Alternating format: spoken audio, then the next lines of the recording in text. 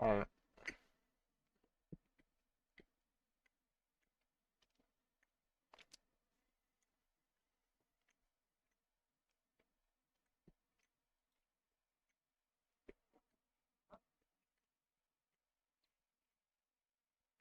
Oh, right.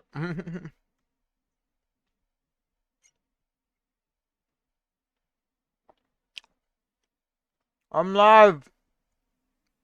Sorry, I'm also chewing. But hello there, Twitch and YouTube. Today, we're back on the Great Ace Attorney, as you cannot tell by my attire. But yeah. Um, we started on episode 4 today. Last week, we finished up on the episode 3 trial with the miscarriage. The miscarriage, whoa. The carriage that had, like, a murder in it, and, like, Migulda got it kind of away, not away. It's a whole thing.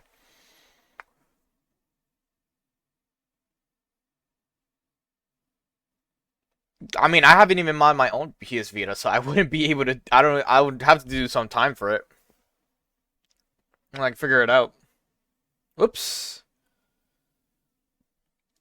All right, let me switch screens here. Damn, I thought you did. Nah, I know about it. I just never really did it myself. I still have my Vita like over there, without doing anything. Kind of not that hard. If anything, just look up YouTube videos and then just make sure you're following it precisely to how they explain it. Otherwise, yeah.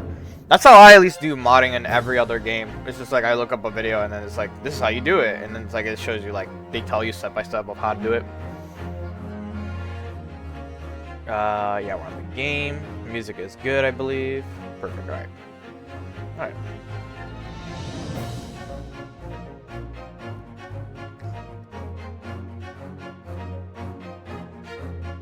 My eye was just bothering me there for a second. What you said? Terrified of ruining it because last time I did something similar, I low-key didn't cook. Ah, damn. Well, that is the struggle that we have to all go through.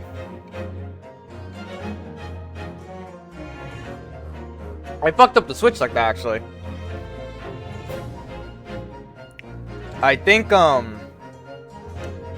either the Switch is getting old, that's why the Switch is actually starting to be, like, fucked up. But, yeah, when I first started modding it, it was fine. And, like, I guess me implementing mod over and over and over again, like, just switching it on and off, it probably, like, fucked with its, system. So that's probably that. For why my Switch was starting to, like, start, dying. But it still works, it's just not as great as it was before. Let me, go to... No, not continue. Oh, is continue?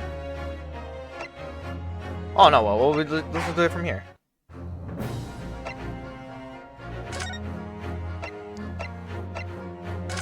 The Clara Kokoro. Oh, I don't... Oh, okay. Maybe we should continue. Maybe that'll help.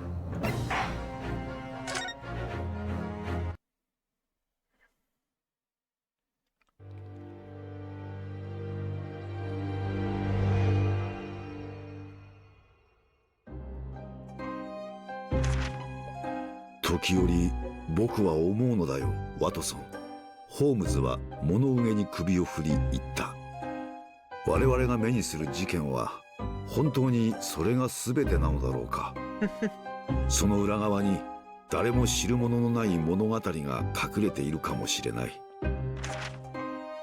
ハーブティーから立ち上る湯気を追うその夢見るような眼差しの先にはきっとあの雪の日の夕刻の情景が浮かんでいたのだと思う。ブライアロードの歩道に倒れ伏した若い女性とその背に刺さった狂人。ガス灯の明かりが柔らかく切り取った奇怪な事件現場の情景。不可解な姿なき犯人の事件は薄い霧の中静かに幕を開けたのだった。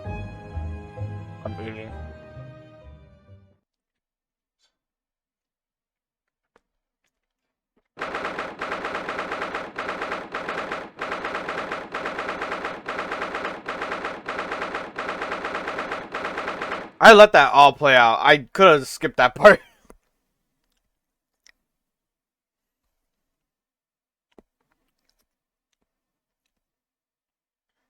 There's always been ads. I always had ads. You somehow either bypassed it or someone gave you a sub.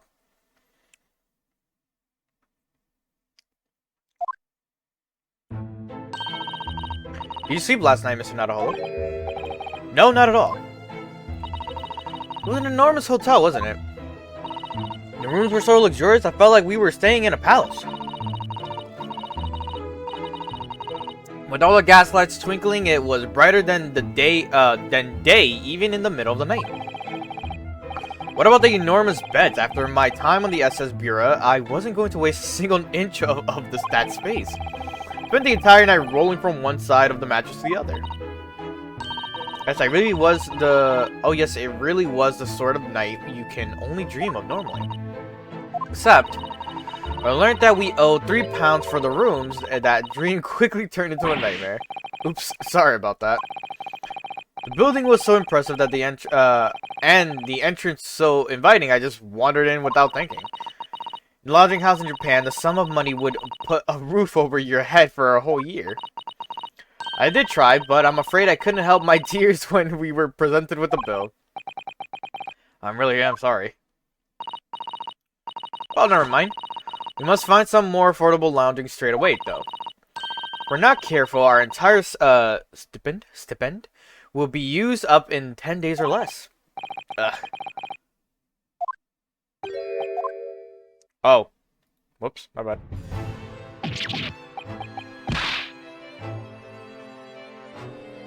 Sorry. Give me like 1 second. I'm just like noticing shit on the slide here. Alright. Car record. I have not even read a single thing since I skipped like twice. Or 3 times. History, there you go. London is a scary place. Good morning to you at this early hour. Oh yes, well. Good morning to you, Lord Chief Justice. We have come to report on the outcome of the trial at the Old Bailey yesterday. Sato-san is amazing. She doesn't bat an eyelid, even in the presence of the imposing Lord Strongheart.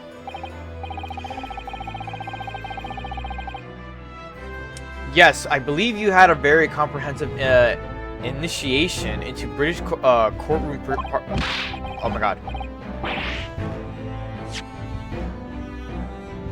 Practices. Why did I have trouble saying that?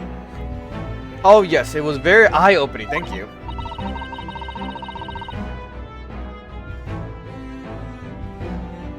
And in accordance with your instructions, Lord Strongheart, Mr. Nadahola performed his duty to the end.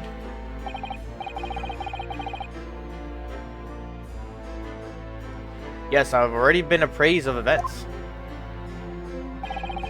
Conducted a remarkable defense. I'm having a moment. You may consider the test pass. Paranorma Sight.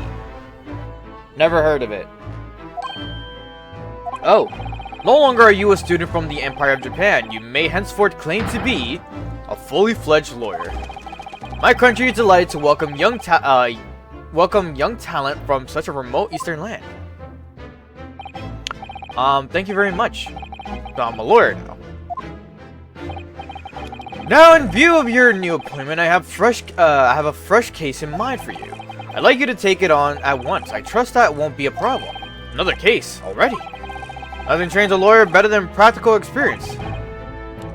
I'm sure I don't sense dissatisfaction, do I? It's just that yesterday's trial ended unusually. I haven't quite come to terms with it. What's to come to terms with? The man was cleared. What more were you hoping for?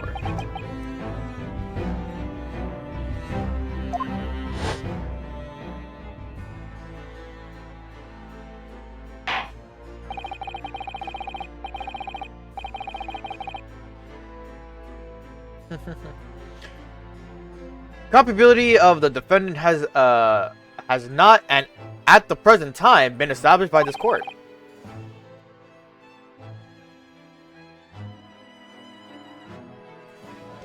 Alright, if you go on the Discord and go on the tab that says suggested games, put it on there. That way, when I check back on it, I'll see it, and then I'll be like, oh shit, you know? It's like there. That way I just have better, easier remembrance of it. Because I'm gonna forget, honestly speaking. Consequently, the jury will not be required to proffer judgment. Well, Lord Van Zieks, it's been a pleasure, so it has. And as for you, my dear fella, I couldn't have asked for a better defense. I bet. Alright.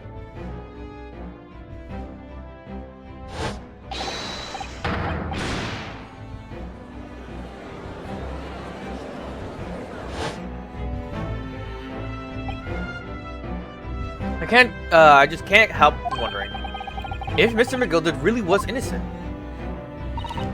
There's another hold on. It's just that I never managed to ascertain the truth, and then the trial ended. Well, you needn't let it trouble you for a second longer. Sorry? What do you mean, Lord Farquhar? Magnus McGilded passed away immediately following the trial. Fucking what? No. What? Mr. McGilded, yes. Dead.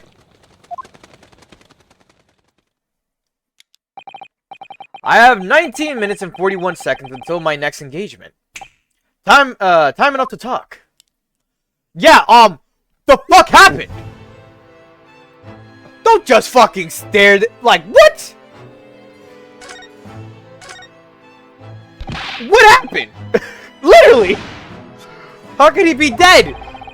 After the trial concluded yesterday, there was a great commotion in the Old Bailey. As you'll presumably recall, an omnibus had been wheeled into the courtroom.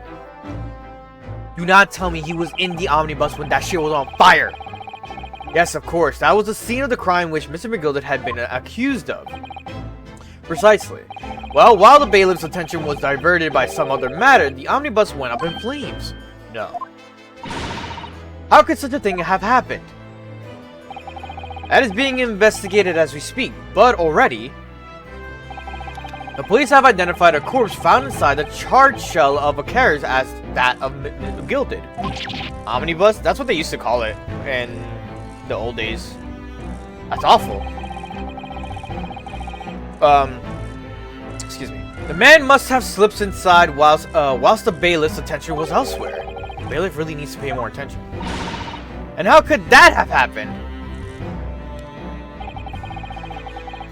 That is also being investigated as we speak.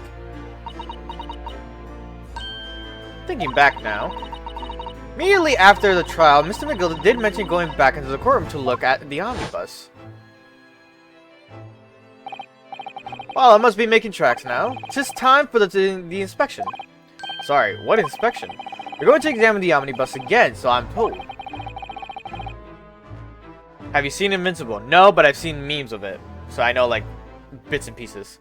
I asked if I could be present for it myself. I just really haven't given the time to Invincible. I'm already, like, preoccupied with anime. And I'm on, like, summer 2023, like, listing. So, and I'm trying to catch up to now. So it's like, I'm, like, getting backtracked, but also, like, taking forever. Inspection of the omnibus. Not to my knowledge, I don't believe Scotland Yard had any intention of re-examining the carriage. But then who was Mr. McGilded talking about? Never mind that now. The Yard is making a thorough investigation. This matter is no longer any concern of yours. Leave it to the police. Poor Mr. McGilded. British court. So, how did you find your first taste of our country's Supreme Court? Oh, well, I don't know. I mean, it was... Wow. This Netherholder means that the whole experience was steeped in the solemnity of Great Britain's long history. It's really a world apart from our own judicial system in Japan, which is only a few short decades old. I love that Ryunosuke is like, it's like, you know, like, he's like that, like, he speaks like that. And Susano's like, okay, so what he means is, like, she just explains what he was feeling. Wow, Susano-san has such a way with words. And you seem to have a way of failing to find the right ones. Thank you. You don't need to point me out. The judicial system here is the most advanced in the world. Learn all you can. Most advanced in the world, is it? It was fortunate.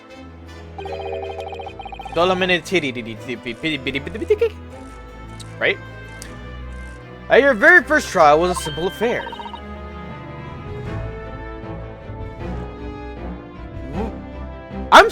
I feel like secretly people make fun of me for how I read things.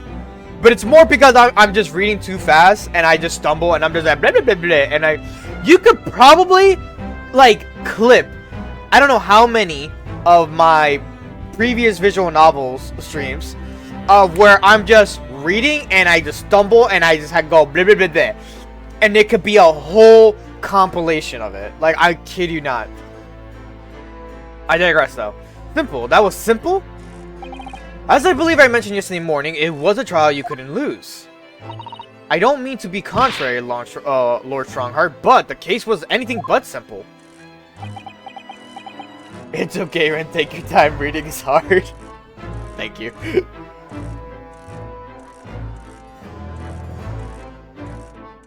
Don't ban me, please. I wasn't going against you. I don't know what happened.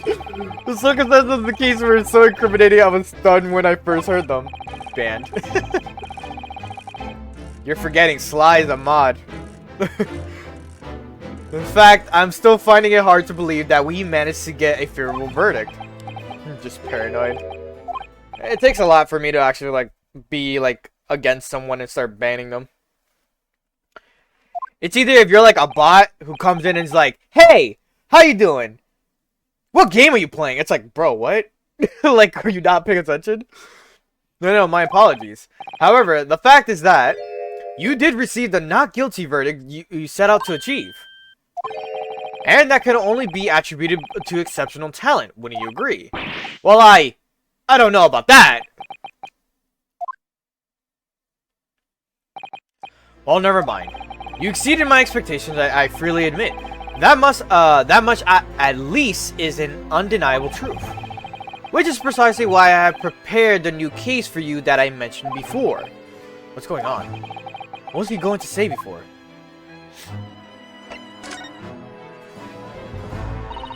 Could you perhaps give us some more details about the new case you mentioned? Don't tell me. It's a murder and the trial starts in 10 minutes. Don't worry, it's nothing too so alarming or quite so urgent as your last assignment.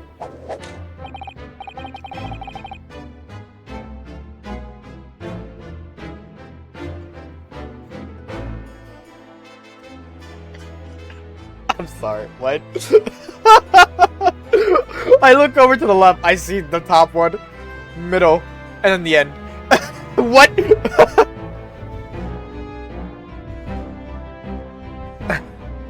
In fact, this case is completely different.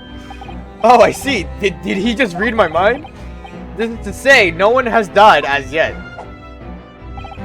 And the trial will not be today. There is plenty of time to research the case thoroughly.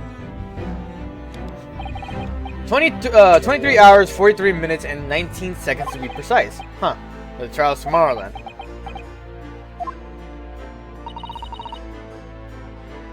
Is everything alright? Oh yes, I'm just a little confused, that's all. This trial was... Well, it's left me wondering if I'm really cut out for being a lawyer. Oh, Mr. Naruhodo. I don't know if I could face standing in that courtroom again after Mr. McGilda's trial. Ah yes, I nearly forgot there is one similarity with yesterday's case. Once again, there is currently no one to advocate for the defense. Oh. The situation remains unchanged. The trial will start tomorrow with the defendant represented. And if that happens, I need not remind you of the inevitable outcome. The most terrible end awaits the defendant. Yes, that's right.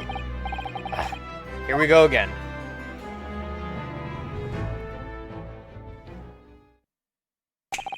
Your time is up. You will have to excuse me. I would advise you to begin making preparations for tomorrow's trial. After all, the clock is ever ticking. There is now but 23 hours. Yeah, we got it. Last time he mentioned the 23 hours, he said was plenty of time. One more thing, Mr. Naruhodo. There is something I should like to ask you. Oh, what's that? Yesterday, you remarked upon something.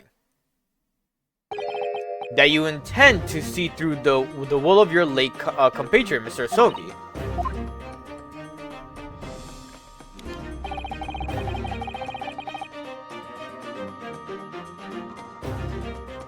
I'm on game 1.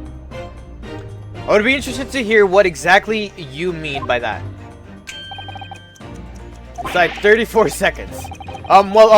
Kazuma's always used to say, you see, that he wanted to learn how the greatest justice system in the world worked, and so he could change ours in Japan. Now that he's gone, I like to work towards that myself, and there's another thing. Oh. Another thing, continue. On the way here on the steamship, he said something to me. There's something very important that I have to do. Something very important, and what exactly would that be? He never had a chance to tell me. I suppose he would, you're out of time. Well, thank you for the enlightening discussion. Mr. Naruhodo, what's all this about? Mr. Sogi never once mentioned anything of the sort to me. I urge you both to focus your attention on the matter at hand.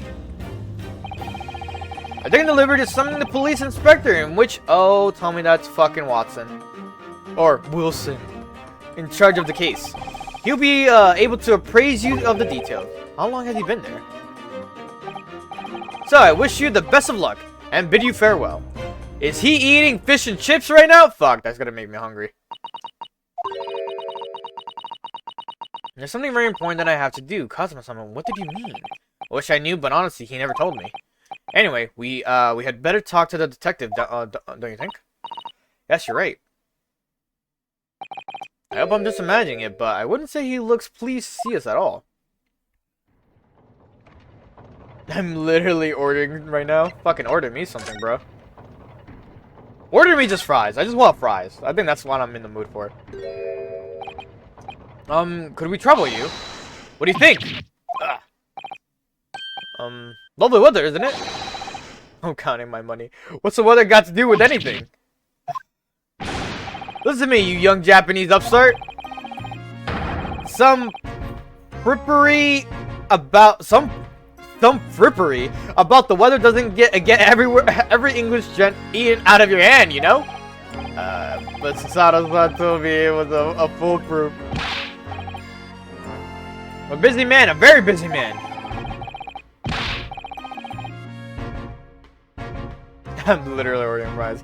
There's a crime scene to investigate, but I'm here having to give the likes of you talking to. I'm ever so sorry. I want to be spoiled. Is this the first or the second game? This is the first game. This is the first game of episode 4. Can you imagine what the other officers there will be saying? Haven't seen Gregson anywhere, have you? No, he's too busy with the bigwigs these days.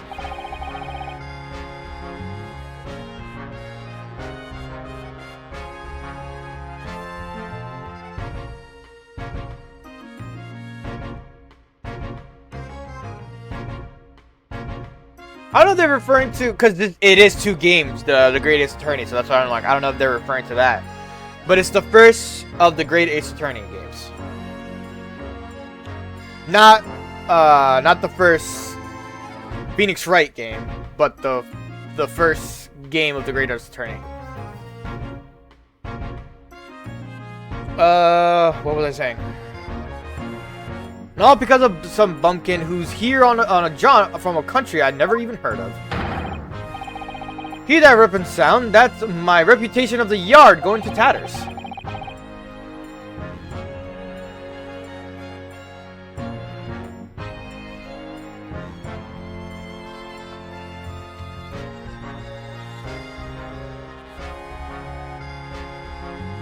I'll just write it down. I don't know if they have my volume low. There's no need to rip us apart as well. I don't believe we've been introduced. This is Mr. Ryunosuke Naruhodo, a defense lawyer. I know I'm a huge Ace Attorney fan. Managed to play this game, a sequel up until the 3rd case back in 2016. It's a pleasure to make your acquaintance. I'm Mr. Naruhodo's judicial assistant. It's lovely weather we're having today, isn't it?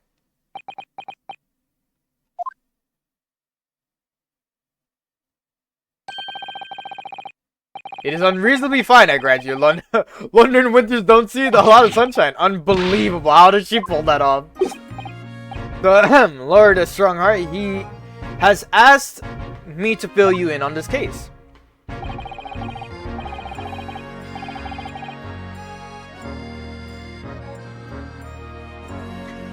The name's Tobias Gregson. Inspector Gregson, to you. I'm from Scotland Yard. Gregson. Inspector Gregson.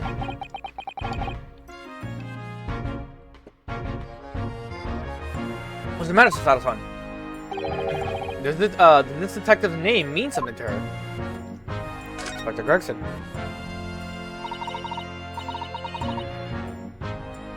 Inspector, are you perhaps the Inspector Gregson?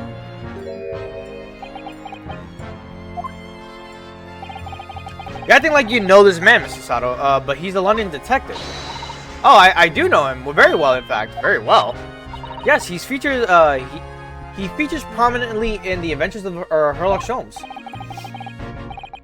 Oh, and that publication, what's it called again? Ron's Magazine? Randis Magazine? That's right, Inspector Gregson and Mr. Sholmes enjoy a wonderful friendly rivalry. Really? You rival the great Mr. Sholmes? That's incredible. Oh, well, I don't know about that. Mr. Sholmes isn't a professional like myself, of course, but he does come up with the goods from time to time. Mr. Sholmes is equally complimentary about you, Inspector, isn't he? You've earned his highest praise. I'm having a stroke. Gregson is the pick of a bad lot of all the Scotland Yarders. Those were his own words. That's his highest praise. Well, Mr. Sholmes isn't particularly known for giving compliments, you see? That he is not, and thanks to that the magazine, my name's known all over London town too. Now, oh my God, I'm having just something.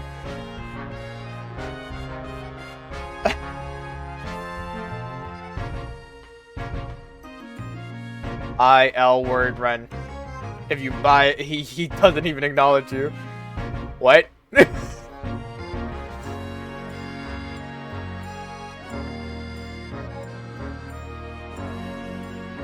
That's great, isn't it? I have to admit that...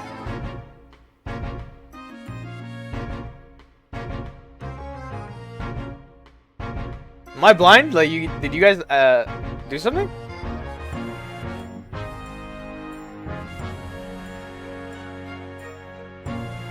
Oh.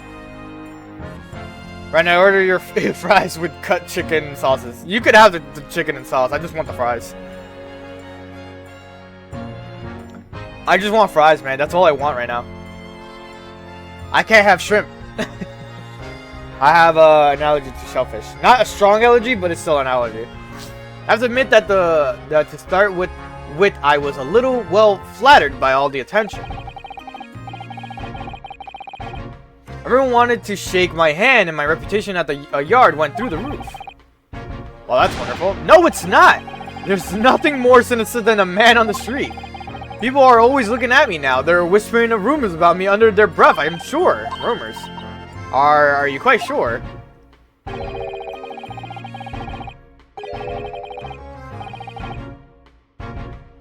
He's changed since he started appearing in those stories. The fame's gone to his head, stuff like that.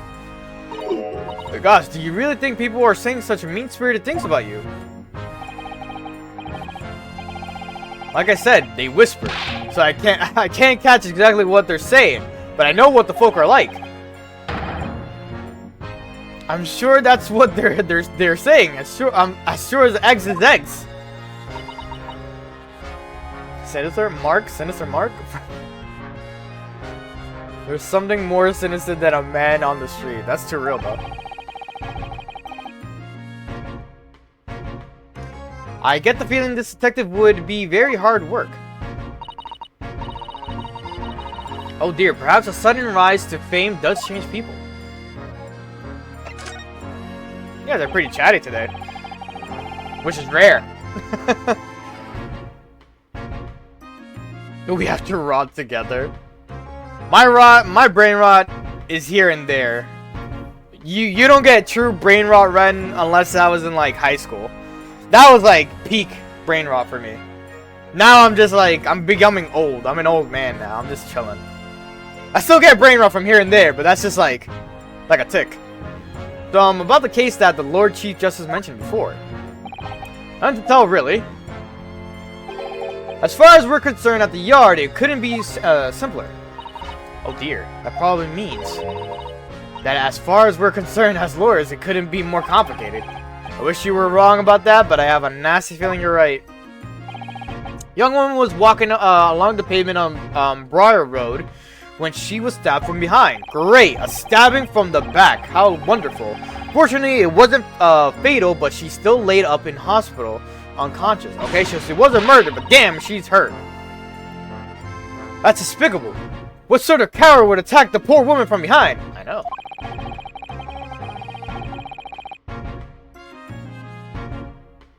Its own name. Me? Have I said that?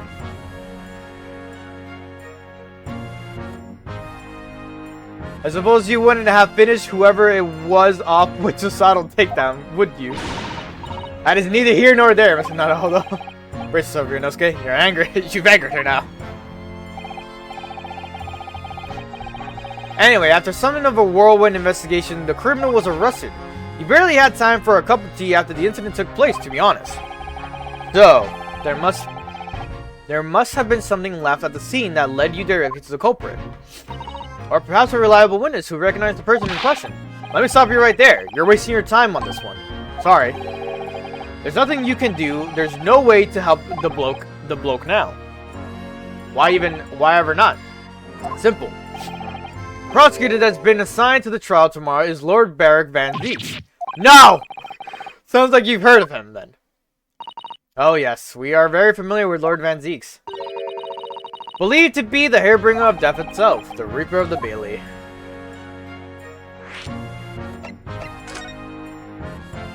Van Zieks, Daddy.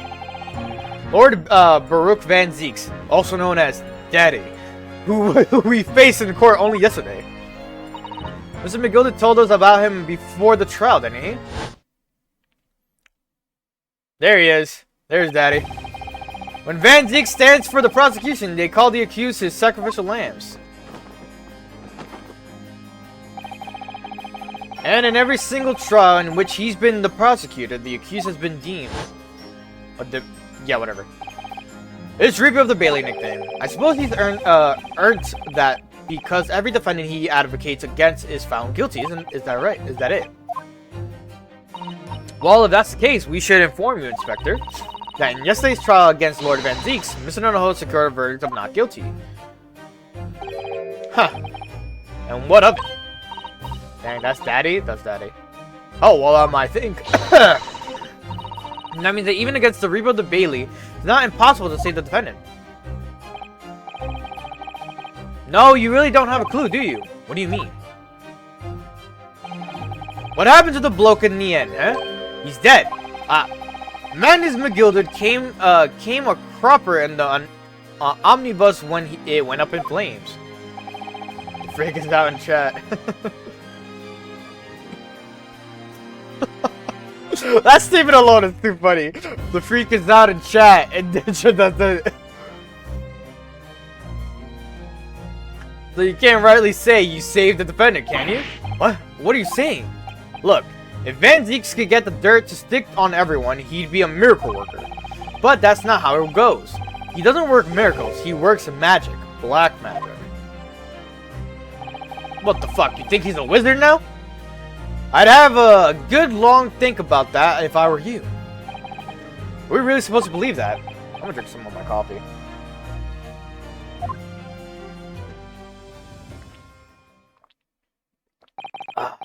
That's just good.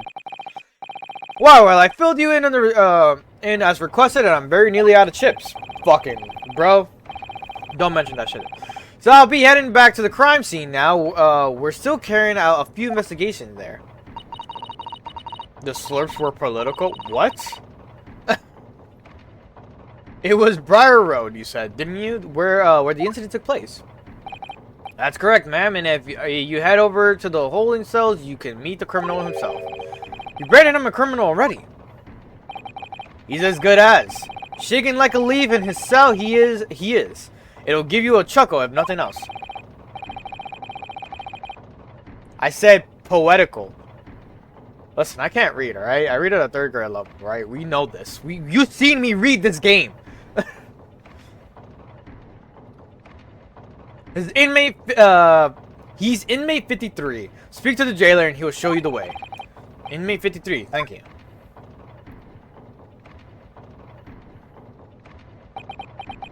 Thought it was Watson, but it wasn't. There's no helping anyone against the Reaper of the Bailey, they say.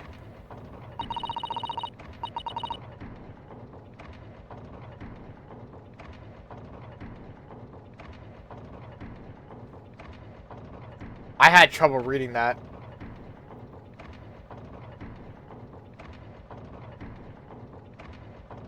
I can't read the last word.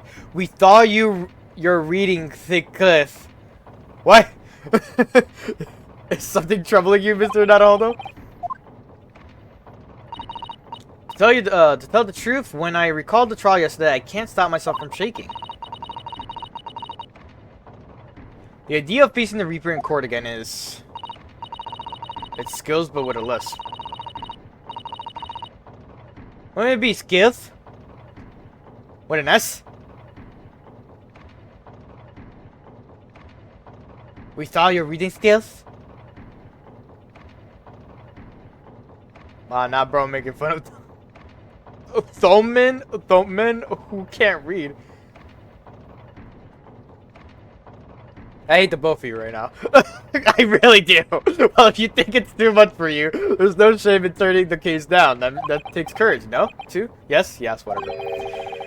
But if the man they've arrested is innocent, you could well imagine he would be shaking like a leaf in his cell. And I, for one, wouldn't find the sight of that funny. So, if I'm honest, I'm still reeling from the shock of yesterday's events myself. And I'm really not sure if I'll be able to help this man, whoever he is. But I'd like to try, so I think I'm going to make some inquiries. Will you help? Did you really think you would have to ask? After all, I'm your judicial assistant. Just fucking go out already, the two of you! Jesus Christ, the sexual tension between these two! Thank you, so then shall we? I don't know what fucking brought that up, I just said that out of nowhere. Yes, let's go. Oh my god. Boom. Boom. Boom. Boom. Boom.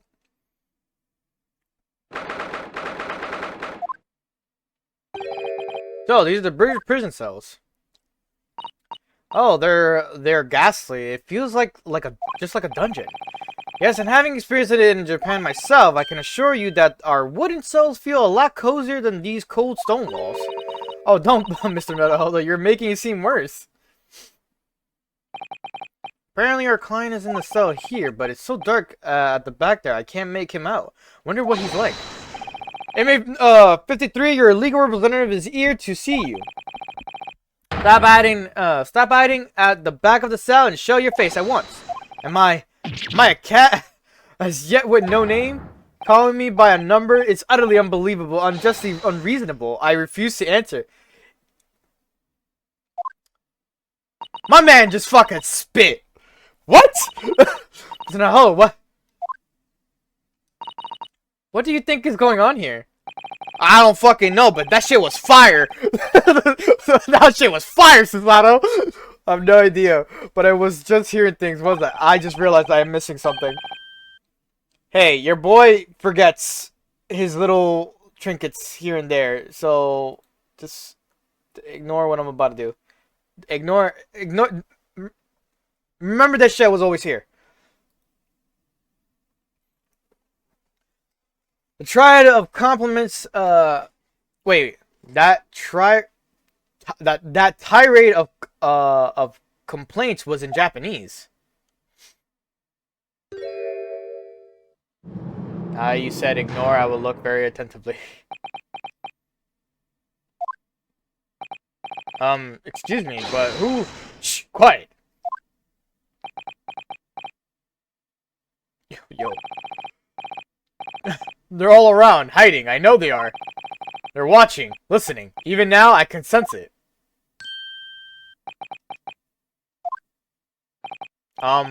Right, so, could I ask you who There you are! You've come to curse me, haven't you? Don't try to hide it, you're a ghost!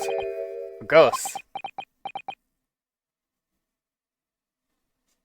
In Spanish. Yo, my man is tweaking! We mean you no harm, prisoner-san. Are you... Japanese, by any chance?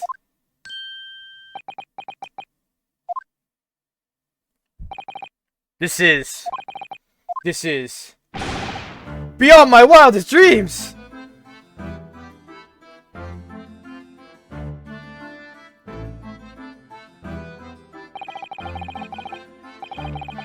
Forgive me for the outburst before, I'm so sorry.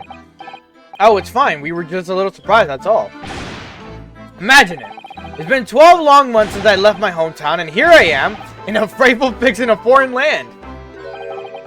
So hearing the sweet, sentimental tones of a compatriot's voice here in this damp, dark hellhole was a most monumentally moving moment. Is he a JoJo? Who could have guessed that this new client Lord Strongheart assigned to us would turn out to be a fellow Japanese? What compassion my fellow countrymen show. Dispatch a first-class lawyer all the way from Japan to defend a mere foreign student. Noble, nurturing, never failing Nippon. First-class lawyer. Oh dear, I think there's been something of a misunderstanding here. I wonder, would you be so kind as to tell us what's happened? Why you've been detained as a suspect, for example? Yes, I can, I will. Shan't say sullen and silent. Not quite sure I understand what he means, but seems happy. Yes, he does. I just hope he actually has a good reason to be.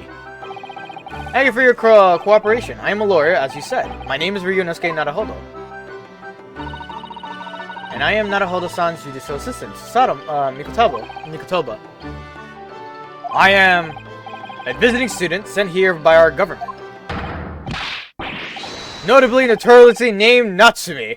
Sosuke Natsume. Reverse. Sosuke Natsume. Sosuke Natsume-san. What an unusual name. Call me... Yo, he be posing without even trying.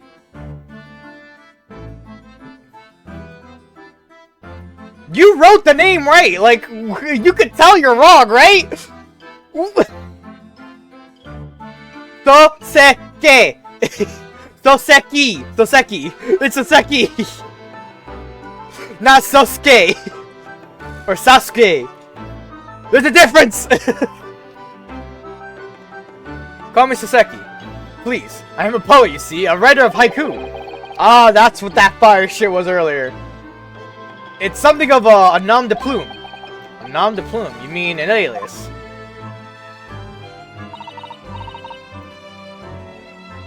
Sasuke. That's right, Naruhodo-san. Yo, Sly, you should just, like, get her...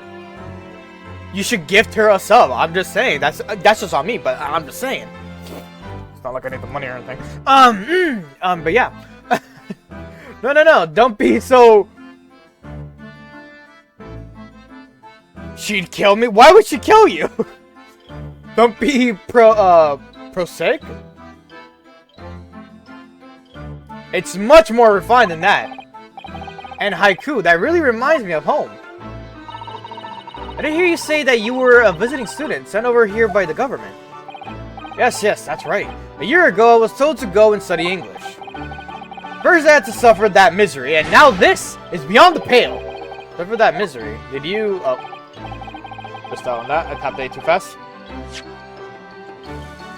Did you not want to study here? No, I mean, I had an interest in Great Britain for some years, of course. I will kill him. Why? He doesn't like it when I waste money on her. One time I bought her a house and she burned it down and moved to another country. Oh. But just because the government tells you to do something, does it mean you can do it? No. What do you mean? If they told me to study English literature, that I could have understood. That's my field. But no, they told me to study the English language. Utterly unbelievable, unjust, unreasonable. I see. Only the other day I was told to send a report about my first year here. I tendered a blank piece of paper. Wise words on whitewash.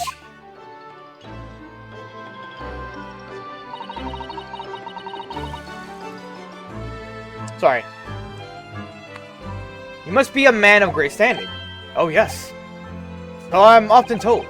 I often like to be told, it seems. The accusation against you. Could you perhaps tell us exactly why you've been arrested, Soseki-san? I didn't do it. I didn't commit the atrocious murder. Murder? Oh, no. No. It's alright. The woman didn't actually die, did she? But she was stabbed with a knife! Right before my eyes! Before your eyes? You mean you saw the attacker? I didn't see anyone. What? If I'd seen the person who did it, do you think I'd be locked up in here? Oh dear, it seems the case is becoming rather complicated. Why me? Why me? Why did the silly woman have to be stabbed in front of me? Why did that bitch have to fucking get stabbed in front of me? That's pretty much what he's saying. It's the curse of London. It's incredibly, inexcusably, irritatingly inconvenient. So Soseki-san was there at the scene, but he didn't see the attacker. It's vital that we find out more about the case. What you got for me, Soseki? It was an accursed evening just after the snow had started to clear and heavy with fog. I'd been to the bookshop to buy some books, and I was on my way back to my accursed lodgings. Sure, the bookshop wasn't accursed too. As I was walking along the accursed pavement, I could make out the sole silhouette of another ahead of me. A woman wearing a green overcoat, she was, and just as I went to overtake her, she suddenly let out a little scream and collapsed onto the cold, hard slabs of stone at my feet. How terrible. I called out to the woman, but she didn't move. It was like a ghostly, ghoulish, grim graveyard. Slight exaggeration there, perhaps. I was terrified. I had to get away from there, so I ran as fast as my legs could carry me back to my accursed lodgings. That's not good. They'll say it was shameful, I know. To run away like that. They say you're the one who did it, actually. Tell me, Soseki-san, was the victim an acquaintance of yours? No, don't be ridiculous. Do you think I know any of these fair-haired English?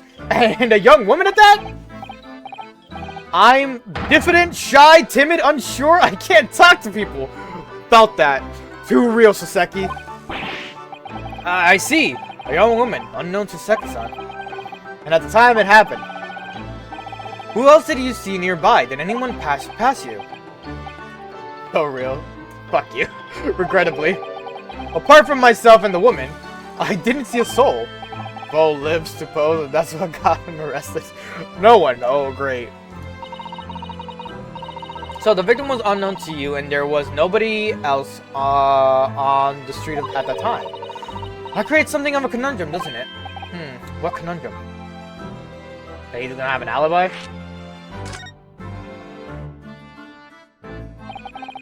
He poses too hard that they're just like, I can't handle him. We need to arrest him. What do you mean, Susato-san? What's the conundrum?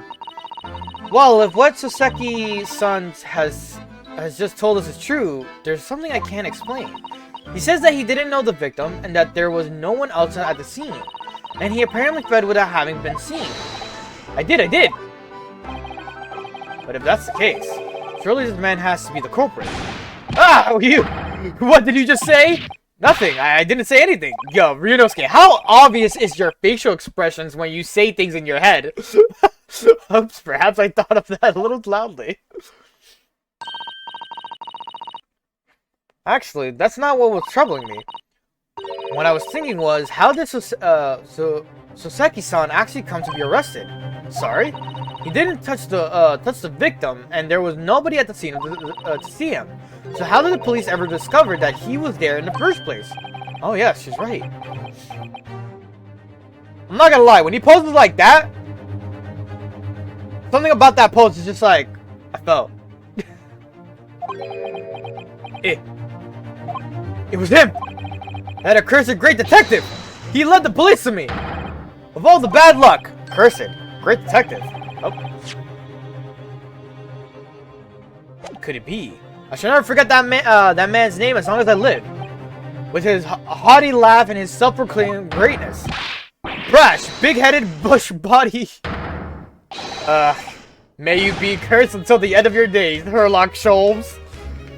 This fucking prick. I knew it. Mr. Sholmes. Herlock Sholmes. Isn't Herlock supposed to be together?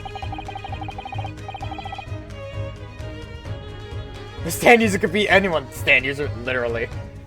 Well, I didn't expect to hear that name from this man's lips, that's for sure. It was the morning after that nightmare had unfolded on the pavement before me. I was gnawing on a silver of hard cheese when some men suddenly burst in through the door. Alright, they just like ate cheese raw. Like, don't get me wrong, you can still do that to this day, but that was just a thing, like, that was like a status in the old days. Started shouting at me, "This is the police, put the weapon down." This is the police, put the weapon down! Hole in cheese, let's go the cheese. Yes, it was a thin silver, and yes, it was hard, but I wasn't eating a weapon.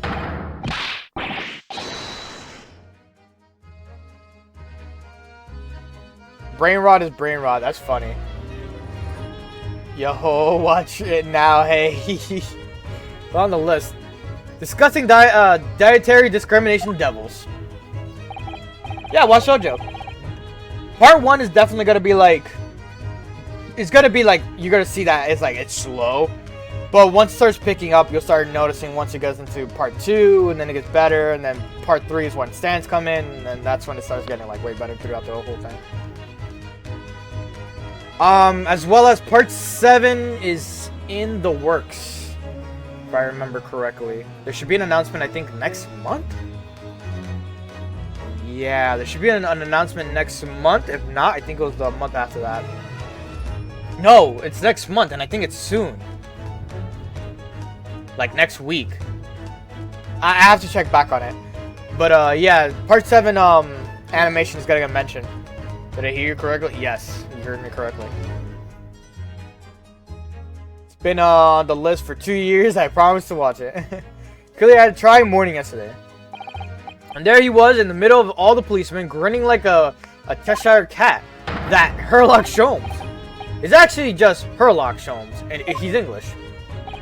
I've since found out that he's a famous name in detection here in London. Yes, the great detective is really very well known. And his overly sharp mind managed to deduce my whereabouts apparently. He thinks I'm the knife-wielding madman. Me, this weak, stupid skin of a man. Weird way to describe yourself, but go off. Wonder what great deduction process led him to this conclusion this time. You mean to say that Mr. Sholmes' deduction was the only reason the police arrested you? That would be really most unreasonable. Well, the thing is, I was thrown into a panic when they barged their way in. Of course you were. It's only natural.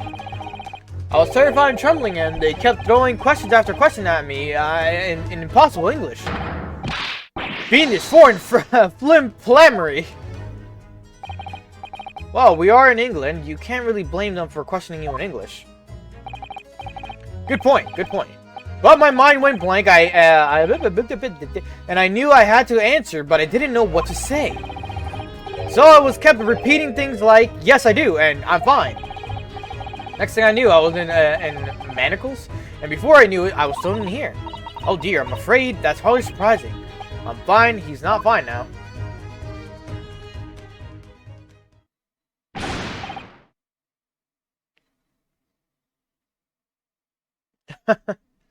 So, Mr. Nadahodo Esquire. Oh, you can just call me Nadahodo. And when we're speaking English, simple Mister is more than enough. Oh yes, alright, yes. They've really got to me. This country is poisoning my mind. What the flimmy flam is that? Well, please, I beg you to defend me in court tomorrow. You can tell them what really happened. You'll do it, won't you? Well, why? Why is it so hard to say yes to me? Well, the thing is, I'm just a student like yourself on the study tour. Ah, a student. I've defended a case in the Old Bailey, only the one though. But in this moment in time, I really don't know what I'm supposed to believe in. I'm confused about what justice in this country even means. No, Nadahodo-san. I'm not even the foreign student who was supposed to be here. I'm sort of a locum lawyer, I suppose. But the armband, that's the mark of the fence lawyer from our great empire. It's a keepsake from a man who should have been here. He was my best friend. A keepsake.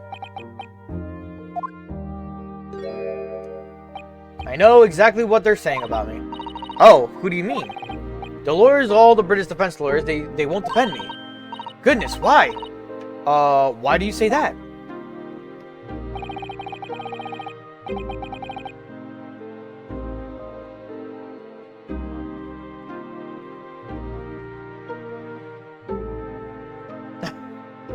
Personas.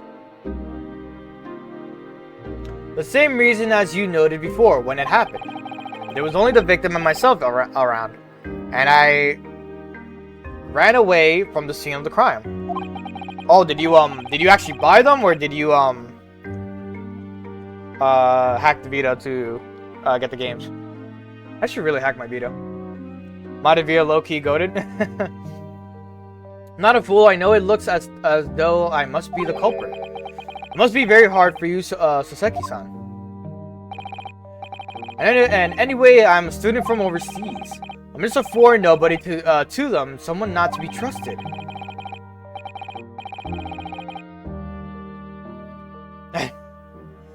Heard them openly laughing about me before in my earshot without any computation at all. Any trial for this man would be a waste of time, they said, and of course the foreigner did it. They even had the gall to say the man doesn't understand half of what he's being said anyway. That's awful. But wrong. I've studied more English than half of the policemen out there on these streets. I traveled halfway around the world to learn about these people's country and its great history. But no one here wants to listen to a man with a strange accent. They all hate me. So, at the very least, I'd like to entrust my fate to someone who can listen to me in my native tongue. You could do it, couldn't you? When I look into your eyes, I can see it. I can see what you've been through. Soseki-san, it's just that... Give me a little time, please. I'll do what I can, for the time being. What do you mean? We shall investigate the case as thoroughly as possible. If we can find some clues, it will give us a much better chance, I'm sure. Oh yes, thank you. I'll be here all alone, waiting for you. Locum student, Mr. Nadahodo Esquire. We should be going then, Nadahodo-san. We have a case to prepare for. Alright. Now we could go to Briar Road. How long have I been streaming so far? An hour. There's 2 investigation parts and there's 2 trial parts.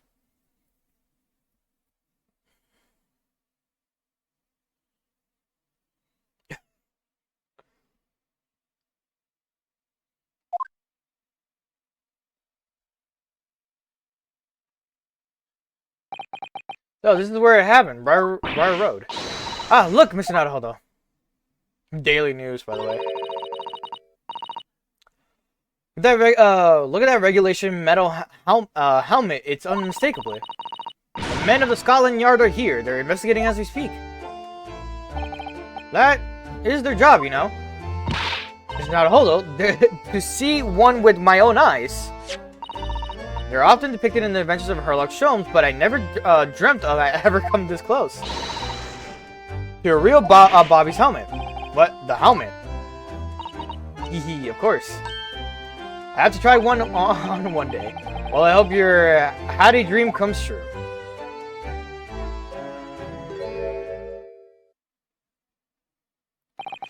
What's the Japanese delegation doing here? Oh, Inspector Gregson. This isn't on the tourist trail, as I'm fairly sure you're well aware. Yes, of course. We're here to investigate. So, you've been to the holding cell then. What do you make of the criminal? He's not a criminal, as you put it, Inspector. He's a suspect.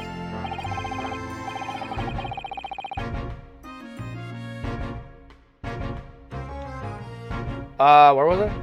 We'll see about that. You Japanese like to stick together, I suppose. Well, do what you will. It doesn't bother me.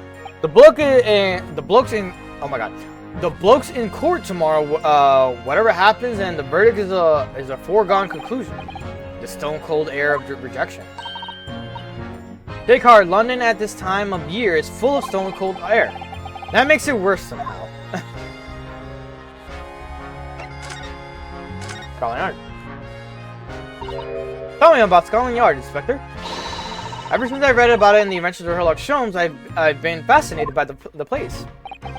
The Yard is the most sophisticated policing organization you'll find anywhere in the world, ma'am. Oh, and you know I've always dreamt of wearing a real Bobby's helmet. Does make them look the part, seeing the policeman there with his helmet on. You certainly get the sense that this is a man who will take no nonsense in his duty of protecting the city. Oh yes, doesn't he look wonderful? Being a London Bobby is hard going, I can tell you. Oh really? First thing in the morning, you know what he does? Goes around and rouses all the laborers on his beat so they can get off to work. Well, he wakes people up. Yep. Raps on their windows with a long pole. Did it myself. Going back a bit. I had no idea. The Bobby works for the people of the town. It's just another one of his duties. After that, he starts tirelessly patrolling the streets all day long. He has to cover 20 miles a day. That's the regulation distance. Can't really imagine how far that is, but it sounds like a long way. Let me see. 20 miles. That's approximately the distance from Tokyo to Yokohama. On foot? That's definitely taking things a step too far. And when it gets dark, of course, he has the important job of lighting all the gas street lamps. Oh my. I suppose in between all the duties, Bobbies are expected to investigate cases as well. Case after criminals trying to evade the law. I'm not sure you could call it in between exactly, more alongside, but yes. Expected to handle those jobs as well. We do have men kneeling over from time to time, I admit.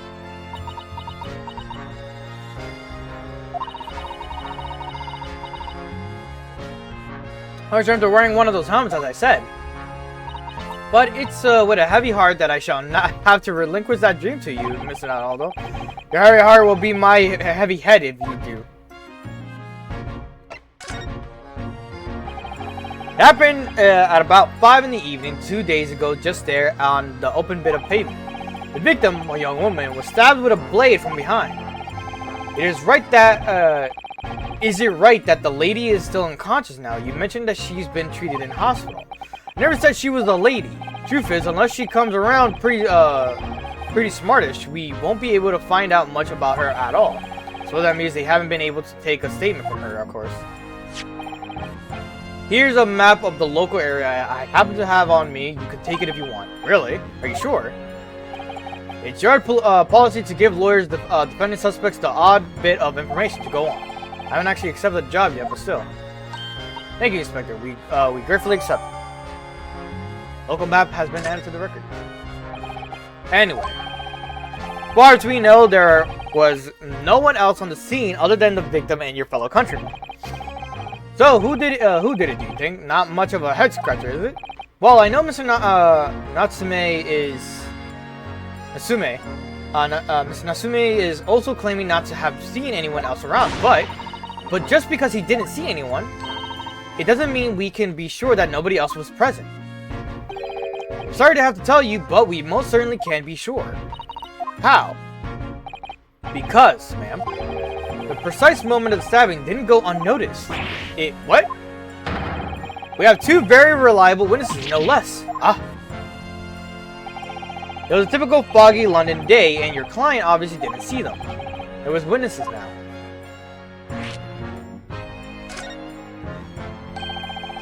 Who are these witnesses, Inspector? A fellow and his wife. The man's one of the most reliable and respected citizens in all of London. He's a copper from Scotland Yard. A policeman.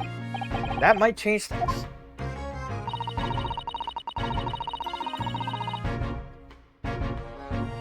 And the policeman just happened to be there at the exact moment the woman was attacked. Nothing peculiar about that, ma'am. Part and parcel of being a bobby, catching them banging the act and all that. Sorry, your lingo kind of escapes me. What? Do you think it might be possible for us to ask the policeman a few questions? Be my guest, you can ask him what you like in court tomorrow. Oh, I have no doubt he'll be summoned as a witness. So, that'll give you something to look forward to. That's that then. He's got no intention of letting us meet the man beforehand, it seems. Policeman witnessed the incident. As your judicial assistant, I must warn you that this could make our job very difficult indeed. Yes, as a non-judicial assistant, I could have warned me of that too. Oh yes, one more thing, Inspector. What? The person who led you to the suspect. I hear that was Mr. Herlock Sholmes. What are you, bringing him up for? Well, it's something I said. The color has drained from his cheeks. Well, first let's do tomorrow's trials.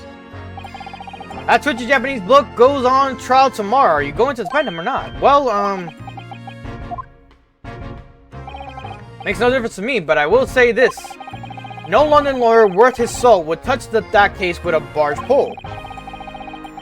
Because the prosecution is being handled by the Reaper of the Bailey, you mean? There's no way to save that man now. It's a waste of time trying. It's all a bit strange, though. Sorry? The Reaper. He hasn't appeared in court once for a good few years now. Yes, we did hear something to that effect.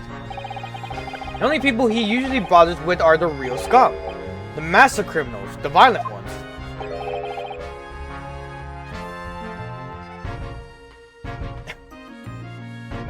That line alone is just fucking wow. YouTube, just so I can read this line out to you. Call me a big back fat bitch for the way I'm eating a 3-people meal. Quoted, real Sly Cooper. 1-0. The violent ones. That's right. He handpicks his victims, only deals with the guarantee to go to the gallows for their sins. But Mr. Nasumi wouldn't hang for what he's accused of, surely. That's just my point, Sunshine. Yes, the young woman was stabbed, but it didn't kill her. Wouldn't even say the intent was there.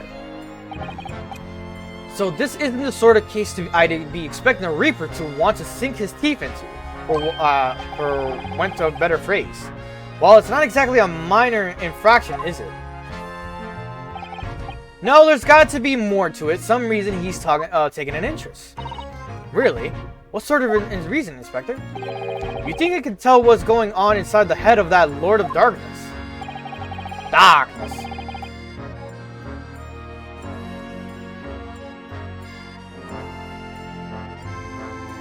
You are hungry. Were you? Do you, fuck, was that like, I don't know if this is what you had to do, but was it like you, were you fasting for, I don't know if it was this weekend or this, like, last week or some shit like that, but I heard, like, people were fasting for, like, a week or something, or either the weekend, I forgot, I just remember seeing that on Ramadan. Was that what you were doing? Were you doing Ramadan, this whole thing? You have to ask him yourself at tomorrow's trial.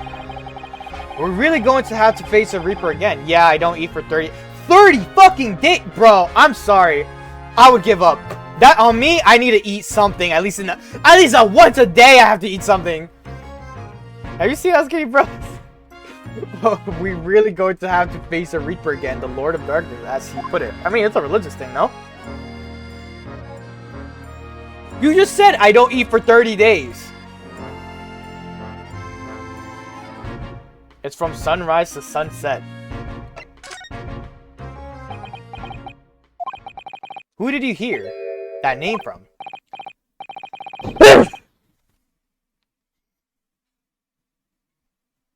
Excuse me. I don't know, but another sneeze is coming. Wait. Wait. Wait. Okay, I'm good. Bless you, thank you. Oh, well, it was Mr. Nasumi who mentioned it.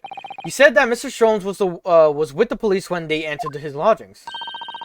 I'm sure it was the result of one of Mr. Sholmes' inspirational great deductions. Fiddle faddle! Bless you, thank you.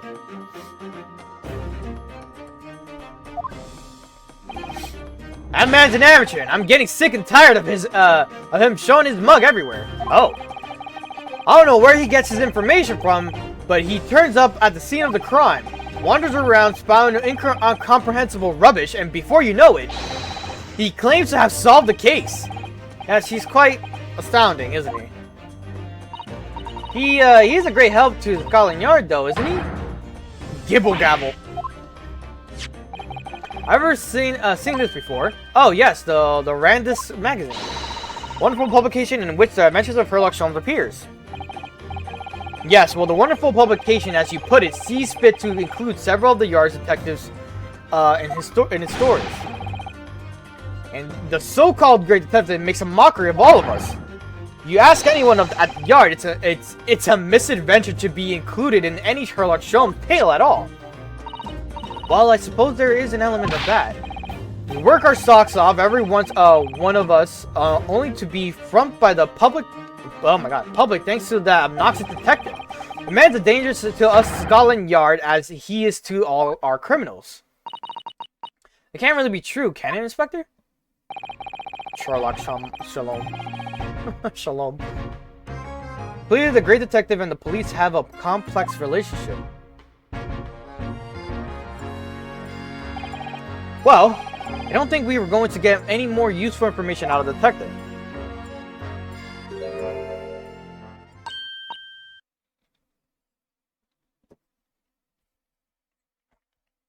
Mr. Naruto, can I make a suggestion? Oh yes, what is it? Well, it seems to me... No, we must speak with him about this. By him, do you mean... him? Like, I just go deeper, like... By him, do you mean... him?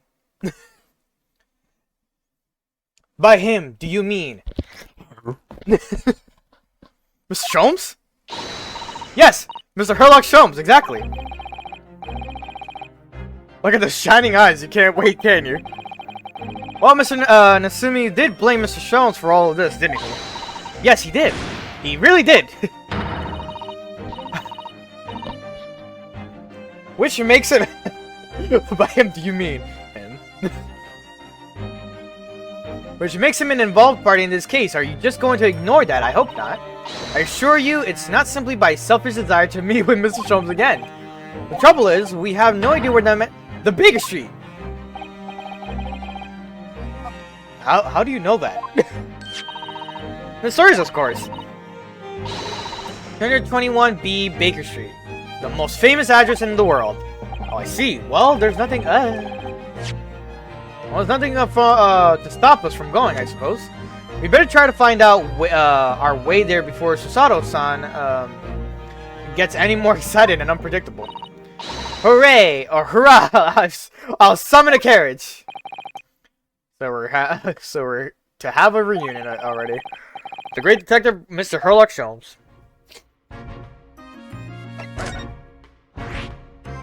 Let's just skedaddle! Alright, then now I need to press B and then cancel it out. Sholmes Suite. Oh shit, cutscene! Let's fucking go! There's like 3 achievements here.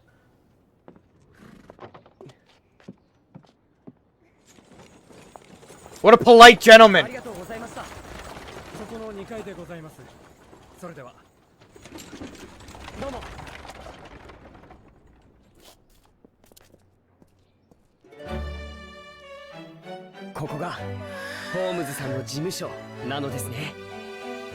I really do like the voice actor for Naruhodo. I don't know if it's the same one for what they did for the Phoenix Wright anime in Japanese, I should say.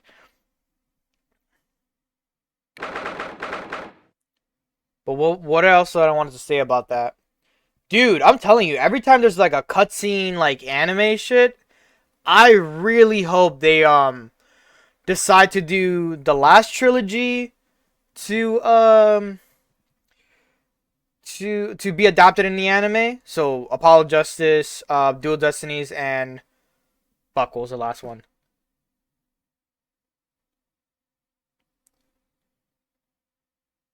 Fuck, what was the last one I played? I've forgotten already. I can't remember for the life of me. But the trilogy itself. I say asking for the Miles Edgeworth game is a little bit of a stretch to get animated for. Only because I'm like, man, it would be cool. But it's like, it's also a side story. And it's like, you know, I really would like them to do the trilogy more than the Miles Edgeworth game. But if they do the trilogy first, then do Miles Edgeworth and the Great Ace Attorney stuff, it'll play out good. It'll play out good.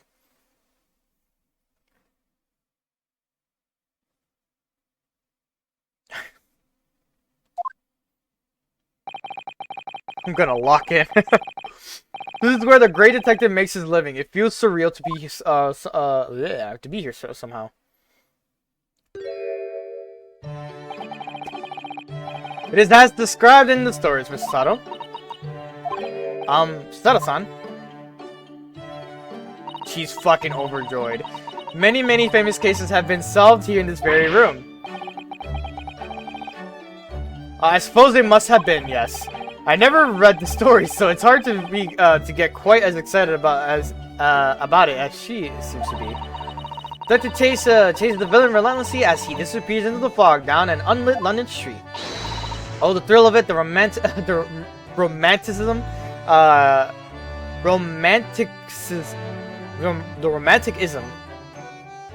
Is it romanticism or romanticism? Option 1 for romanticism. No, romanticism. That's option 1. Option 2 is romanticism.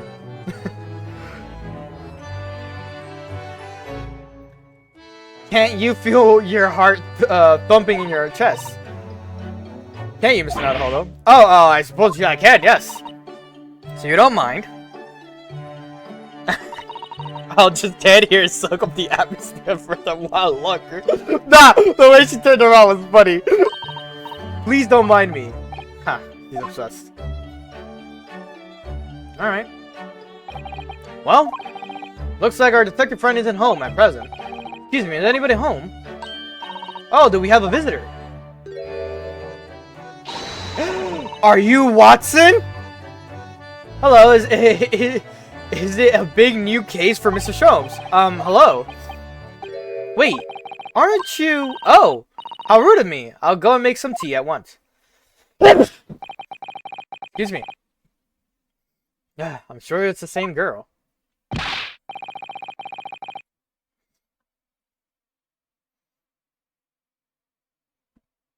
English being my third language. Left you too. Thank you. Nika, are you also from Saudi Arabia? Mr. Sato, did you see the girl who was just here? Oh yes, isn't it truly extraordinary? To think that the king of Bohemia came to this very room to ask Mr. Sholmes to take on his case. No, I'm Ukrainian. No, she's white. Okay, cool, Ukrainian. That's dope. The king of what? King William Gottscher Sigismund von Ormstein. I butchered that name hard. Of course. Sorry, I'm drawing a blank. Forget the adventures of Herlock Sholmes for a moment and look over there. Sigma. Salvic.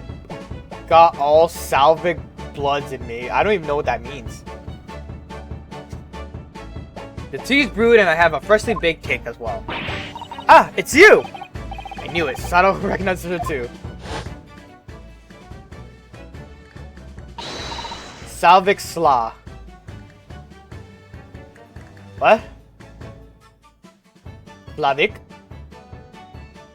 Ah, there you are. This is when we first met her. And taking that with you as well. I was looking forward to the trial run of my experimental smoke grenade launcher. Oh, good day to you. I'm the inventor. I suppose the machine. Not Slavic. I mean, you're texting it. I can't really pronounce how you're pronouncing it. So, honestly speaking, what are you talking about? This is the girl who turned up at the end of Mr. McGilda's trial at the defendant's antechamber.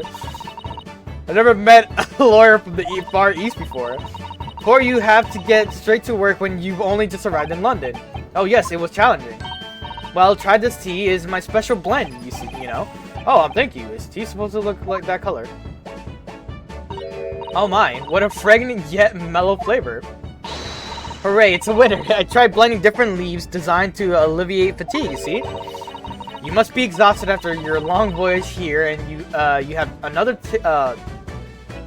ticklish trial tomorrow.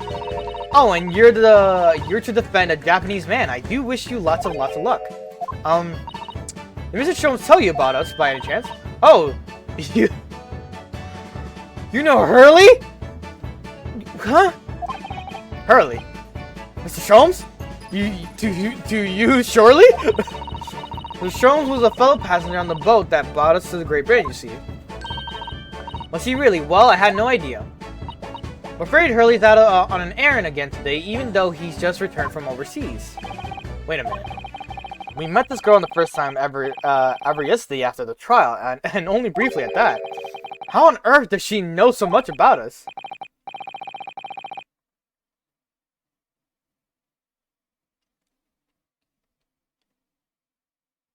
I don't know Europe in general, dog. I barely know, like, anywhere else. Did she deduce all those things, do you think? And perhaps more to the point, why is she here in Mr. Sholmes' suite? Oh, silly me. I haven't introduced myself, have I? Please tell me you're Watson. It's a great pleasure to meet you both. My name is Iris Wilson. I think they changed Watson into Wilson. I live here together with Hurley. Ah, Iris, is it? What a lovely name. What? What's the matter? No, wait, this can't be. Did you say that your name is Wilson? She's fucking Watson. Oh my fucking god. What's the matter with Sato-san? Why is she so flustered all of a sudden? It adds up to 1 hour and 30. This gotta be racially motivated is crazy. That's right. And what are your names? Oh, I'm Ryunosuke Naruhodo, a lawyer from Japan. Oh, sorry. I'm Mr. Naruhodo's judicial assistant, Sato Mikotoba. It's wonderful to meet you. Lovely. Susie and Bruno. Got it. Susie. Bruno. There's more to this girl than meets the eye. I have so many questions for her, I don't know where to start. Yes, and so do I. Alright. Before we start anything. Pen left. Oh, no. The violin. I've seen pictures of Western musical instruments like this. It's called a violin, isn't it? Of course it is. Mr. Sholmes is renowned for his violin playing. Oh, really? Absolutely, as often explained in the stories, it's inspirational, Mr. Naruhodo, inspirational. We started playing the koto, which was the closest Japanese string instrument I could find. What a shame you couldn't bring it with you to London. Oh, yes. Well, Papa was beaming when I asked him if he would buy me one. But after a while, he asked if I would only practice when he was out of the house. So now it's merely an ornament in my room. That must have been an awkward conversation. Oh, there's an achievement. Second-rate strings. Alright, pen write twice. Examine the blackboard. Ah, that's my blackboard where I note down things. Oh, interesting. Let's see. Black Peter. What does that mean? Don't you want to hear what Iris has to say, Mr. Nadaholo? I'll come back to the blackboard later. Oh. Examine the blackboard. You can talk to Iris. Oh, okay. Hold up.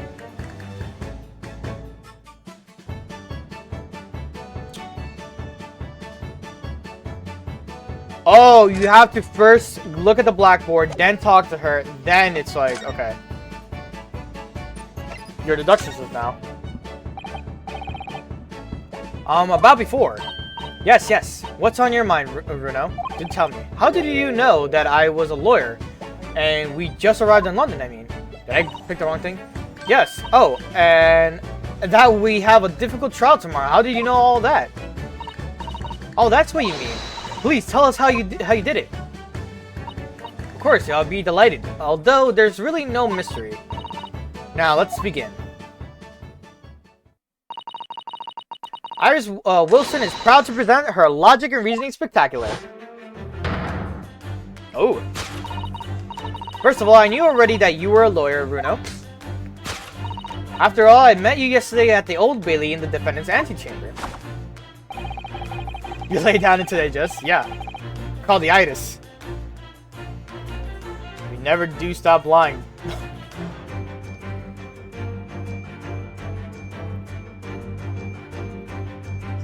I'm sorry. Fucking A, Sly! What the fuck? Just the fact that he just goes, you ever eat so much you lay down at your desk. Not even a minute after, replies to Nico, going, you never do stop lying, bitch, and at her, and I'm like, bro! I forget how unhinged Sly can be at times. Bro got sentences that I will reply, but he also said that we'd only just arrived in London. How did you know that? Observe a passport and travel ticket protruding from your breast pocket. Oh, that was reasonably confident that you must have only just arrived in the country.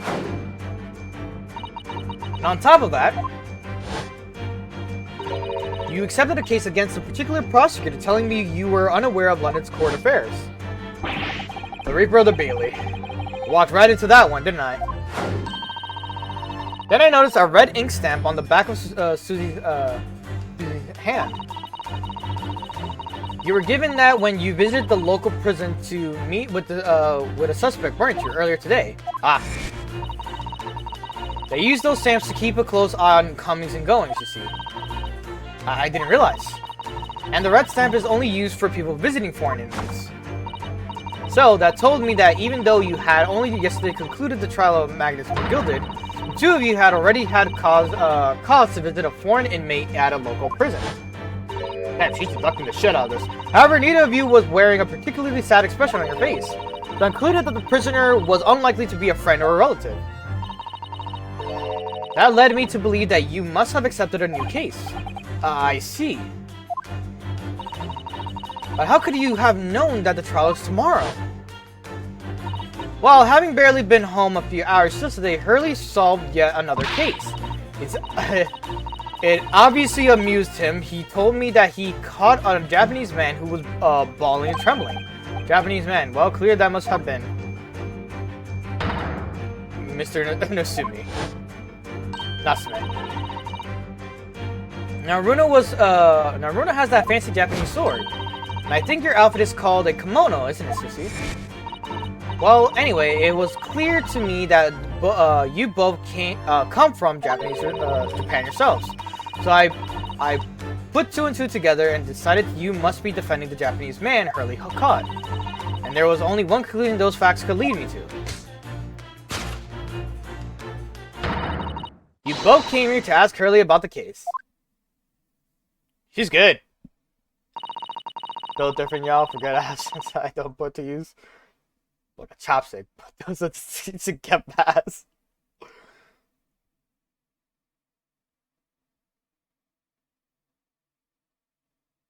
I don't know what you guys are going on about right now.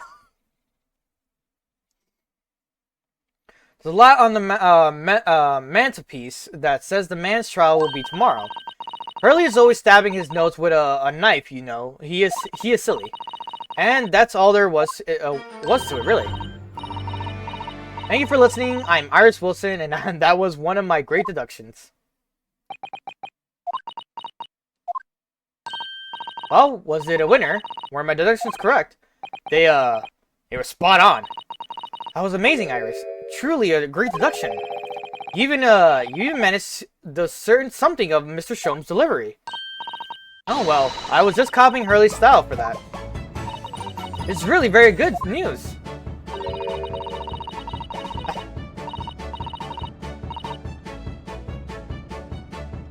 You can tell us all about the case involving the Japanese man. You will, won't you, Iris, please?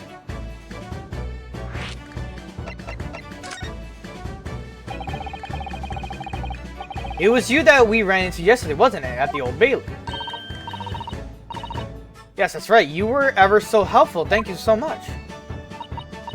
Oh no, not at all. I'm so sorry we couldn't have been more welcoming. Though at a time, we did have a rather large gun pointed at us. Like this? Ah, thinking back now, you left with Miss Lestrade in tow, didn't you? Oh yes, the awkward witness, Gina Lestrade.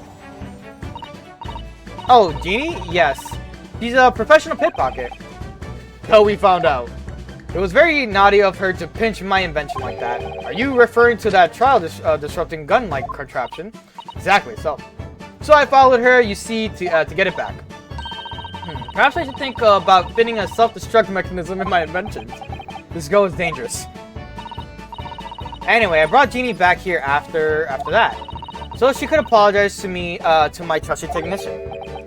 Sorry, your technician. Hurley, of course, silly. Hurley? Yes, Herlock. Herlock Sholmes. We lived here together. I had no idea the great detective had such an interesting younger daughter. Daughter? Not likely. What? I wouldn't call him Hurley if he was my father, would I? Well then, what is your relationship with Mr. Sholmes?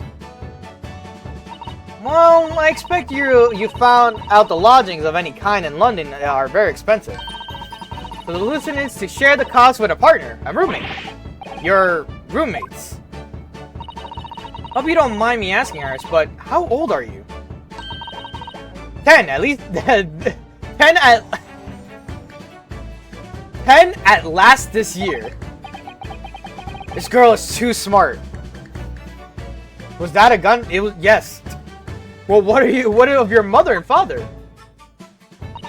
Oh no, they're not around. Oh, I see. I wonder what the story is there. Wilson. Wilson! Oh yes, there's something I must ask you. Of course. Go ahead, Susie. I'm a very great fan of the Adventures of Herlock Sholmes, and oh, you have a copy of Rand's magazine. Yes, I read every issue. It's delivered all the way to Japan on the ship. Oh, this is exciting. My stories are being read on the other side of the world. My stories. That's right. Hurley is always solving such amazing cases, you see, and he tells me all about them. They really are quite fascinating. It would be such a shame if I was the only one who ever heard them, don't you think? Goodness! Last night, he was telling me all about a new case he just solved on a steamship traveling from a faraway land. So I was just in the middle of typing up the manuscript for the next issue before you came. So you are the Arthur! Yes, I'll let you in on a secret if you like. I'm going to call the latest adventure the Speckled Band. Speckled Band, that's certainly very familiar. Of course, I always change one or two details in the stories here and there.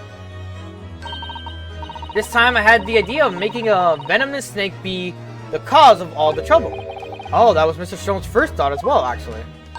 Yes, and of course I know that that a snake might not be a credible fit for the facts of the case exactly, but it's a story. Some poetic license is justified to make it more thrilling, I think, don't you? So, do you mean to say, are the stories about Mr. Sholmes that are published in Randa's magazine all written by me? Yes, on my wonderful and very modern typewriter. But all the stories I've ever read are written by a doctor of medicine, Dr. John H. Wilson. Scuttle-san's getting more and more worked up. Ah, yes, that's me. I mean, my name really is Wilson. But what about the doctor of medicine part? That's all true too. I am a doctor of medicine. No, at 10 years old? At 10 years old. Well, fucking, you're succeeding in life more than me right now. Already off the bat. She's literally 10! but the Wilson and the English gentleman. Ah, yes. I did alter the setting slightly, for the story to be more compelling. Oh. Well, it sounds a little strange, doesn't it? A great detective with a 10-year-old girl in tow. I suppose it does, yes. Give me a second.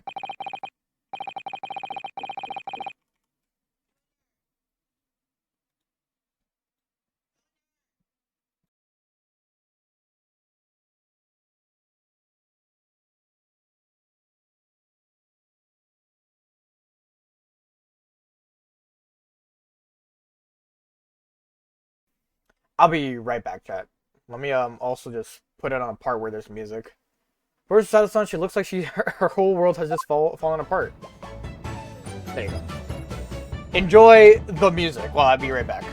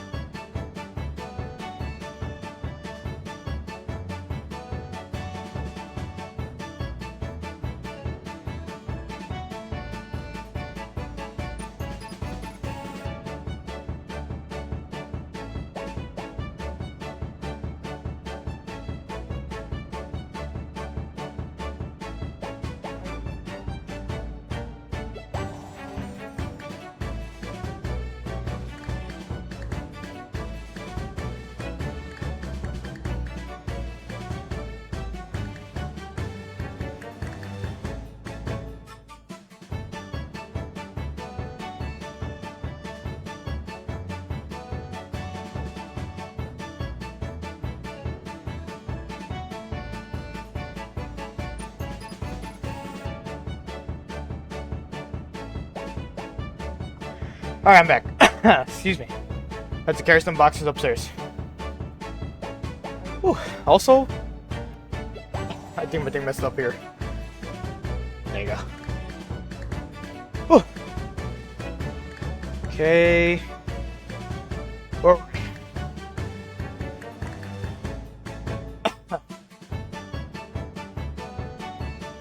So wait, if I do these things already, can I examine this now?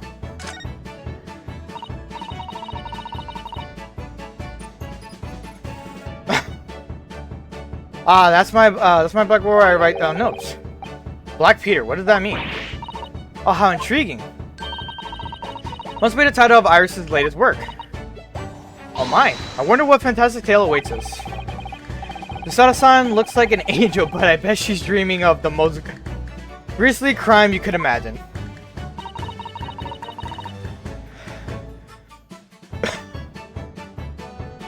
It's a case that it's a case that Hurley solved just recently. A black cat called Peter went missing in the neighborhood.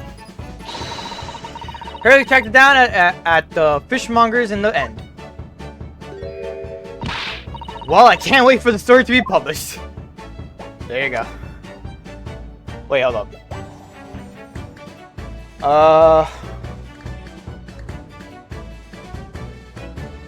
Oh, you keep reading it.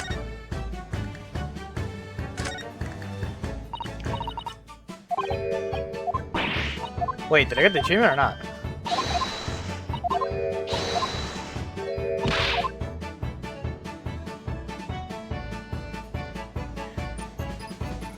I like her pants on fire. Oh, did I get the achievement? No, I didn't get the achievement. What the hell?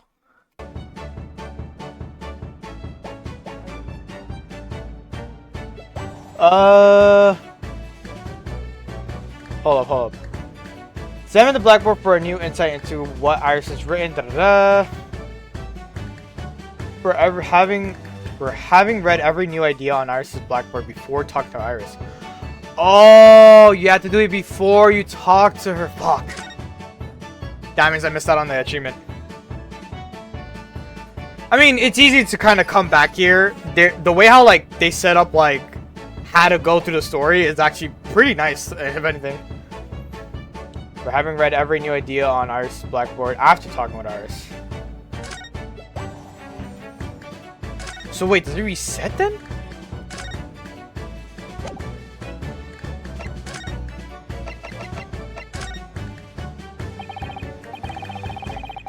Just as Mr. Jones apprehended a Japanese man, you were saying?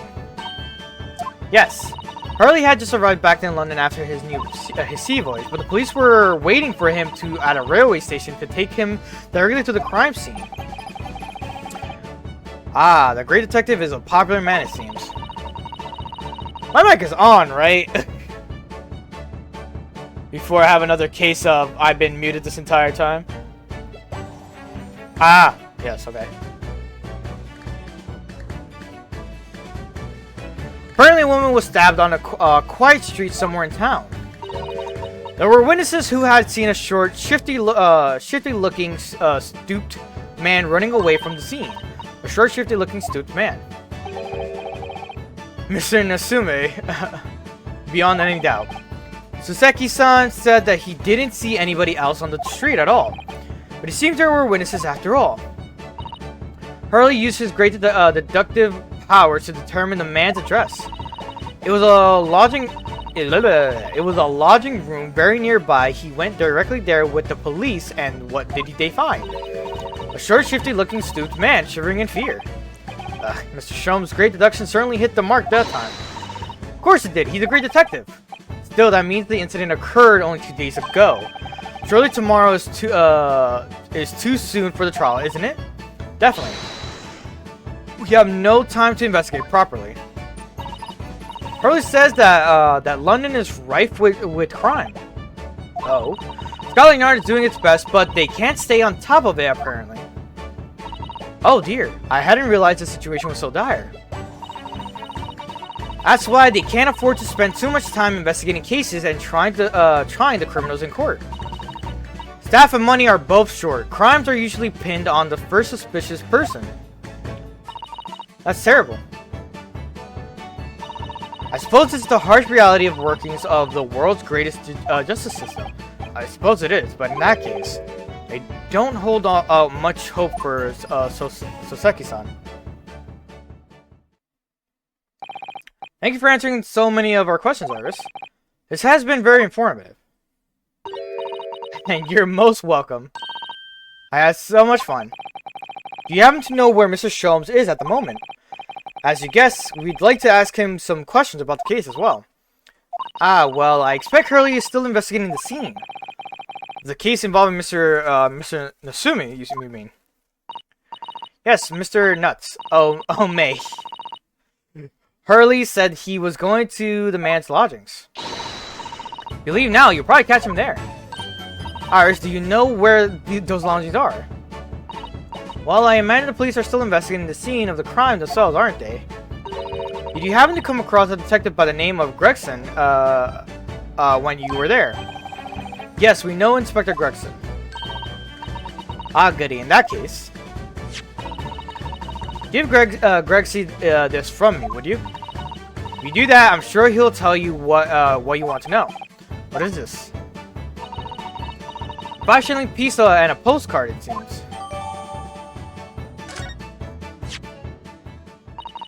It reads, "Tell the gentleman in black wherever he wants to know. I trust that it won't be a problem."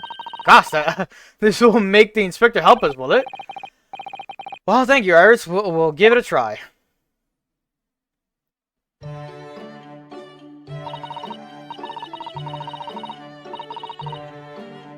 Good luck then. I'm going to return to writing my manuscript, The Speckled Band. And I'll be making more special blends of tea, so come back again soon. We'd be delighted. Thank you so much, Iris. Well, Mr. Naruhodo, it's back to the scene of the crime. Not yet. I have something to investigate. So, somewhat dubious that they would exert any influence over the men of Scotland Yard at all.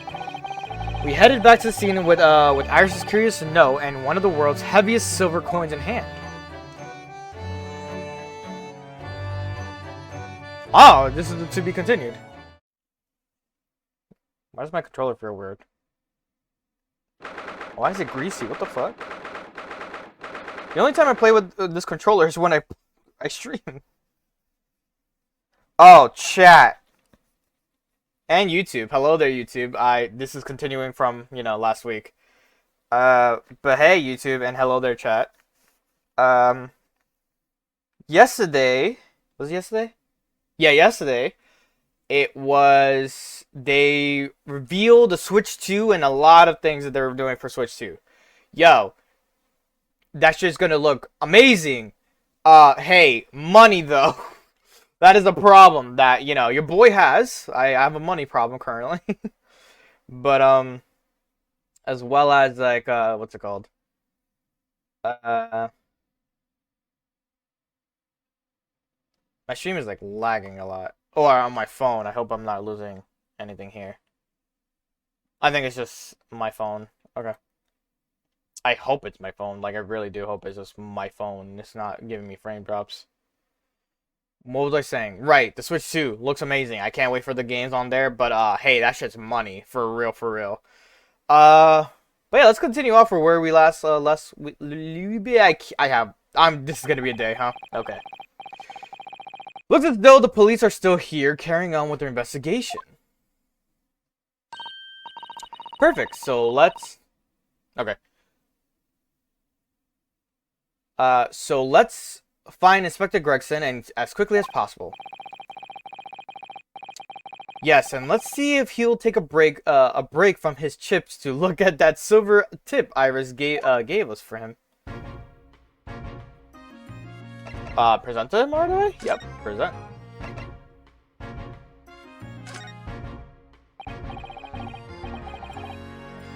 Inspector Gregson, do you have a moment? I'm sorry to say I don't, I'm a very busy man. Much too busy to talk to a pair of foreign, gadabouts. That's for sure. We have these for you. A present from Miss Iris Wilson. What? For me? From her ladyship? Her ladyship? Give that here, at once. Come on, hand it over. That's for me. Don't wait for me to give it to you, will you? Yeah, I hope it's just my phone that's just having this load-up issue. What was the coin exactly? The silver crown, obviously, but it's a lot more than that. It's, well, it's an appearance fee. That's what it is. An appearance fee? Oh, I see, you mean... That's right. For the adventures of Herlock Sholmes. Her ladyship always offers me a little financial reward for featuring me every time. Yes, yes, of course. I know all about your exploits, Inspector. I've read them avidly. Of course. Her using my name without my say-so does make me the butt of a lot of unpleasant jokes, but still. I'm sorry, Inspector. That must be difficult for you. Never you mind that. So, what do you want to know then, huh? Sorry? Tell the gentleman in black whatever he wants to know. I trust that won't be a problem, it says. Well, obviously, it's not a problem. Go on, fire away. What do you want to know? Well, if you wouldn't mind, Inspector, we'd very much like to know the address of Mr. Natsume's lodgings. Ah, the little knife-wielding, mustache Japanese fellow. He lives in a right old hovel. It's just over there, look. Like that he points with his food. I'm kind of hungry. I did eat like a little breakfast. I like a little sandwich, but nothing more. I'm still hungry. On the first floor of that house on the corner where that wreck of a bicycle popped up. The big wheel. That is nearby indeed. If I remember rightly, the landlord is Mr. John Gerdeb. Right. Well, you see her again. You make sure you give her ladyship my regards. You hear? I mean it. You tell her that Gregson sends his very best wishes. Don't worry, Inspector. We will. Goodbye for now, then. And long live her ladyship.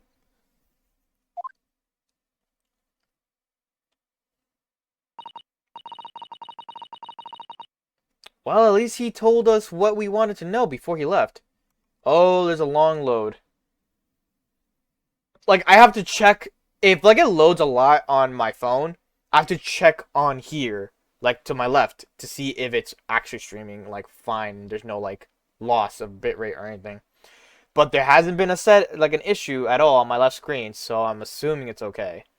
Also, do I look, like, weird? Like, am I crouching or something? My character, I should say. Yeah, I know. Full screen Ren. Hello. 2 Rens on the screen as well.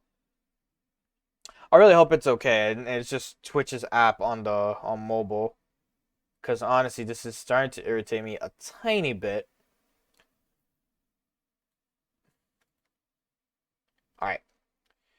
Well, at least he told us what we wanted to know before he left.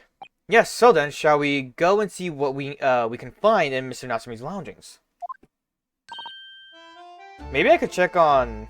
If it still has an issue with the loading, I'll like maybe check on a different thing. You know what? I won't be able to see if someone whatchamacallit?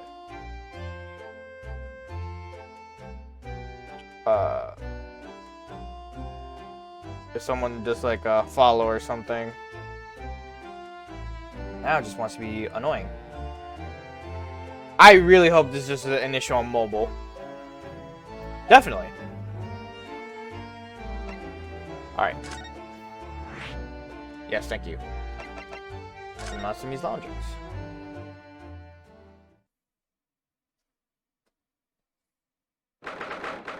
Mr. Mas... Oh. Hello, ma'am. May I help you? Ah, yes. Would this be the residence of Mr. John Gerdeb? Indeed it would, sir. And who may I say is calling? My name is Ryunosuke Naruhodo. Mr. Naruhodo is representing Mr. Soseki Natsume. I believe he takes lodgings here. We would very much like to ask him some questions about our client. Why are you... One moment, please. I shall convey the message to Mr. Gerdeb. Alright. Do you see that, Mrs. Sato? That was a real-life English maid. I know. As I understand it, anyone of the standing in English society employs a number of household staff. But that was the first time I've ever seen one in the flesh. Oh, this day keeps getting better. It certainly feels like we've really arrived now, doesn't it? We need only to meet a butler and the experience will be complete. Well, I'm not sure if I'd go that far, but I understand the sentiment. Thank you for waiting, Mr. Gerdeb. We'll see you now. This way. You don't look shifty at all.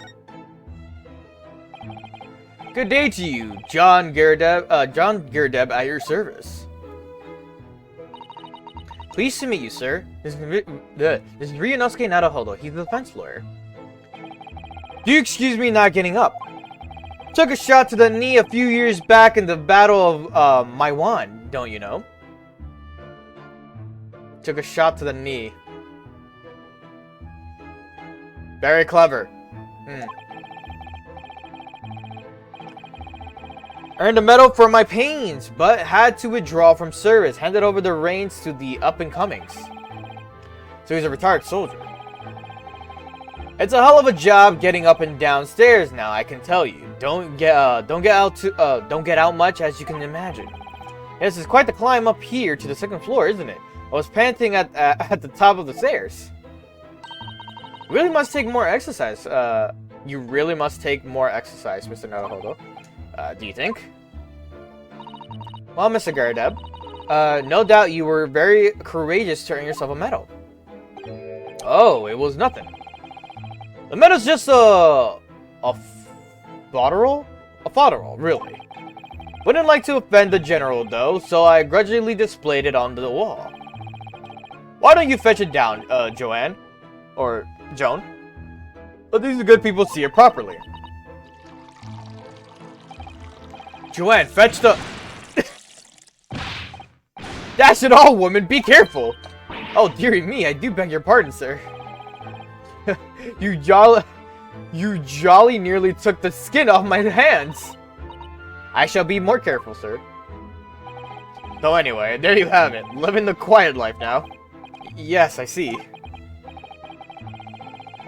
Now then, I hear you want to know about the chap laundering downstairs, is that right? Yes, we would be very grateful if you could answer some questions for us. Only to please, naturally. Especially if it helps to keep the peace here in Blightly.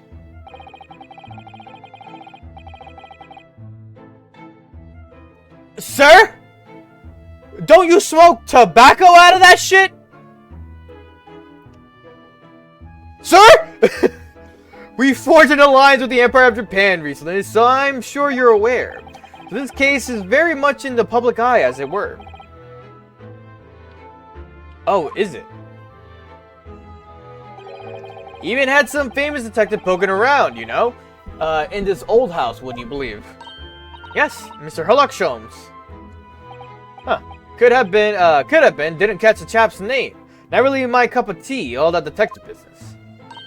Oh, but you have a copy of Randus magazine here, so... Anyway, the chap's investigating the foreigner's room as we speak. So, he's in Sasaki's room,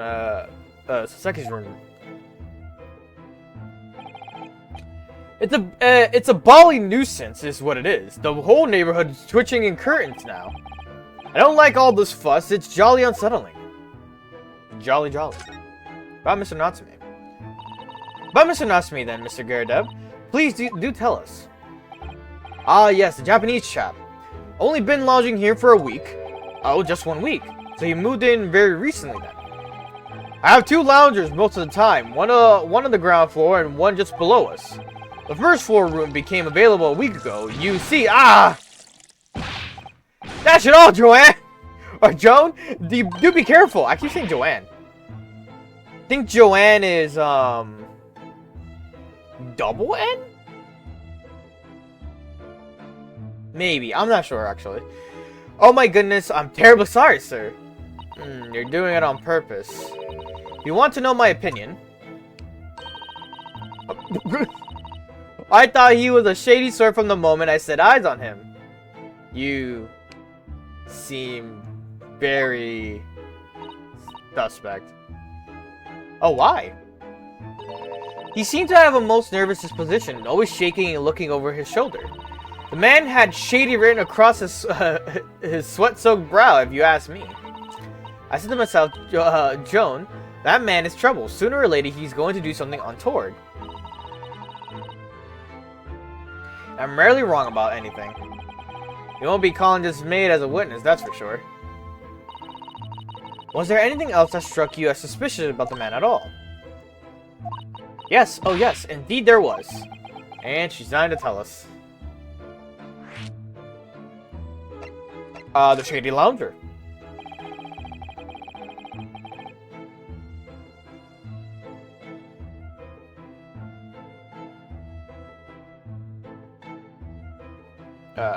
Just give me 1 second here just to see something.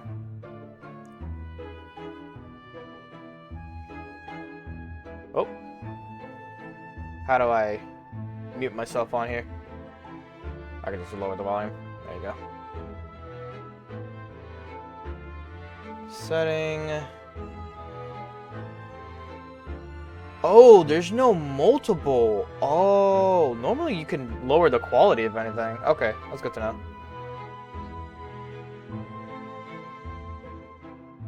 Sorry, I'm just like trying to mess with something on my phone here because I haven't received any issue with, you know, whoops, did not mean to do that.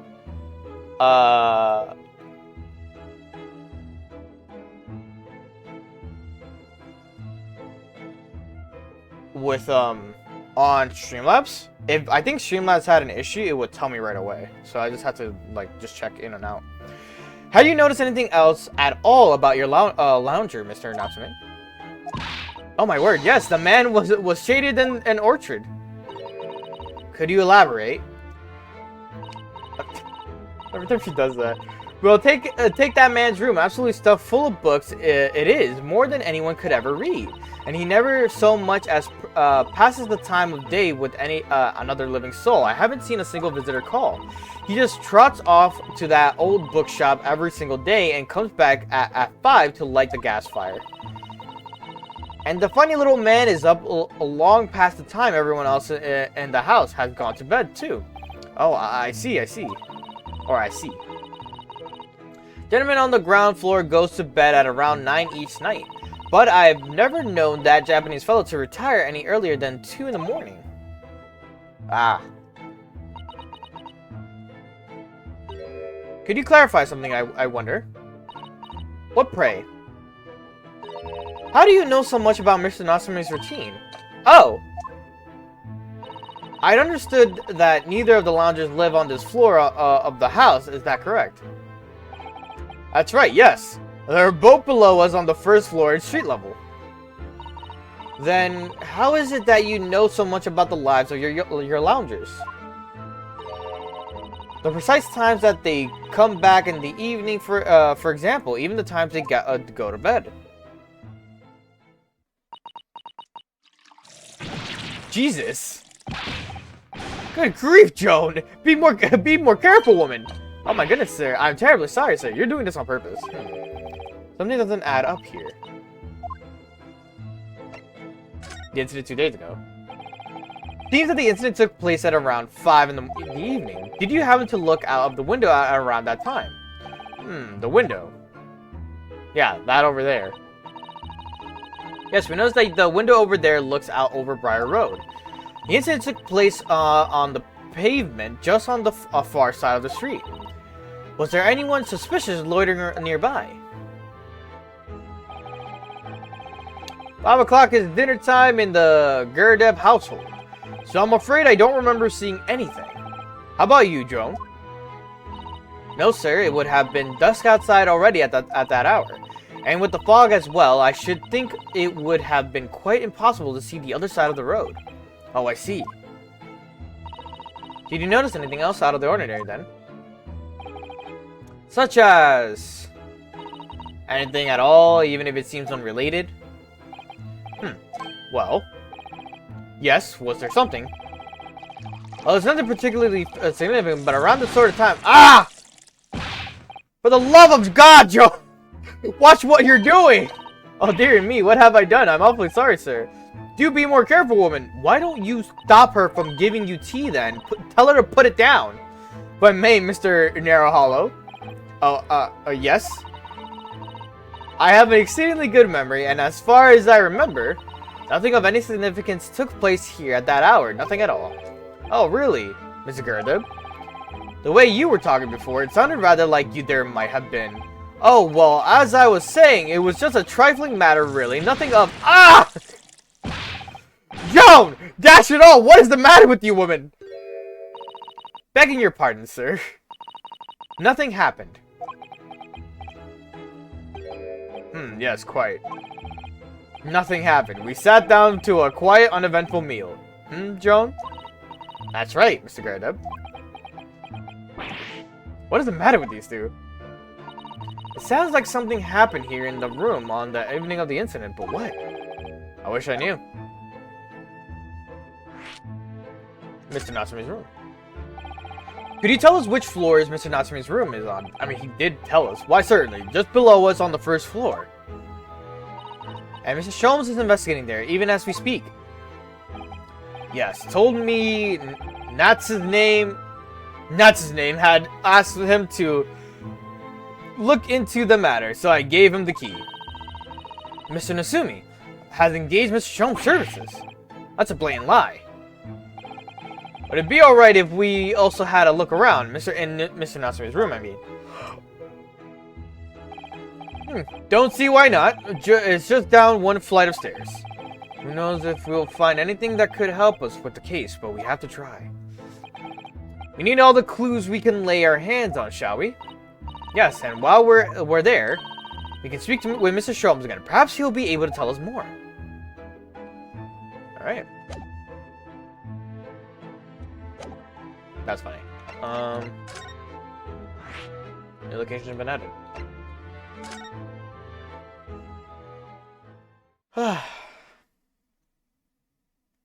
If it isn't one thing for a stream, it's another thing. I wonder if I was to... I'm gonna connect my Wi-Fi on my phone. Hopefully nothing terrible happens while connected to my Wi-Fi. Let me just see. I know we reset it here. Alright. Whoa. Why did I receive so much messages all of a sudden?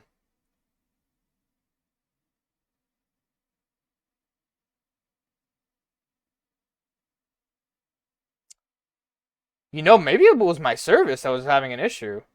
Okay. Just look at this place. And smell it. It's so musty in here. I suppose it's the mountains of old books that are responsible for that.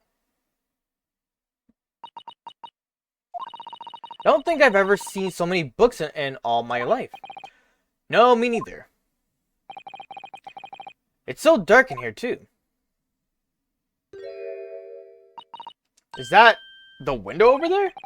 Well, it was the window, I think. Yes, once upon a time. For some reason, it's been closed up with bricks and mortar. Or mortar. So this is where Mr. Natsume lives. By the way, I haven't spotted Mr. Sholmes anywhere, have you?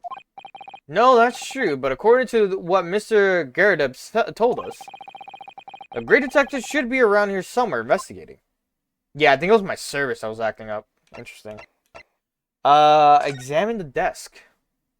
With a cat, or? That desk seems to be wedged into a crevice between the mountains of books on either side. I suppose Mr. Natsume would sit there and read while stroking his cat. But are surrounded on all sides by these towering old tomes. Surely he dreamt of books every night as well. Yes, he must have done, mustn't he? What? Yes, he must have done, mustn't he? Mustn't. Oh, what's this? It's a receipt from the second-hand bookshop, Your Books. Oh yes, Mr. Natsume's name is on it too. Look. And the date of purchase, 2 days ago at 4:45 p.m. That's the day of the incident. That's just a short while before he was embroiled in a terrible attack. He must have been on his way back from buying some old books. There you go. That part of his line is true. The second, pan right. You just chilling? This fucking asshole. Ah, look, Mr. Nadaholdo. Yeah, it was my service that was acting up. Aha, there he is. Where did he appear from? He seems to be engrossed in the pages of an old book. I hope he won't mind if we disturb him. Hello, Mr. Sholmes. There he is. Ah, you too. Good day. Now, let me see. Where was it that we met? Oh, Mr. Sholmes, we were together on the SS Bureau. Yes, of course, the Bureau. Let me see. What happened on that voyage? It was Kazuma Asogi. Oh, it was Kazuma Asogi. He died tragically. But you were a great help to us. Ah, yes, but of course, the case of Mr. Asogi. It was the one with the snake, wasn't it? Oh. Well, you seem to remember. Something of it, at least. What an honor to be remembered vaguely by the great Harlock Sholmes. Vaguely in that sentence is carrying a lot of weight. This is Mr. Oh, no, my dear madam. Hold your tongue. I pride myself on my superior powers of recollection. Your names are safely recorded in my brain attic. Miss Naruhodo. And Mr. Sasato. A little bit reversed, but you got him. Try the other way around, Mr. Sholmes. I lose the first round. There he goes. In truth, I had hoped to invite you both to my Baker Street suite the day we arrived in London. But some Scotland Yarders ambushed me at the railway station and whisked me away to a crime scene. It was an entirely trivial case, of course. I solved the matter in no more than 30 minutes. They apprehended Saseki-san in that short an amount of time. I'm afraid the pursuance of a new case has dulled my recollection of my past involvements a little. It is a mistake to think that one's brain attic has elastic walls and can distend? That's the word I'm going to go with? Whatever. To an extent. I do my best to forget useless facts, lest they should elbow out of useful ones. Yes, those are my own words and inimitable wisdom, you know, from an adventure entitled A Study in Scarlet. Please, there is no need to quote yourself. I don't always remember my pearls of wisdom, but fortunately my associate pens them beautifully. He means Iris, I suppose. Mr. Sholmes, we have some extremely important questions to ask you about the trivial case you just mentioned. Goodness, what an earnest expression. My dear madame, I should be only to please, and this murky room in an apt place to discuss the murky case. Alright, let's converse with a good old chap. Mr. Natsume's arrest. We know this to be the lounging of a Japanese foreign student by the name of Soseki Natsume. It seems that you assisted in his arrest, Mr. Sholmes, for the stabbing of a young woman outside here on Briar Road. Natsume. Yes, I believe it was the name rather along those lines. But Mr. Natsume denies it. Was it really justifiable to arrest him on so little? I'm sorry, Mr. Sato, but I have not the slightest idea what you mean. What? I can't believe he was looking Susato-san squarely in the eye while feigning ignorance. I assure you, I am not merely feigning ignorance. It would appear as if the pair of you are under some misapprehension. Oh, how? I assure you I have no recollection of accusing your stooped compatriot of the crime. But that doesn't make sense. That good detective of Scotland Yard made the following request to me, and I quote verbatim. We need you to ascertain the identity and whereabouts of a man seen fleeing the crime scene. Ah, a man seen fleeing. There were a number of books scattered on the pavement at the scene. From the book plates, I was quickly able to determine the bookshop from which they had been purchased. On speaking with the perpetrator, I was immediately led to this address. Elementary, wouldn't you say? I believe there's a receipt around here somewhere from the establishment in question. So you don't think Mr. Natsume is the culprit, then? That I could not tell you. But I was aggravating my faculties, hence why I returned here. However, this place is such a trove of fascinating books. I found myself quite lost in bibliophilia. Not even a word! I don't think it's a word, but I'm gonna make it a word. Do not be deceived into believing that I am a man of leisure. No. Oh dear. Sorry, just gotta readjust myself a bit here. Mr. Garadeb, the landlord. Ah, tell me. Have you encountered the landlord of these lodgings? Yes, Mr. Gurdeb, retired military man. It was the first time I've ever met a soldier from a great British institution that is the services. And it was the first time I've ever met a maid from the great British institution that is service. I didn't think it was that funny. Oh, I think that was... I didn't think it was that funny. I do apologize. As it may well be aware, many households in London employ a maid.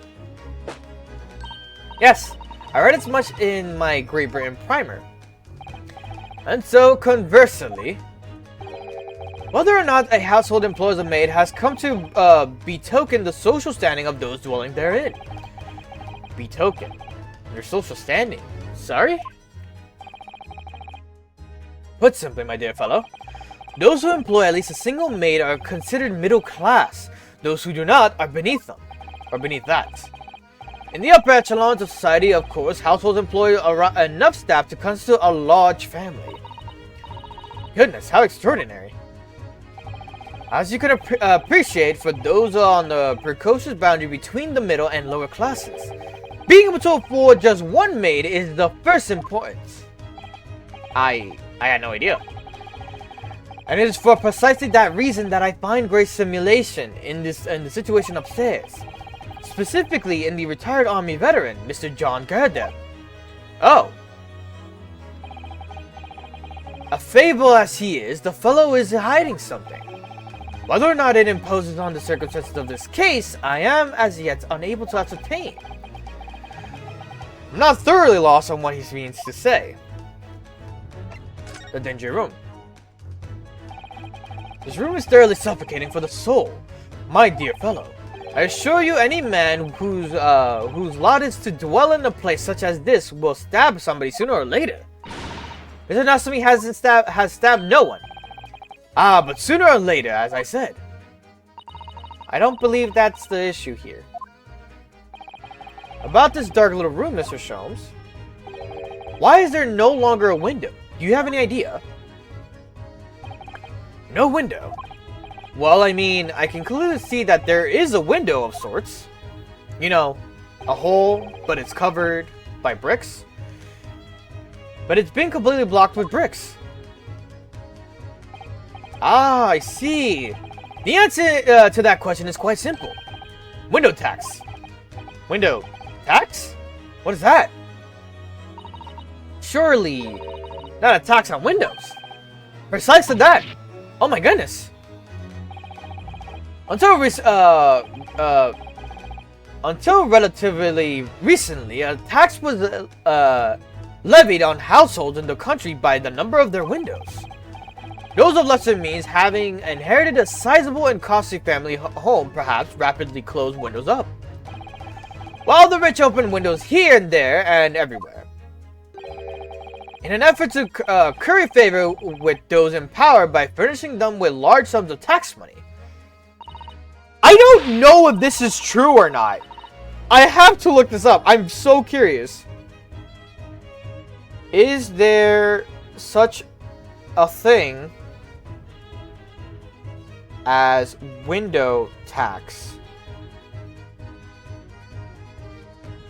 Yes, there was a historical window tax, a property tax based on the number of windows in a house, which was introduced in England in 1696 and lasted for 150 years until its repeal in 1851. What? That was real?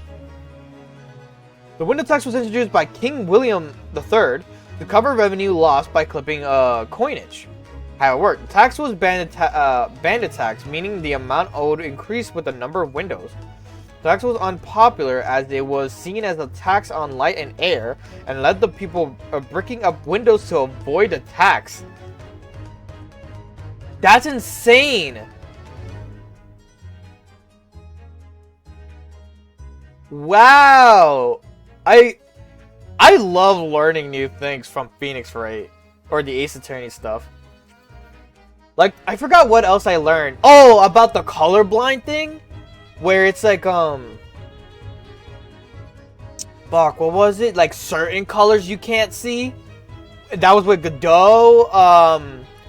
There was also the facial recognition that you can't tell like who it is, so you have to like hear their voice and like see their silhouette. That was another thing that I learned from Phoenix Wright. Like Phoenix Wright literally teaches you specific shit, and you're just like, what are these things that I never heard of until now? How awful and unjust, forcing people to live in rooms devoid of light. I wonder what time period this is. Indeed, disease was rife as a result. So some 40 years ago and thereabouts, the window tax was abolished. Oh, so this is after. But its legacy remains, as you can see, in squalid lodgings such as these, for example. I suppose Mr. Natsumi's stipend for living here in London isn't very generous, perhaps. It would appear so. I've done a little digging and discovered that these lodgings were offered at an extraordinarily low price. Because the room is so awful, I should think. Apparently, Mr. Natsumi only moved in here about one week ago. Yes, that's correct. However, I don't believe the low rent is explained by the shabby nature of the accommodation. Oh? Still, that is of little relevance here. A matter not worthy of further attention. Are you sure? I'm curious now.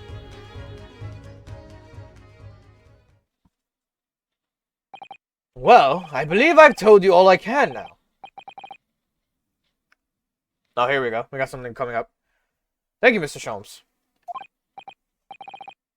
Ah, yes, Mr. Naruhodo. Was it not your intention to become a practitioner of law? You remember that, did you? Will you perhaps be offering your services in this very matter, I wonder? To the occupant of this room, Mr. Natsumi, was it? I'm not sure. Not sure? On what grounds? Well, I actually defended someone in court here only yesterday. Really? Well then, I congratulate you, sir, on an ambition realized, and so promptly, too. The thing is, it's really made me question things. Am I right to believe in my clients? To trust in their innocence? Yes. Trust. Mr. Sholmes? Mr. Natsumi didn't do it, did he? My dear fellow, I haven't the first idea! Oh, but I thought that's why you were here. Didn't you come back to investigate? Ah, yes, that was indeed my initial intention. But there are simply too many fascinating books here. I couldn't possibly ignore them. Oh, I see. Nevertheless, there are two facts that I can state quite unequivocally. The man who fled the scene of the crime 2 days ago was the Japanese occupant of this room, and there are witnesses who swear to having seen the same man commit the crime. That's all I can say. Ah, and one more thing. Oh? What is it, Mr. Sholmes? Tell us. I cannot say with any certainty whether or not it is of relevance to this case, but I'm quite sure that the retired army man who owns this property is hiding something. Mr. Garrideb is. Mr. Sholmes said as much before, actually, didn't he? Anyway, at present, that is really all that plays on my mind in relation to this case. Mr. Naruhodo, as yet, our investigations have uncovered nothing that could help establish Mr. Natsumi's innocence. No, you're right. Perhaps it's time we probed a little deeper into Mr. Garrideb's secret. Just remember, I cannot be sure whether the landlord's secret will prove to be irrelevant or not. But I wish you every success, of course, Mr. Naruhodo. Alright. A busy man indeed. He's gone back to his book in the corner of the room. Can we examine the cat? I'm trying to like... Aww! Aw, big stretch. Where you going? Aw, he left. Oh my, what an adorable little cat. Perhaps he's looking after all the books while his master is away. I don't know about that. He disappeared into a pile of books as quick as a flash. That was quick to you? It was a tricolor Mickey, wasn't it? Don't they even have, do they even have that sort of cat here in Great Britain? Perhaps Mr. Natsume brought the little creature with him from Japan. That's made me feel homesick now. Already? You've only been here in the country for 2 days. I mean, we've been at sea for like a week. I'm not gonna say that's a good enough time. Move. Alright, let's talk to Mr. Garda once more.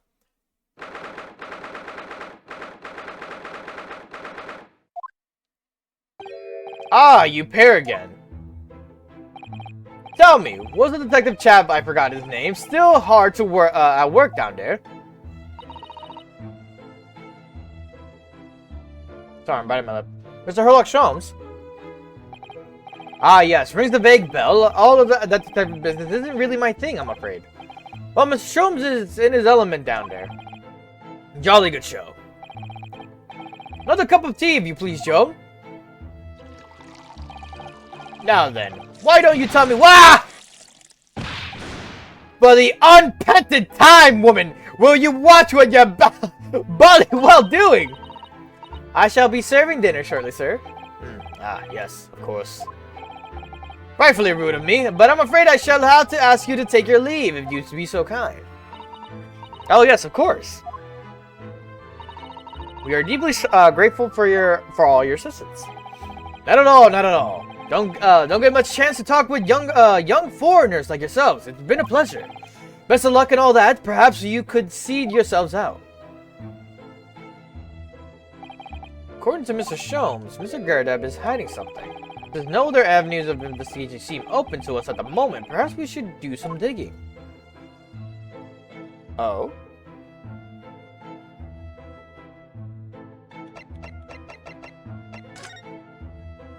Pan right? Bro, what are you doing? Ah, what is he doing over there? Mr. Sholmes! Aha! We meet again, my dear fellows! Good gracious, when did you sneak in here? Sherlock Sholmes, sir, at your service. Whatever were you doing over by the window?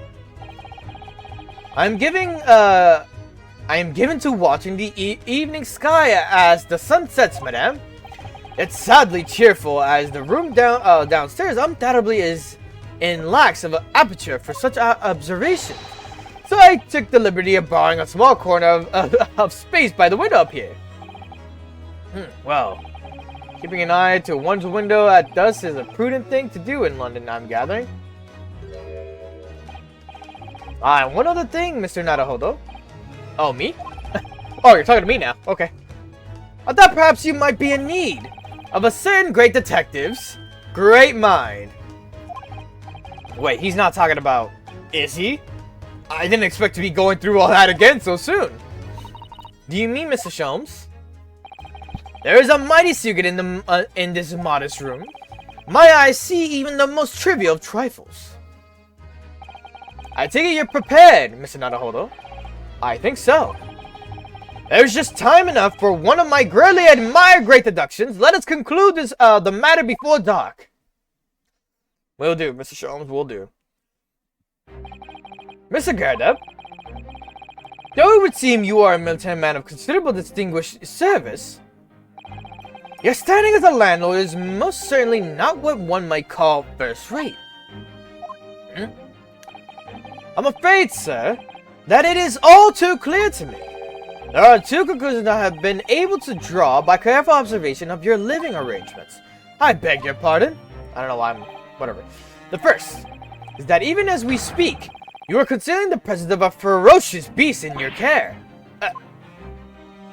And the second is that as a result of the beast's violent rampage, you have lost something very dear to you. It's not a hold on, look. The old man's broken out of a cold sweat. Unbelievable as seems Mr. Sholmes' conclusion are both spot on. How could I possibly know you mean to inquire? The answer couldn't be simpler, sir. For in the dense jungle of logic and reasoning, I am the king of beasts! And I know only too well the wild beasts are not easily tamed. So, shall we begin? Once again, Sherlock Sholmes is proud to present his logic and reasoning spectacular. The Great Deduction. The game is afoot. Topic 1. Nature of the beast. It certainly shouldn't take a great detective to see. Jesus Christ. That a fearsome beast has been on a rampage of late within these four walls. Thus, we are faced with the question: what form might this beast take? Ah, for a man with military breeding, your eyes are uncommonly candid. Aye. Your furtive glance, Mr. Garradeb, leads us directly to the answer.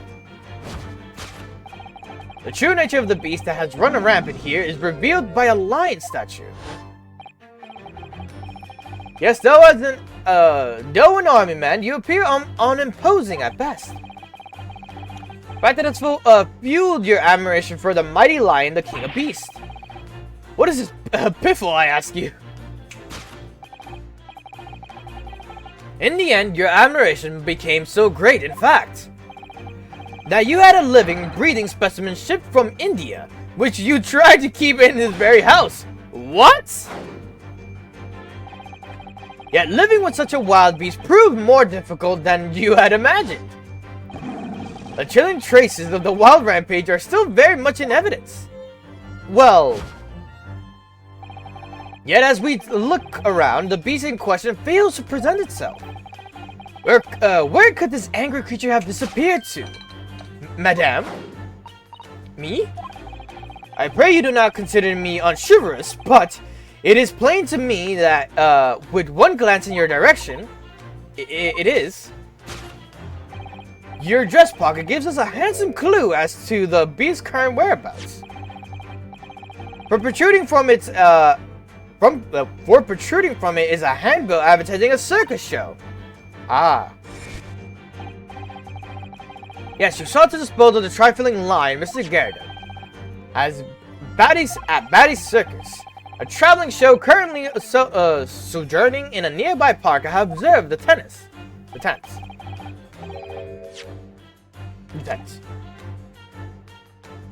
You sold the savage lion, sir, to the circus troupe. I most certainly did not. I believe I have made my point. The fearsome beast which ran amok in this room was an Indian lion, and a simple visit to the circus now will reveal the lion prancing jubilantly through a ring of fire. A rampaging Aztec lion. Aftermath. Now, Mr. Garradeb, it is plainly clear that you still have deep feelings for the formidable beast. Indeed, in that blight pose, the distress of this loss has caused you is veritably tangible. Your head weighs heavy on your shoulders, the pain you feel being revealed by the supporting arm. Amid fists of tears, you let your beloved beast go. The strain of losing something so dear to you is clearly visible in your visage. Nonsense, man, I simply... But what we must now ask ourselves is the true cause of this pain. And we need only follow the direction of your gaze to find the answer. Yes, it is this pile of bills that have given rise to the pain you suffer. Every envelope contains another demand for payment. For carloads of meat, potatoes, wheat, and tea. Indeed, feeding your beloved has been a devastating impact on the financial circumstances of your household. And so you had no choice but to let it go. Yes, well, Now, in a final fit of rage, the ferocious beast carried out one last unimaginable attack. Unimaginable.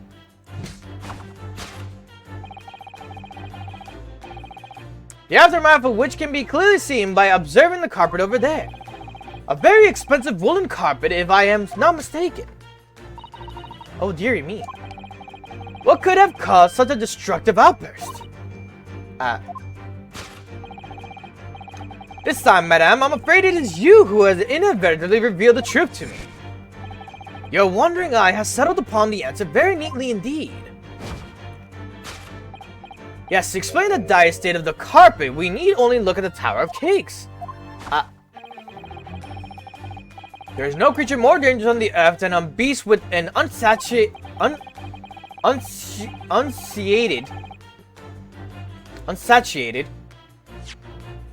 appetite. Was it or was it not once said to be a certain noblewoman, if they have no bread, let them eat cake? Food is at the heart of all tragedy, in fact. Whatever do you mean? Having tried the taste of cake, the beast began to stalk its next prey. I'm sure I need to not spell out the nature of this final act of destruction carried out by the beast. There's only one logical conclusion. Worked into a frenzy by hunger, the lion attacked and ate the carpet. The teeth marks in the carpet are a perfect match with those of a lion I once saw in India. Yeah? Carpet gnawed on by the starving lion. Thus concludes Sherlock Sholmes' great deduction of the beastly puzzle.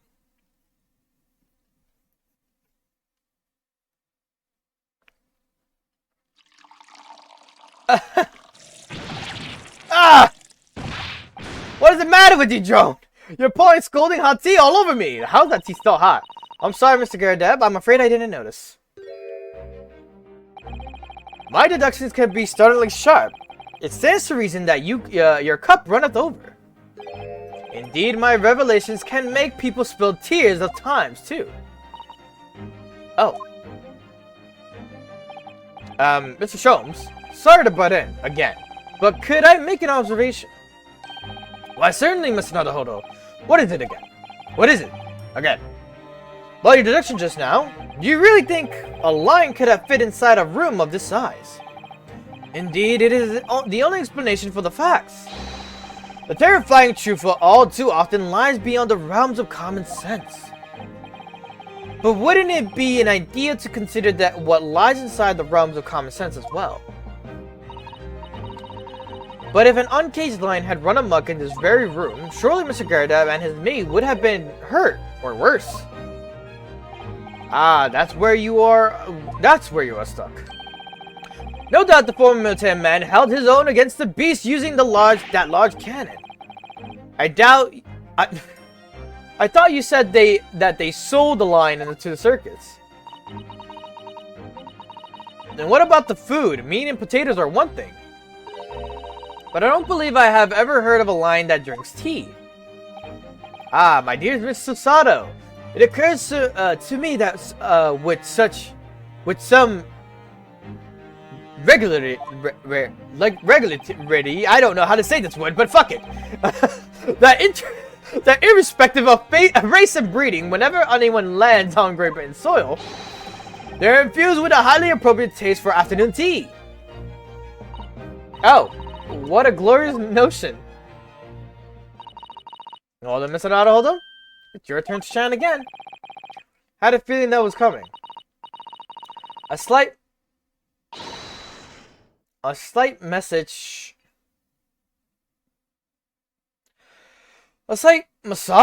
That's all Mr. Sholmes' deductions need. You can do it.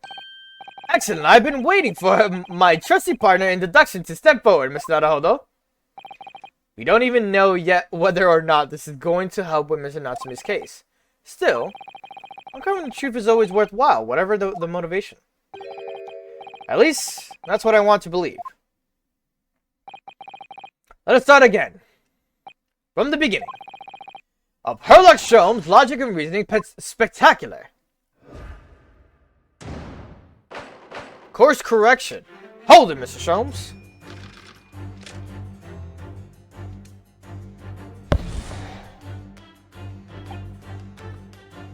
We read through all this, so now we're just going through everything.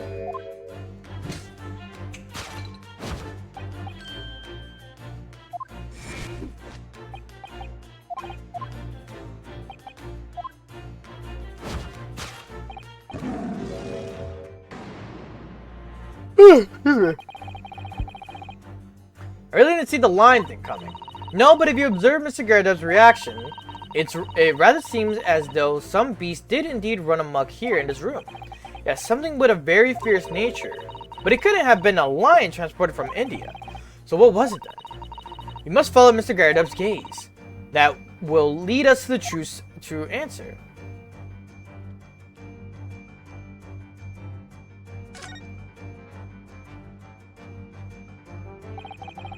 What's this photograph? It appears to be from Mr. Garridub's wedding. He looks very happy, doesn't he? He does, but you can't make out his bride. Now, how unfortunate. Something must have struck the glass directly over the woman's face. I wonder what happened. Probably best not to delve too deeply there. Right? Cadet! Revealed by that newlywed bride.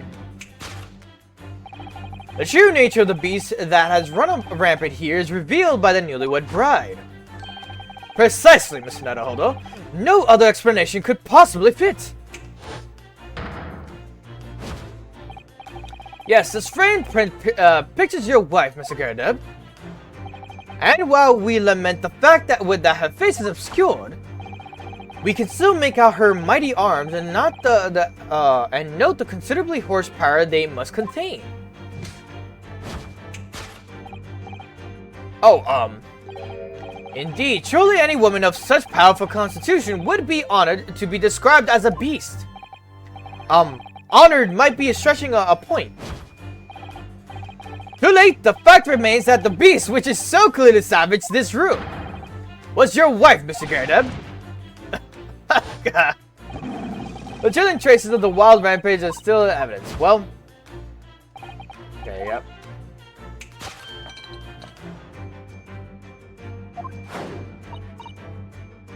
Me? I pray you do not consider me unchivalrous, but it is plain to me with one glance in your direction. It is. Yeah, that's not it. The poor, fragile, defenseless woman is beside herself. Well, I don't know about fragile. Oh dear. Anyway, Mrs. Sholmes is quite right. There is no sign of Mrs. Garridub anywhere. But it seems there may be a clue as to her whereabouts. A clue that this maid is trying to hide. I wonder where Mr. Garridub's wife could be.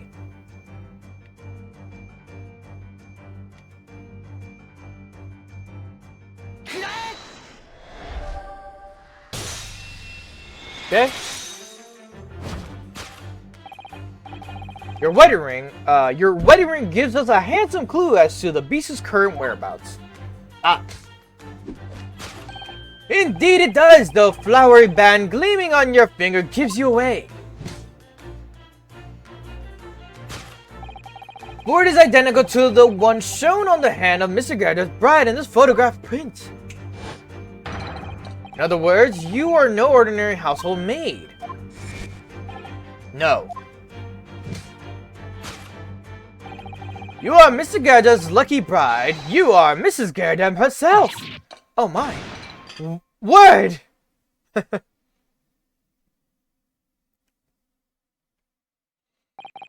Well, jolly fine detecting, sir. As you rightly surmised, this is the wife, yes, my Joanne. Or Joan. Rather let herself go, you might say, but she was It would appear that you don't live in the most comfortable of circumstances. After all, you are a retired army man, yet you are in the business of renting out rooms. It would assume, therefore, you have insufficient means to employ a maid. Would that be correct? It's not right, I tell you. I was second lieutenant of the 3rd Regiment. A man has his pride, don't you know? By golly, it's a sorry thing when a chap can't even afford to have a single maid in his employ. Yes, here in London, one is rather judged. A household cannot be considered worthy of society if it employs no staff at all. Though, in my considered opinion, such concerns about appearances are a folly. Wonder if this is still a thing, like you still having a maid if you're quote-unquote middle class or, you know, higher up. You mean Mr. Garridub has his wife work as his maid? Precisely. Am I right, Mr. Garridub? Only in company, obviously, but listen here. This must remain a secret. Tip-top secret, please! There you go. The raging wife of Mr. Gerda. Conclusion 1. So. Now for the carpet nod on the starving lion.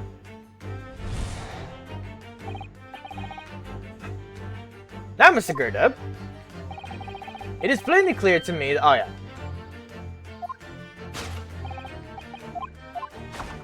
Let's skip to the statement.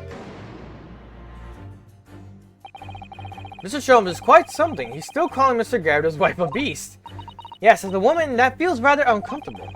But Mr. Gerda is standing beside her husband as we speak. In other words, he hasn't lost his beloved at all, has he? Oh, how true.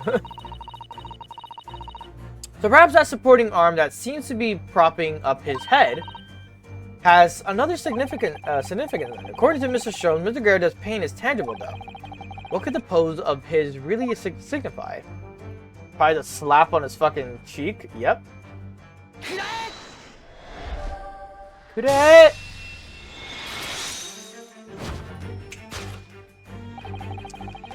Your head weighs heavy on your shoulders, the pain you feel being relieved by the slapped cheek. And of course, the deliverer of that impressive mark on your cheek that refuses to fade was you, Madame Joan Gerda. Well, yes. I love it when she does that little cheek slap. I've been desperate to hide that slap mark on your cheek, sir. I waked up in a new Bugatti. How the blazes? How did you work that out, man? Nothing escapes the notice of one trained in the art of observation, my dear fellow. That's why you haven't looked directly at us even once. To keep your other side from view. Well, Now, let us proceed in the next conundrum. Why were you subjected in such a violent slap?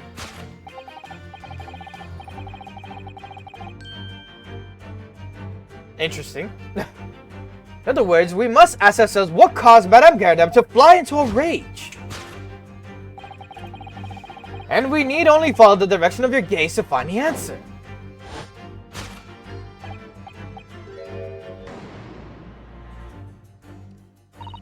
Didn't Mr. Sholmes say that the bills were all for the lion fodder? Yes, but now we've established that the lion never existed, which can only mean that the thing responsible for gobbling up all that food was Mr. Mr. Nutholder. She's a person, not a thing. Yes, well, he's also a person who gave her husband a mighty slap around the face. One so hard that it left a perfect hand mark, in fact. Yes, why would a woman want to hit her husband with such force, I wonder? I'd love to know the answer to that question. The bookmark. Examine the bookmark. Ah, someone must be reading this book at the moment. There's a bookmark here. Look, Mr. Gerda is clearly an avid reader. Oh, wait a minute. I don't think this is a bookmark. Oh no, so it isn't. It's a note written in a woman's hand. Written by a woman's hand. Oh, James, I love you. Yours, Mary. And look next to this signature here. Lip marks. Made with lipstick. Oh, what a passionate romantic gesture. Was it a nightmare? Possibly. Don't get any ideas, Susato-san. Oh dear, I'm sorry. This bookmark is actually a love note. Then present love note. Kure!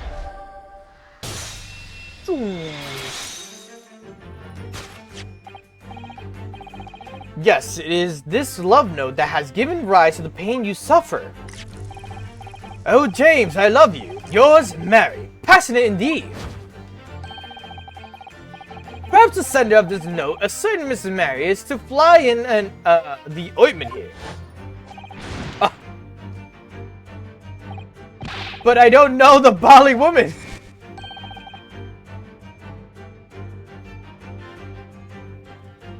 You don't know her. I know it wasn't written to me. It was just in the book. I don't know how I got there. It was just in there, you say? That's right. That's why I've been saying a likely story. Now listen here, Joan. A whole thing I explained at the time. I bought the book at the secondhand place, and that note must already have been in there.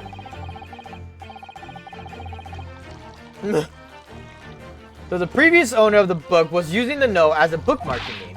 That's right. That's what I've been saying. A likely story. For heaven's sake, woman, look at the name! It's written to James! My name is, in case you forgot, is John! The two of you are already starting. We just started with the two of you. Likely story. Are you questioning my name now? And there we have it. Arouse the suspicion of a female heart, and you unleash a beast with the most ferocious bite. Ferocious bite. I'm so sorry. Ha. Now, in the final fit of rage, the ferocious beast carried out one last unimaginable attack. Unimaginable? Hello, Nico. The aftermath of which can be clearly seen by observing the carpet over there. Very expensive woolen carpet, if I'm not mistaken. Oh, dearie me. What could have caused a destructive outburst? This time, madame, I'm afraid... Yeah, so it's back to the thing.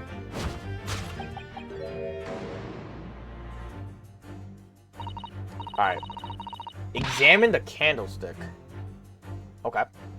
But surely Mrs. Garrett didn't eat the carpet. No, of course not. But there doesn't seem to be any doubt. At the state of this disarray that this room is in result of her wild temper. Now that's true. No, that's true. It's okay, I don't know how to say your name. How would you say the 7 part?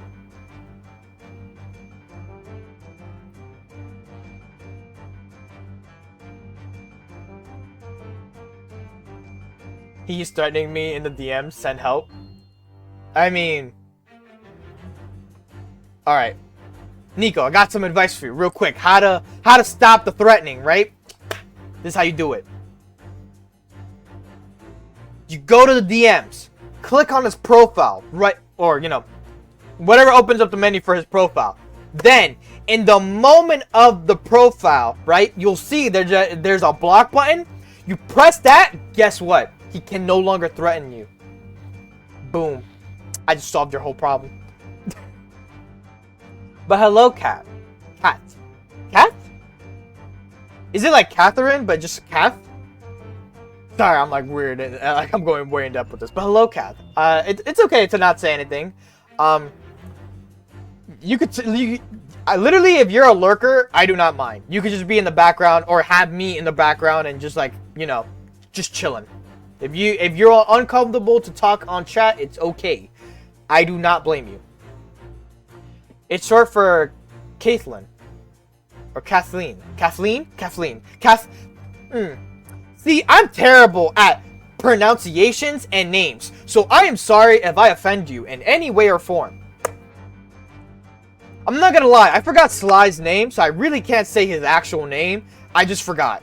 I said it once by accident also because it was on a stream of me reading something, and he said, yeah. It's okay? Okay. Didn't work. She sent me my own address. Oh, even better. Threaten him back. Simple. Bro doesn't know anyone's name. I only know you, Nico, because it's in your game, your thing.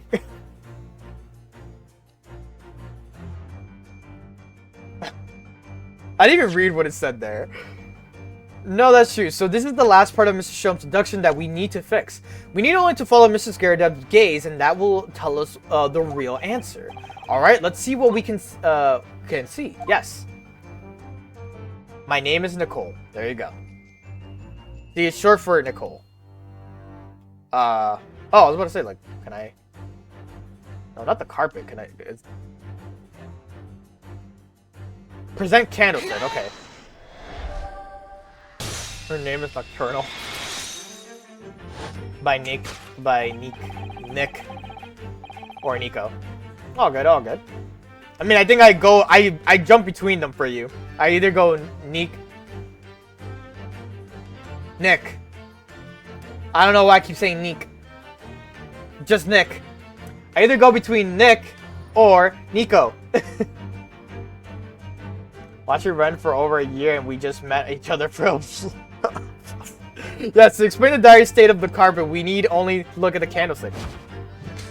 My nickname is a lot different than my real name. It's okay. I mean, Ren is kind of not my real name. I want it to be my real name. Maybe in the future I'll change it whenever I get the chance to. But yeah, right now it's... I don't mind saying it. Right now my real name is Richard. But I do go by Ren, Richard, or any nicknames from my friends. Or Weeaboo Ren, all that. Normally I go by Ren on a lot of online stuff.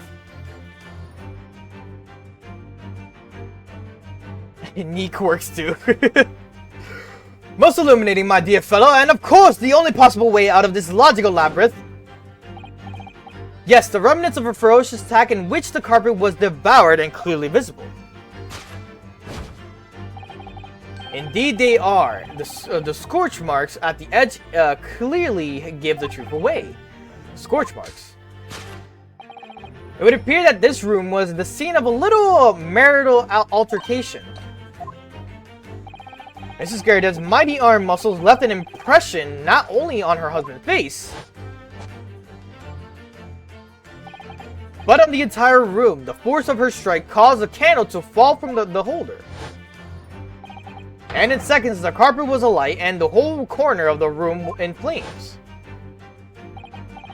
Yes, But the most ferocious beast in the world is neither a violent lion nor a vengeful woman, but fire.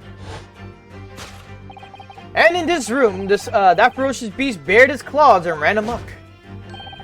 Eloquently put, my dear fellow. So you see, there is but one conclusion here. I love these two.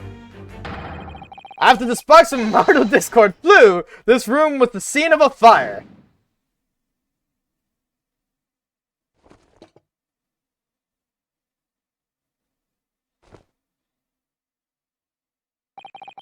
Mr. Shum, sir, I salute you!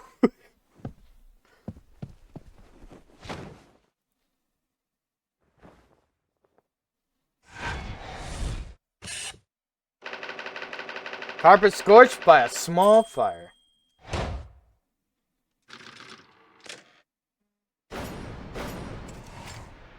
Elementary. Deduce complete. Elementary, my dear.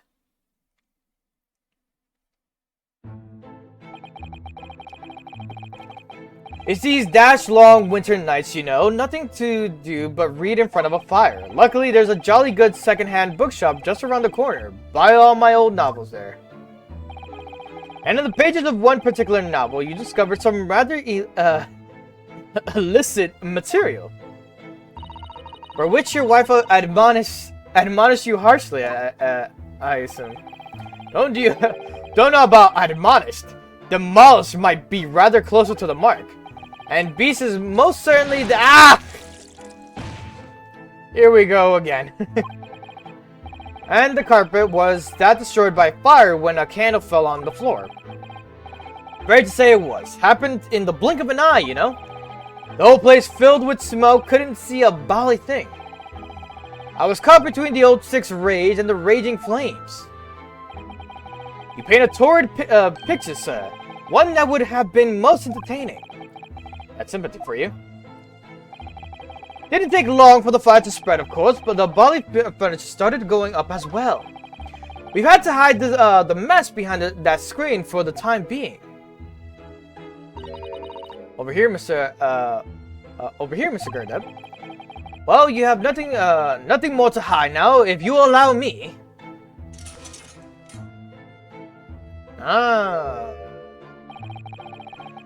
Had all my favorite old novels in that case. But as soon as the fire got hold of them, that was it. Whoosh, up in the smoke.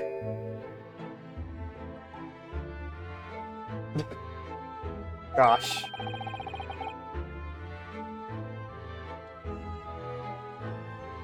And the wife started hurling things at me. You know who he looks like? The Chad meme with the haircut? It's just the guy with the haircut.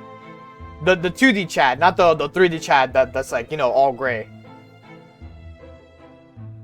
The guy who's like completely white with the yellow mohawk, that guy.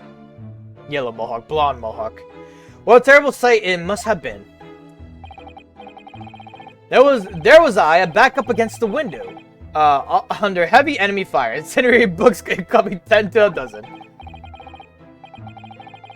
Johnny Bravo. I low-key don't think I saw it. Johnny Bravo. Worst of it is I lost my favorite book called The Lion's Pride. Lion's Pride. Ah, yes. Your notoriously love of big cats coming through again. I assure you the title didn't influence my choice of the slightest. So the poor man really did lose something dear to him as a result of a ferocious beast's rampage. Mrs. Sholmes' deductions turned out to be correct once again. Can only be described as a great British wonder. I tell you, it was total carnage. Flames everywhere and the old stick in full fettle. Out of interest, what time of day was that? Not sure I can remember. It was 2 days ago now. Let's see. Around 5 o'clock, I think. So at exactly the same time, as a terrifying incident was unfolding outside your window on the street below. Even more terrifying on the inside, I can assure you. The whole of Blightly could have been flattened outside my window at that moment, and I wouldn't have noticed a dash thing. Oh, really?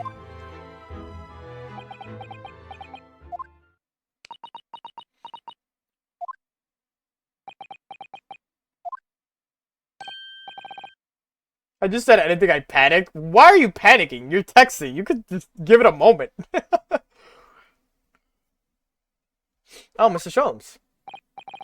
Mr. Sholmes, not Mr. Sholmes. Yes, Mr. Naruhodo, what can I do for you?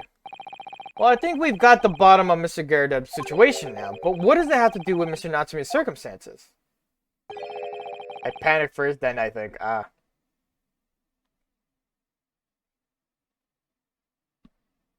can't help you there. Hey, Sly. I can't help you there, I'm afraid. What? My dear fellow, if you recall, I did say as much from the outset.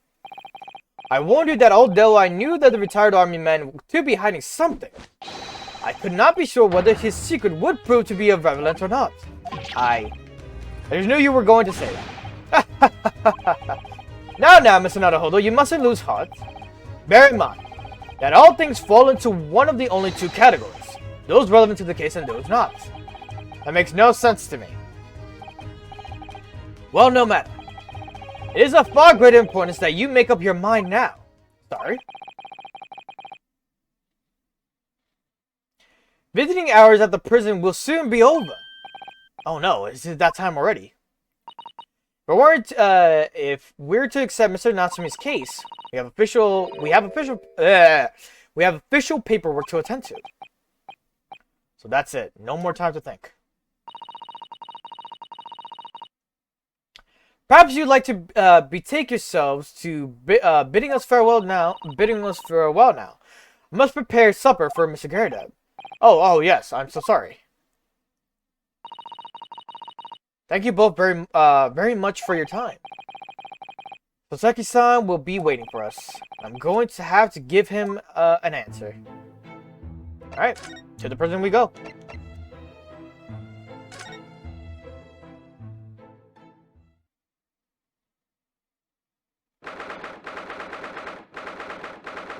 Alright, this is the last portion of this investigation. Woo! Yeah. It's time, Mr. Naruhodo. We must hurry back to the prison. Yes, I know. Let's hail a cat. Oh. What's the matter? Looks like something's going on over there in front of Garrud's house. Huh.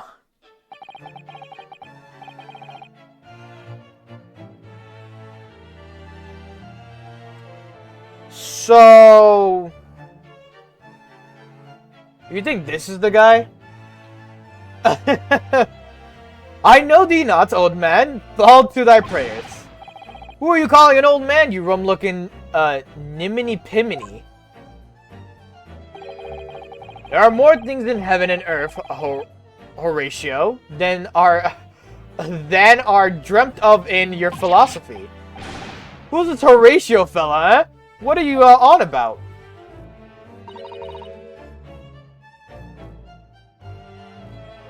Excuse me? What the? Who are you now?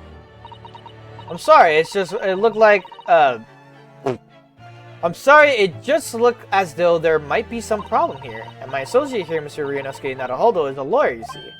Eh? A lawyer? What? If I can be of any assistance, I'd be happy to help. I'm from Japan, but I have studied English law.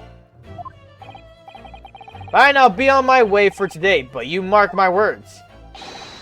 This ain't over yet. What is that pose? Why is everyone posing in this chapter?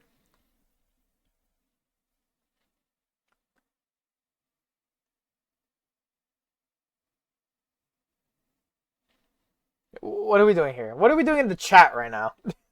All of a sudden, we're just making dumb puns about bands.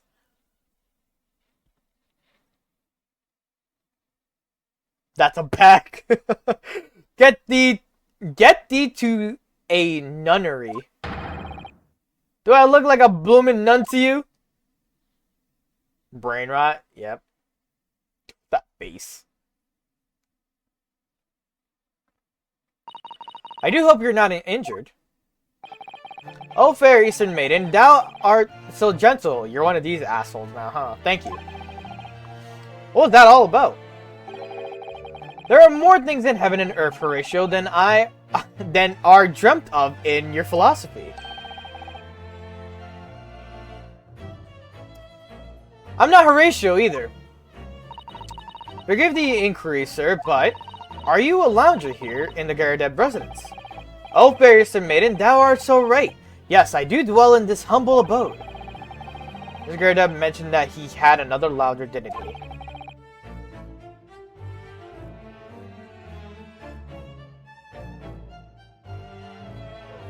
Sometimes a cigarette after sex is good.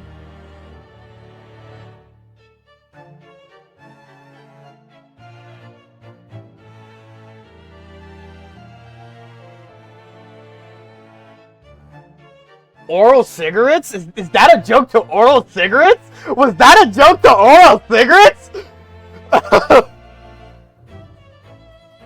This must be the man. Do you happen to know the other lounger who lives on the first floor? Ah, yes, a gentleman named Natsumi. Oh, more worthy of poemus in my battle of words near could there be. Sorry, battle did you say? Who is the stronger? I'm watching ads again. No, that's a band named Cigarettes After Sex. You know, honestly, it was a stretch with the oral cigarettes. Honestly, you could have said oral cigarettes with like oral, pretty much, you know? Holy shit. Cats, we are brain rotting. Who is the stronger Hamlet of Macbeth? Mr. Natsumi and I spared long into the night. I see.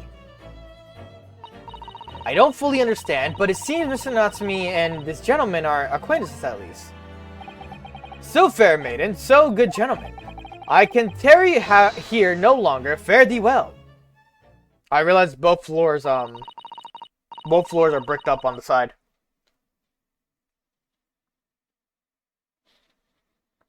I didn't really understand him, but I think he's returned to his room. Seems he's unaware of what happened to Mr. Natsumi, so he can't really help us. So, Sasaki-san and that man as loungers, the Garudeb house is certainly full of eccentrics. And go and find a carriage. Yes, I'm sure Mr. Natsumi is eagerly awaiting our return. Let's hope we can get to the prison before visiting hours are over.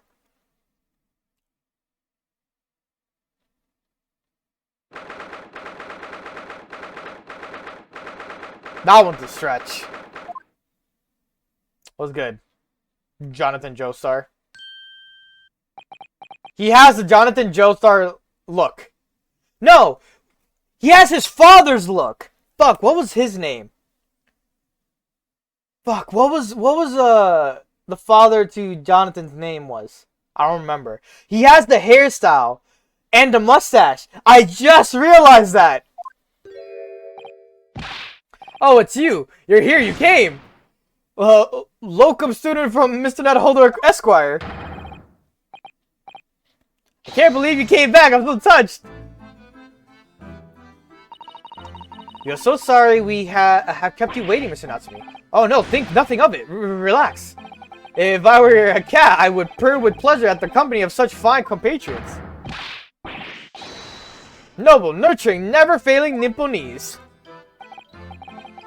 Why is his eyes so? Because he was happy that he saw us. Oh, now let's not get carried away.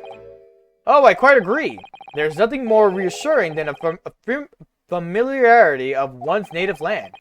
On the other hand, it is through friendship transcending international borders that one truly appreciates the fact. That is my belief, at least. It's you. The miserable Rhine spy! Herlock Sholmes! Mr. Sholmes, what are you doing here?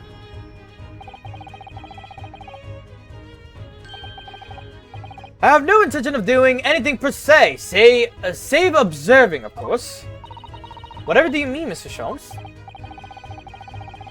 While having encountered some curious reading material in that gloomful room, having unmasked the secret identity of that eccentric pair, decided I should drop in on my way home to see how our visited friend is faring. Gloomful room. At least your accommodation here offers a window, my dear fellow. In that sense, it is a superior option. Anyway, I must commend you on your taste in books. My day has been a delight and cost me not a penny. Ah, you! How dare you, Herlock Sholmes!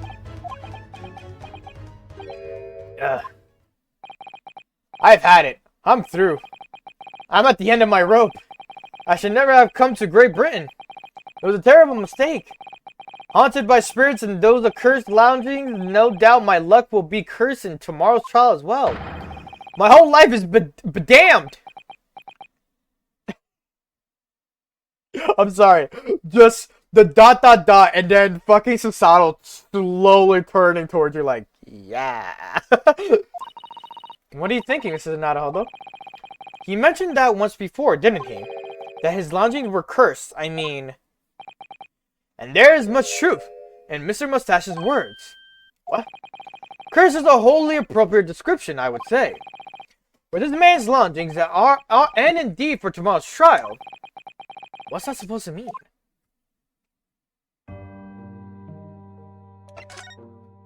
Cursed trial. Mr. Natsumi, what did you mean by what you said just now? About the trial tomorrow being cursed? Oh no, why are you looking so grave? You're making me nervous. I'm about to put you both on timeout. I was just getting carried away. That's all. I didn't mean anything by it. Oh, I see. That's really agitated him. You don't mean this trial really is cursed somehow? Are you referring to the prosecutor, the Reaper of the Bailey? The Reaper? Oh no, what do you mean? Please tell me. Surmise it in succulently in 16 salient words.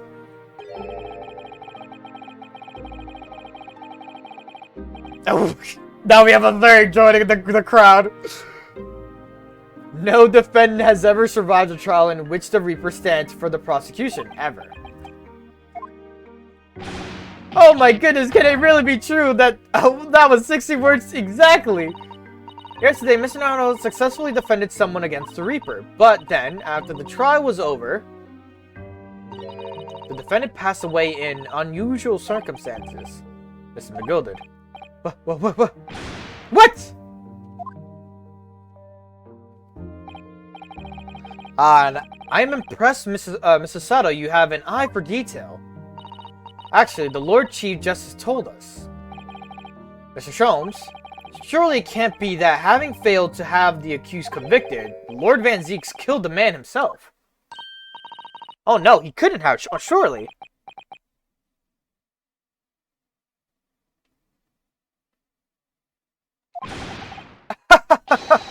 You have some wonderful notions. Sorry? The man isn't a mass murderer. He is a court prosecutor, my dear fellow. Oh, yes. Why, of course he is. Of course he is, then why did you try to scare me?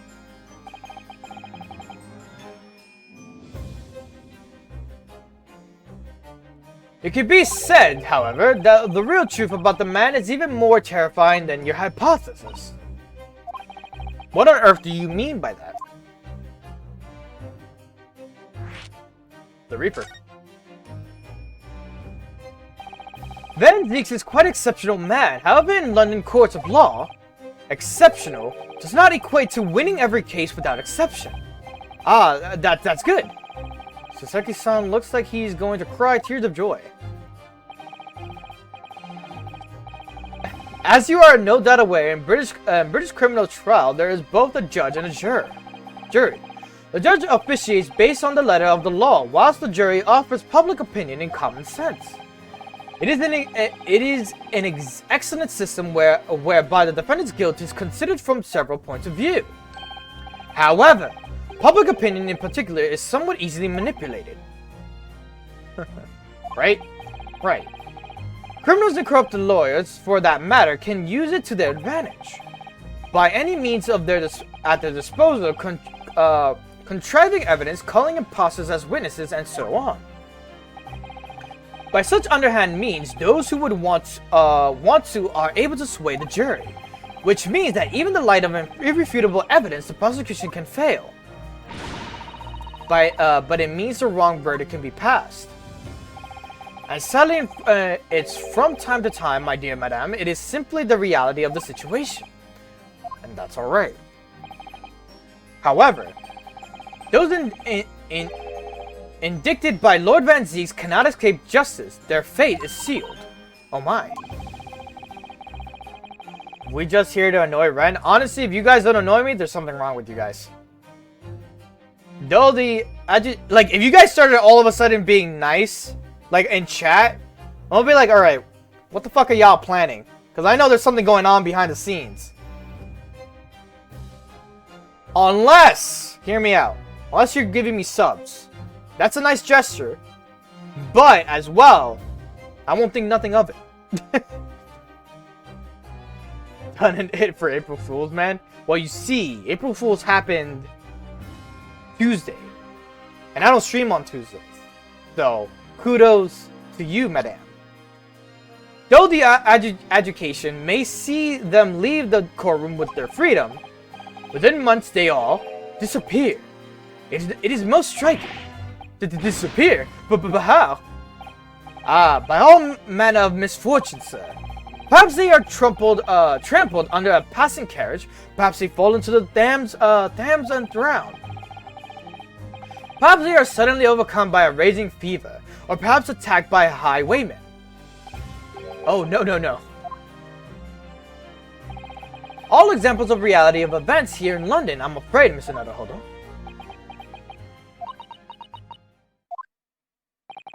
Huh, I knew it. I'm a dead dodo, done for, doomed.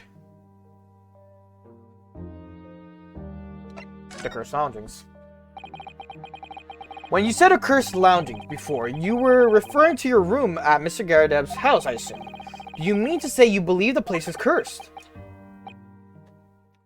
Every time he does this pose, I'm just like, I kind of want to do it with him. I'm just like, it's been a year now since I came to Great Britain, but I'd only been in London a week before I started to notice strange feelings in myself. That didn't take long then. Everywhere I looked, there were foreign faces staring at me, laughing behind my back. And I was sure people were talking about me. I started to become nervous about going outside. They were always staring at me, all the time, from dawn till dusk. So I shoved myself away in my room, but even that didn't help. The fear wouldn't go away. You must have been very lonely, having been away from your homeland for such a long time. I've had to move a number of times, most recently to that room on Briar Road a week ago now.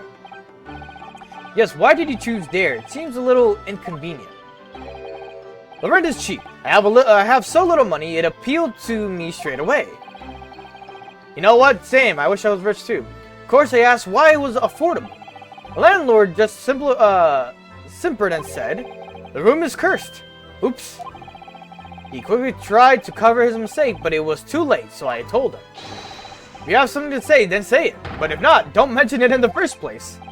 Yes, well said. But it was true. It was all too true. You mean, the room really is cursed then? Ever since I moved into that windowless hellhole, my sleep has been plagued with nightmares, so I awake feeling as though I am being choked to death. And in my waking hours, people are stabbed in front of me as I walk down the street. I'm branded a killer, thrown in prison. Nobody wants to know me. I'm surrounded by scary, sinister spirits. If only there was someone, just one person on my side. Can no one find it in his or her heart to believe in me? Really, no one at all. To believe. Yes, to believe. To believe. Mr. Sholmes? Ah, Mr. Naruhodo. Pray, what can I do for you? It's about the case on the SS Bureau. If you recall...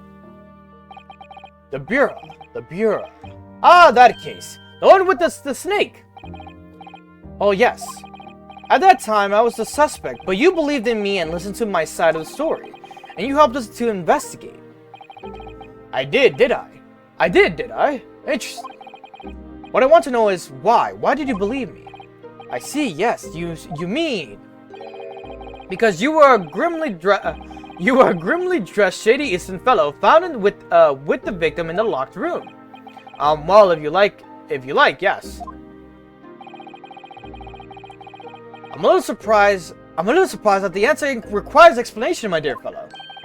It's quite simple, really. You said I didn't do it, but I could have been lying. Surely you must have had your doubts. You must have suspected me a little. I think perhaps you must have misunderstood. I neither recall believing in you, nor in which you were telling me. What? You see, the only things I believe in are those I choose to believe in. What? What do you mean, Mr. Sholmes? I make up my own mind about what is to be believed and what is not. If I should like to believe in something, I do. The circumstances can hang as far as I am concerned. But I could have betrayed your trust. In that case, I should have made an elementary error of judgment, nothing more. Betrayal of trust is an overused excuse in my opinion. Meaning, whether or not one should trust another is, in the final analysis, down to oneself. It is a matter of whether or not one can trust oneself. Yes, he's right. He's right. Locum student Mr. Naruhodo, Esquire. Whether or not I can believe myself.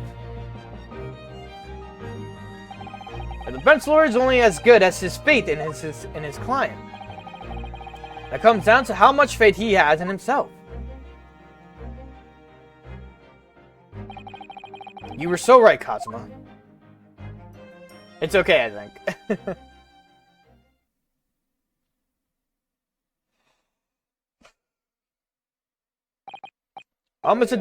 Well, my dear fellows, it is time we were leaving, I believe. Already? Visiting hours are over. The guard will be here shortly to escort us out.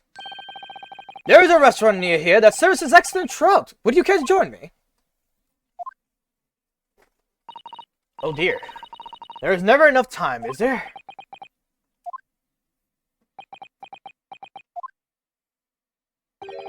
Mr. Natsume, if you'd like the trial tomorrow, I'd be happy to represent you.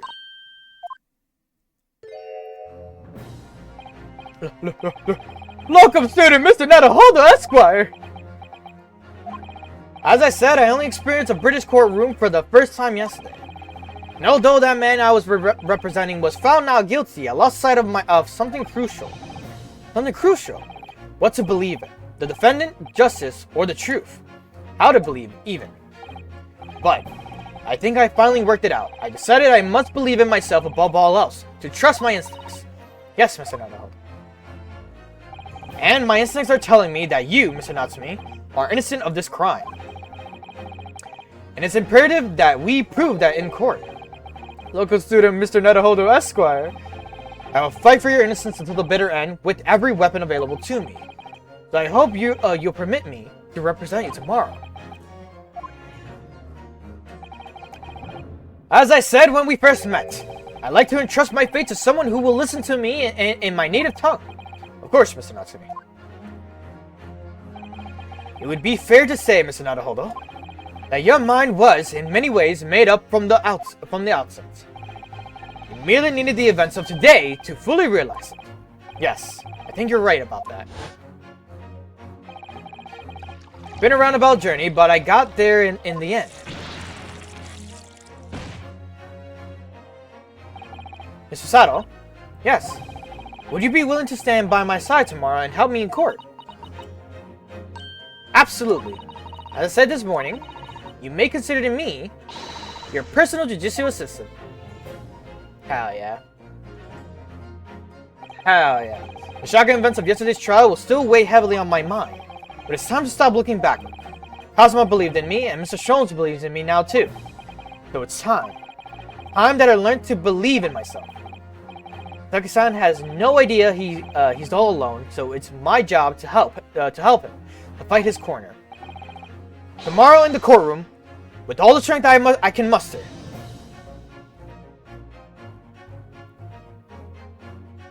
To be continued.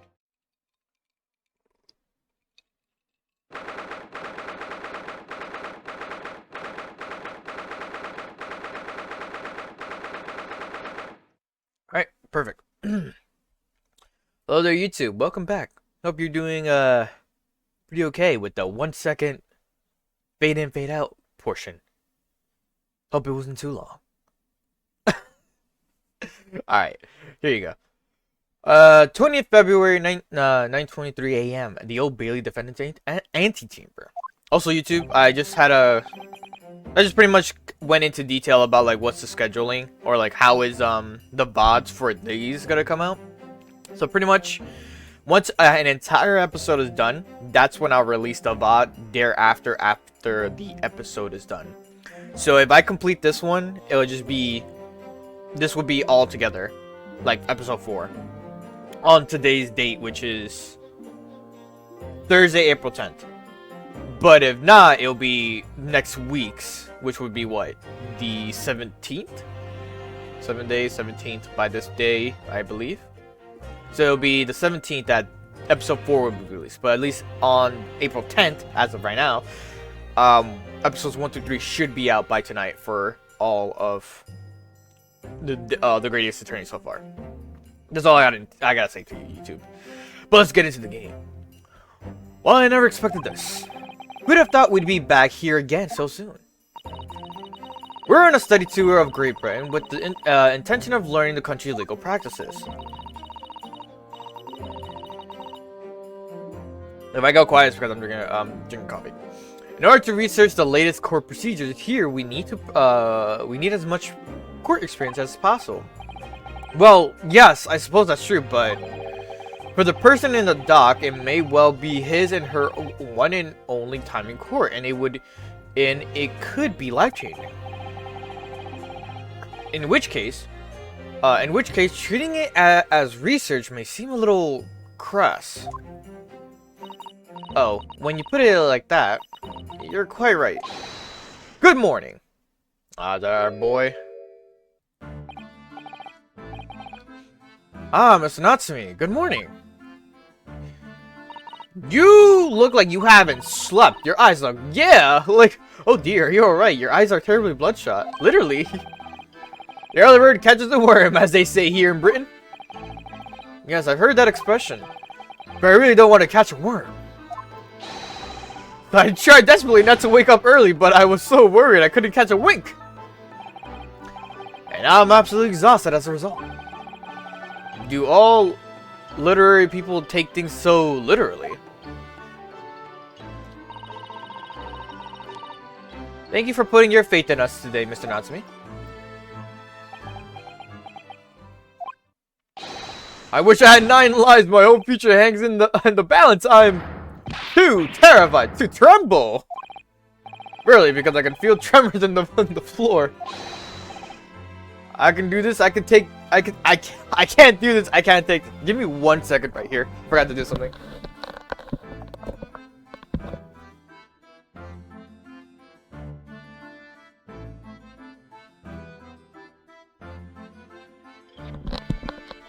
Alright, everything's settled. My bad. Whoop! Just slammed the damn chair to the table. Let me just make sure real quick that I am okay. Like me at the... There you go. My eye! Uh-oh.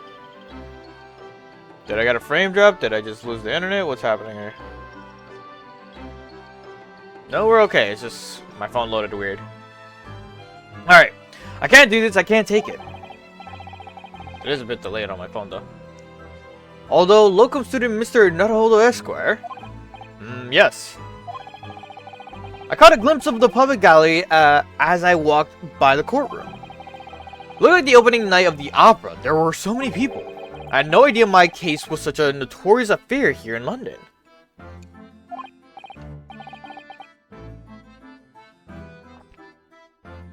Oh, neither did I. Do you know why that might be, Miss Susato? I'm sorry, Mr. Naruhodo, but I have no idea. So that all-knowing look on your face is just a coincidence, is it? Don't hide the truth from me! It's because of the Reaper, isn't it? Lord Van Zeeks. Is that right, Mr. Sato? I purchased as many different newspapers as I could find this morning, and yes, Lord Van Zeeks is on the front page of every one. I knew it. Sometime after the prosecutor was dubbed the Reaper of the Bailey, he stopped appearing in court, it seems. It's been several years now, in fact, until the day before yesterday. Yes, Inspector Gregson told us something similar, didn't he?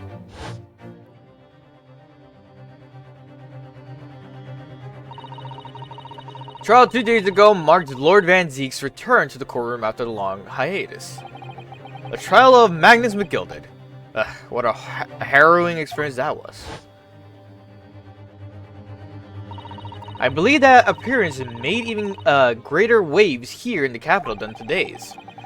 But we wouldn't have realized, of course, having only just arrived in the country. Why is the Reaper back in the Bailey so soon for what appears to be a mundane murder? Ask the question the papers are asking, and they are all speculating various answers. Mundane? Mundane? It's the most significant saga of the century for some of us. Oh dear, I meant no offense, Mr. Natsumi, but that is how the papers are describing it. Well, at least we also forget the fact that it could spark an international incident. Obviously, the reappearance of this infamous prosecutor has caught people's attention. But there's another blatant similarity with the trial of 2 days ago. Yes, I agree. Welcome, student Mr. Naruhodo Esquire. It's you. Me? Well, I suppose that's true. Both times, it is you who stands against the legendary prosecutor. It can only mean that you're friends with that Reaper. Please, I don't rub shoulders with Deathbringers. I'm afraid that there's really only one other explanation. It can only be another example, Mr. Naruhodo, of your uncommon bad luck. Thanks for that. Oh, this is my luck. Why must I be represented by a man with such a frail fortune? By the least lucky lawyer alive. Well, let's not forget that it was you, Mr. Natsumi, who asked me to represent you. Yes, it's true that I'm just a student and new to London with a little in the way of experience or skills or luck. But I promise you this. I will fight your corner until the bitter end, and I will believe in you, Mr. Natsumi. Oh, benevolent locum student, Mr. Naruhodo Esquire. You're not alone here with us, Mr. Natsumi. Whatever happens, we will always be on your side. Oh, benevolent non-locum assistant Mrs. Mikotoba Esquires. I am in your debt forever. I shall never forget this great kindness for as long as I live. The nominee counsel for the defense. A court session is about to begin. Kindly make your way into the courtroom at once. Yes, sir. Alright then, Mr. Natsumi, it's time. Let's go. Yes! Yes! Sorry. Thought of Captain Falcon, which is yes. This is it. My second appearance in the British courtroom, and my second trial against the Reaper. Hope you're watching over me, Kazuma. Because this time, I won't let my faith waver. I believe in my client to the last. Just like you believed in me. I believe I can do this now. I'm ready for this fight. Believe in me that believes in you.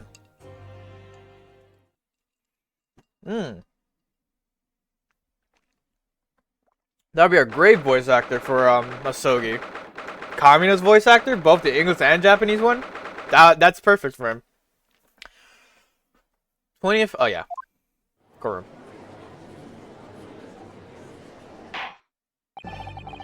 In the name of Her Majesty the Queen, I hereby declare this court to be in session. I now call upon the counsels for the prosecution and defense to declare their willingness to proceed. The prosecution is fully prepared, my lord. The defense is ready, my lord. The Nipponese are truly fascinating breed. Sorry, what? Lord Strongheart has told me all about you. That you were a student who arrived in London but 2 days ago, a mere amateur. Do you have a point? Being a compatriot, you felt compelled to try to help the accused, I suppose. Typical Nipponese arrogance. Forgive me, but I do not believe arrogance is an appropriate description. Sato-san. After all, at our previous encounter, the defendant was found to be innocent.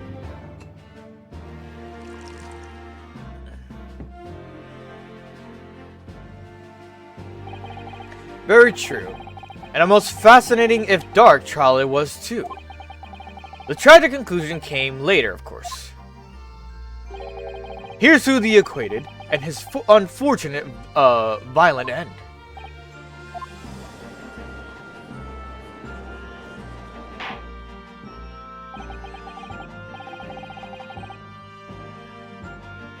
Thank you, counsels. I see both sides are in fine fettle.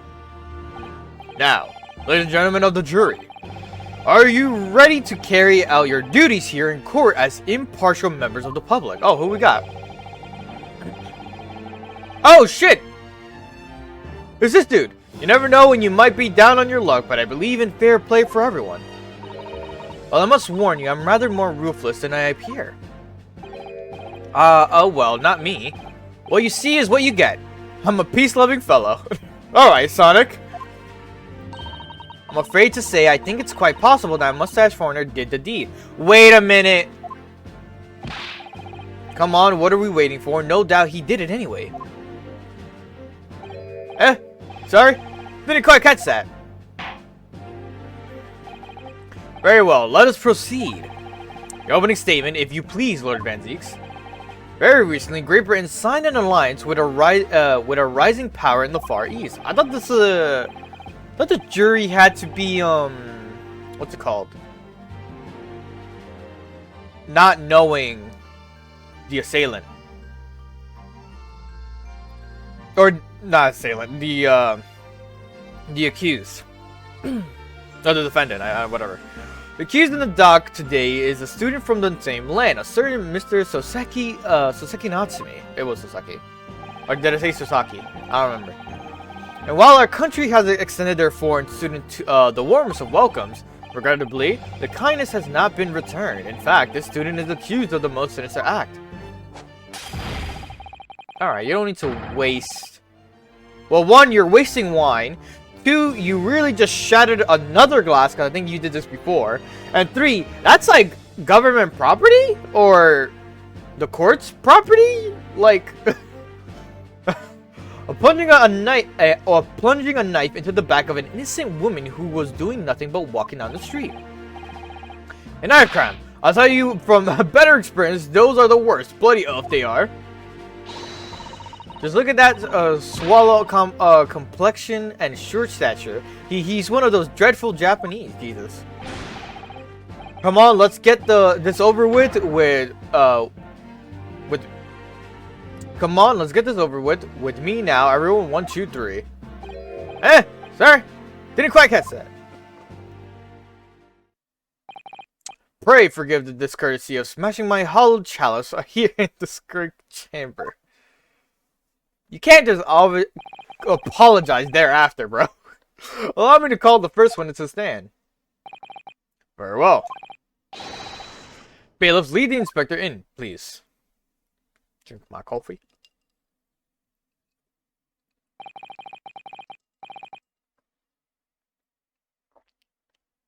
Your name and occupation, please. Yes, sir. Tobias Gregson, Detective Inspector at Scotland Yard. Would you please surmise the events of the case for the court inspector?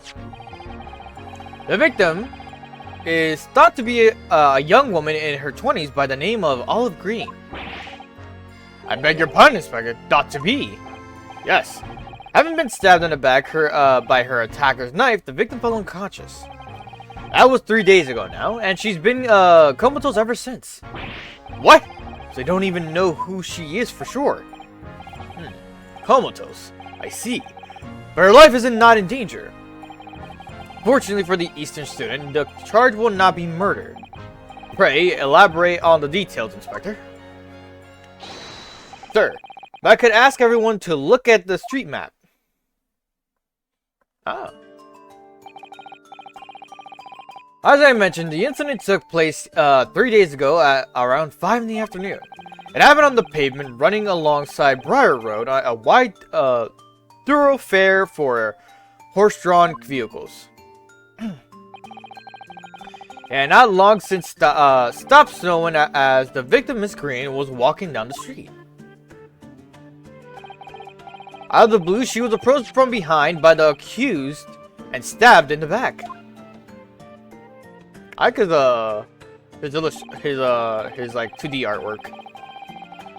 Luckily, the young lady's life was spared, and she's currently being treated in one of the city's hospitals. But being unconscious as she is, we've been unable to take a statement from her, of course. This is the case file with everything we know about the victim so far. Thank you, Inspector. The court will accept the documents as evidence if you please. Okay? What of the weapon that was used? Sir, I have that here. It was removed from the victim's back. Ouch, that big thing is starting to make me scared to walk down the street now. With every blade like that, almost anybody would have been able to stab the poor woman. Even the scragged-looking Soseki-san, I suppose. A common or garden jackknife, I would say. Rather nondescript. Thank you, Inspector. The court accepts the blade as evidence. Jackknife has been entered as evidence. Now then, what do we know of the motive? Money or valuables, I presume? From what we can tell by looking at the woman's possessions, it seems like she's a poor student herself. Hard to imagine she would have anything much worth pinching, my lord. I see. Well, in that case, are we looking at some deep-seated resentment towards the victim? I'm afraid I couldn't say. Apart from visiting second-hand bookshops, the defendant, Mr. Natsumi, doesn't appear to get out much. At this moment in time, we haven't been able to establish any sort of connection between him and the victim.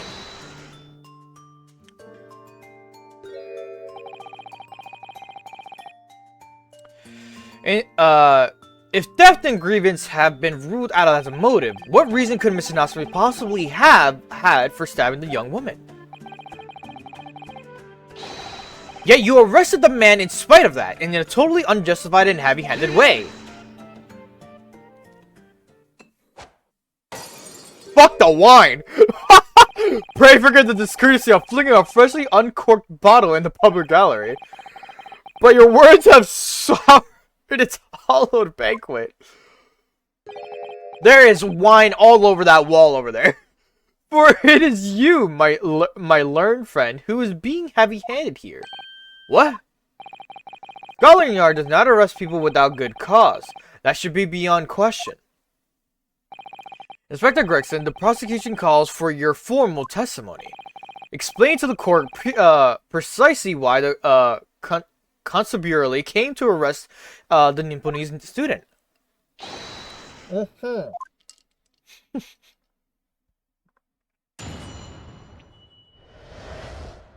He said yes, sir, when he had some, like, fish and chips in his mouth.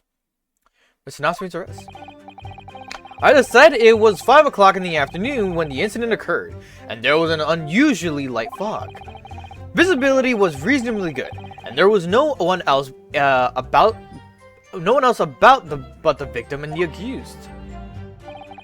Out of the blue, the victim was stabbed from behind and subsequently collapsed on the pavement. The accused ran off, scattering his belongings all over the floor.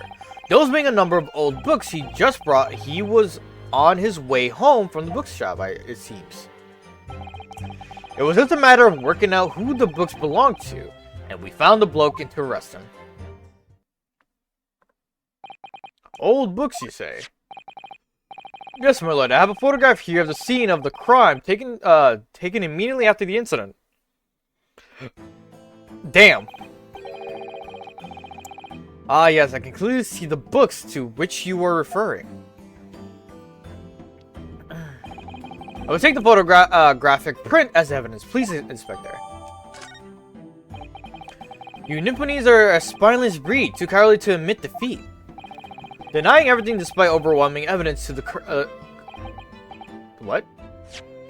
To the contrary.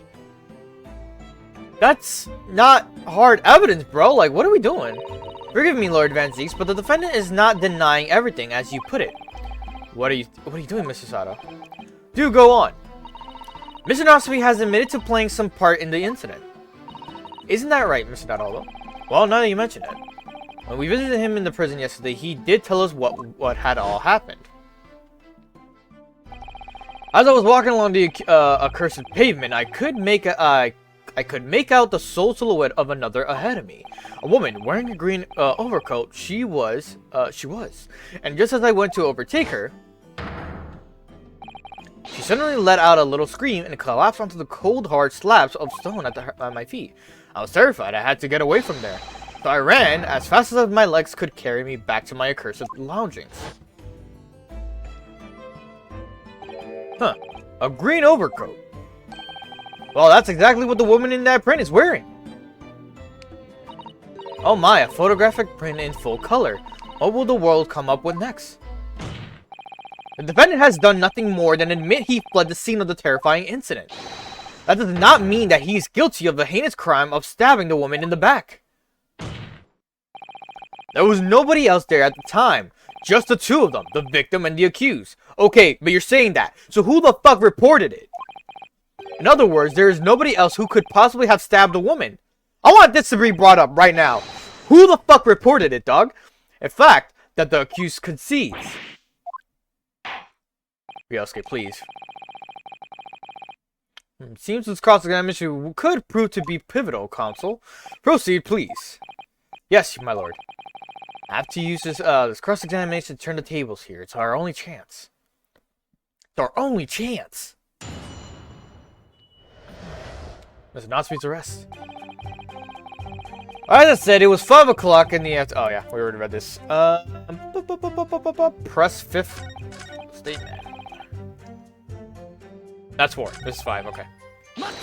Mata! The defendant apparently visits a second-hand bookshop on a daily basis. Yes, so I understand. A shop full of old English literature. I commend the accused on the lofty subject matter of his scholarly attention. The book's room was stacked floor to ceiling with those musty old books. Can you tell us more about the bookshop in question, please, Inspector? Well, if I must. I'll have to ask you to look at the street map again, I'm afraid. Right around the corner. Close the second-hand bookshop to the accused's loungings is this place here, Bourbon Books. A little place on the corner of Briar Road and Mearscum Street. I think that's how you say that. Mearscum? As it happens, the accused is currently living in loungings on the other side of Briar Road, at the opposite end. Which means it doesn't take a genius to work out the route he would have taken home. Yeah, just straight there. Something like this.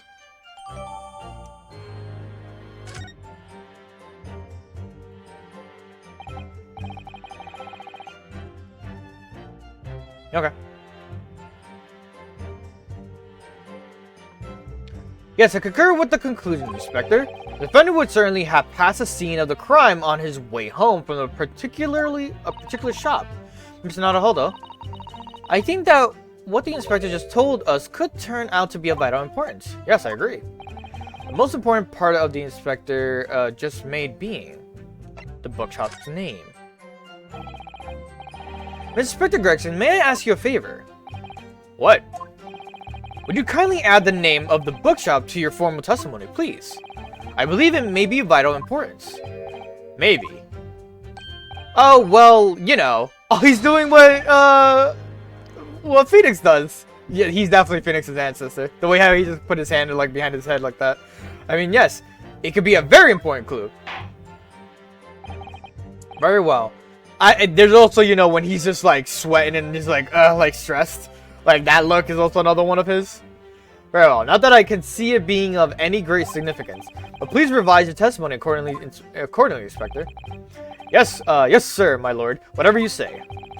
Either great answer. This is like what? Well, this is 1980s. I want to say this is 80s or 90s.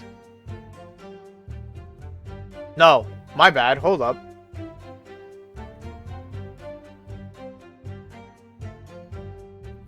No, this is wrong. I'm so off. My bad. I'm trying to think of when. I'll look it up. Could the man be any more Stardic? When does Great Ace Attorney take place? There you go. Taking place near the end of the 19th century and the dawn of the 20th century, known as great focus on the arena. Okay, but like, what is it accurately? Many of the portrayals are very loosely based on in history. I want to say it's around. Yeah, it should be after 1970. Like, at least after the 70s, because that's when the war happened. You know?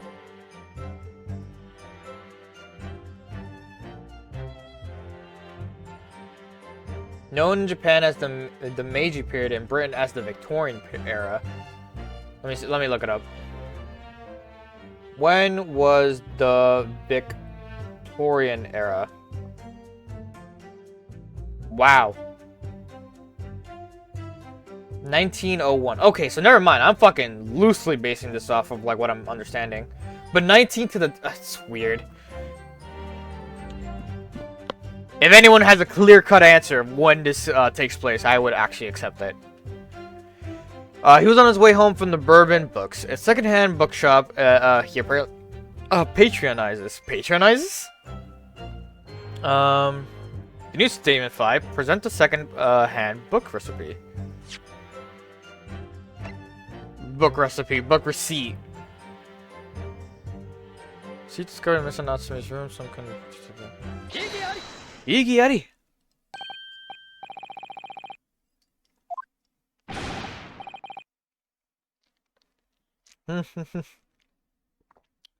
If I could just stop you there, Mr. Inspector. What is it, Sunshine? I'm a busy man, you know. Was that a... There's no way he called him Sunshine because of the rising sun in Japan. That is a crazy fucking connection, if it is. This is a this is a receipt that we found in Mr. Natsume's room. It was issued on the day of the incident and details the purchase of 3 second-handed books. And you found that in the accuser's room, did you? Yes, but the point is not where the receipt was found, but the name of the shop printed on it. Go on. This receipt was issued from a bookshop called Your Books. Your Books? Y-O-R-E, I presume. Yes, my lord. So Mr. Natsume did indeed purchase a number of books at a second-hand bookshop that day. However, the bookshop in question was not Bourbon Books. What? Inspector, do you know of this other bookshop? Yes, sir. Your Books is another second-hand bookshop not far from Bourbon Books. It's just that, well, it's such a small place, I didn't think the accused would have known about it. But in fact, that is the bookshop which the defendant visited on the day of in question. And the receipt proves it. Yes, for what the difference it makes, whatever the man purchased his musty tomes, it makes no difference in the final analysis. I disagree. I mean, after all, I have the street map here, but I think if that might be a help. Yes, thank you. Have a look at this place. The defendant had been returning from Bourbon Books. People go. Then yes, he would almost certainly have passed the place where Miss Green was attacked. However, if we take into account the fact that he was actually at another bookshop, Your Books, it may very well turn out that he wouldn't have passed the location at all. Could that be true? It rather depends on where the other bookshop is, but I do declare it may be a possibility. Is that right, Mr. Lawyer, sir? What you just said? Absolutely. It absolutely could be right. Inspector Gregson, where is this Your Books established? Well, obviously we looked into that. Turns out that Your Books is just here on the next corner of how do you say this now? Mearscombe Street. Mearscombe Street going east. Local maps information has been updated to the court record. And there you have it. As you can clearly see now, you can take the route to the right. Oh. Pitiful man. Where did you get the other whatever? My learned Nipponese friend is obviously in training to be a clown. The way he regaled us with such a windshield. Yo!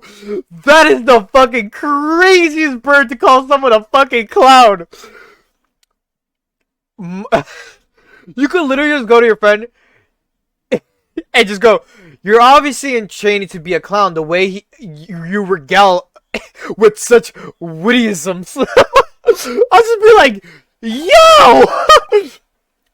To your future career in the circus. Hold up, I have to like take a screenshot of that. No, I'm good. I could probably write it down. To your future career in the circus. And then he goes to the future career in the circus. It's crazy.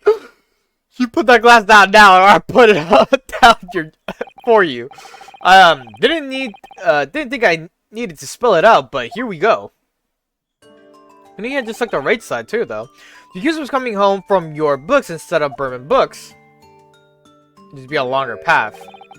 Note that he still would have passed the place where the victim was stabbed. But what if he went down? Yes, thank you, Inspector. Ugh.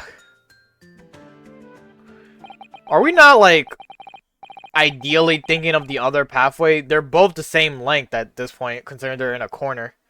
Allow me to reiterate for my learned, if somewhat slow, Nipponese friend. You gotta be rich, bro. That's a rich man sport that you're doing a lot. Especially with the wine. The man threw the wine bottle earlier, mind you. That's a rich man sport. But if the man purchased his musty tomes, it makes no difference in the final analysis. You know what's funny? They don't know which path he took. As I suspected, you can't fool me, and I don't suggest you try.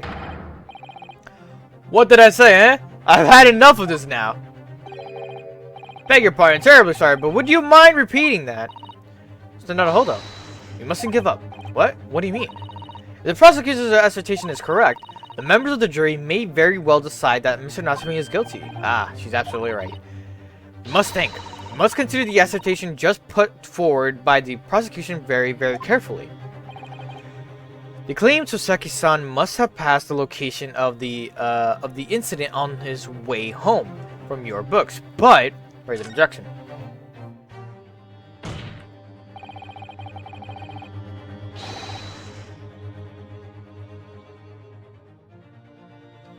Okay. The assertion just made by the prosecution is fundamentally flawed. Explain yourself, counsel. Yes, my lord. You can see what I mean on this map. When returning from your books to his loungings, Mr. Natsumi could have followed the route suggested by the prosecution. However, that isn't the only conceivable route to take between the two places. The right path, right? Yep. If the defendant used these streets, look what happens. He arrives back at his loungings without passing the location where the victim was attacked. Talking back to a clown in a fool's errand. Of course, however, I feel compelled to point out that that route is what is commonly referred to as the long way around. On a cold winter's night, why would any man choose to take a longer route home? Well, the answer is extremely simple. He wouldn't. In other words, what if he wanted to take the scenic route, bro? The accused took the obvious route back to his lounging and is the obvious perpetrator of this crime. But, yes, I've got it. Obviously, we must ask the man himself. Ask Mr. Natsumi which route he took home. I have already informed the court of the accuser's response to such questioning. He claims he has no recollection. Huh?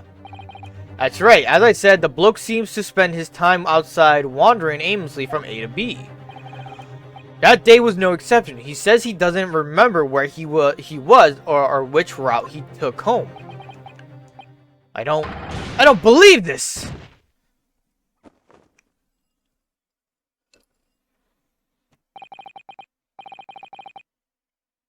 I thank you, my learned friend. And I suggest that we do not waste any more of the court's time by wandering aimlessly around the subject.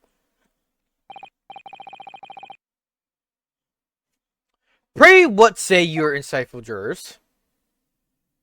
That look right there is a phoenix look. But even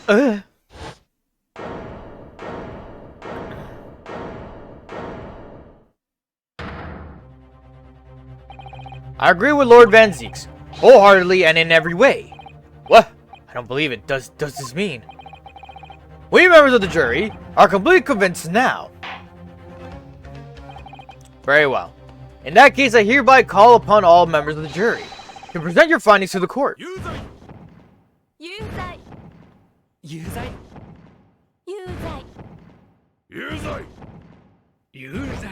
I love that they all have voices. Damn!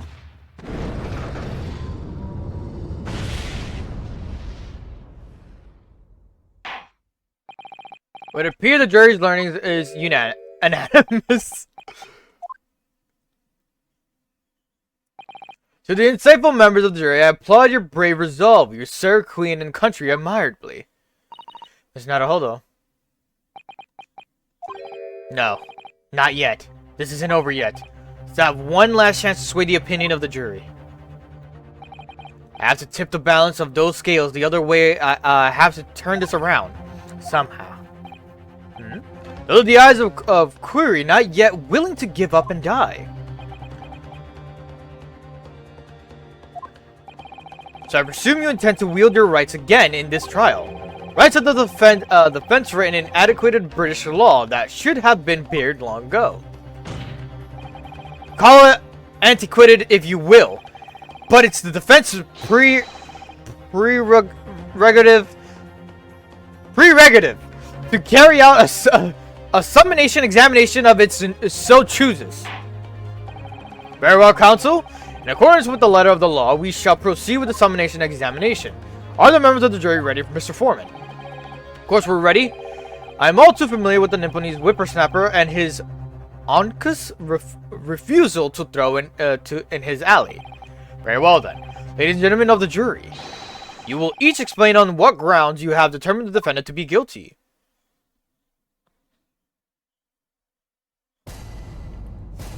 Judicial findings. For pity's sake, the little Nipponese oddity already admitted it himself, didn't he? If he said that a woman in green collapsed before his eyes, why it can only have been the victim? The man wouldn't have gone around the houses on his way back from the bookshop, not in the winter. So the poor woman was attacked from behind, was she? How dreadful. I really don't care. Can't we just wrap this up now? I've got work to be doing. Your books, yes. Nice shop that. But bourbon books, no, not worth a visit. Oh, interesting.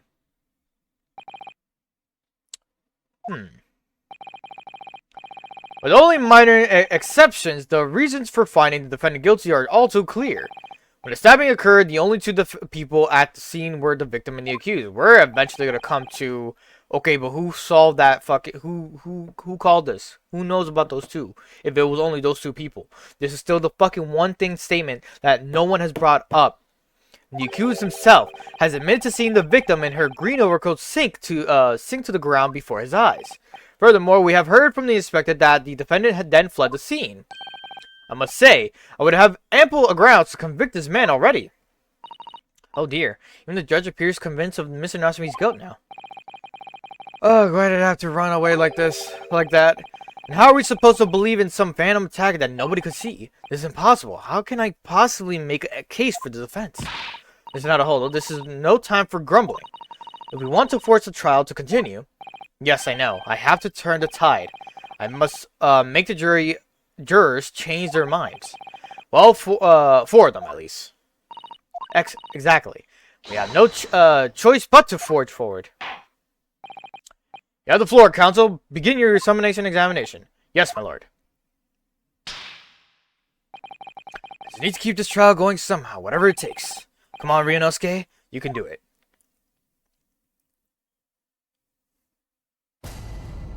Jury examination. Defense's rebuttal.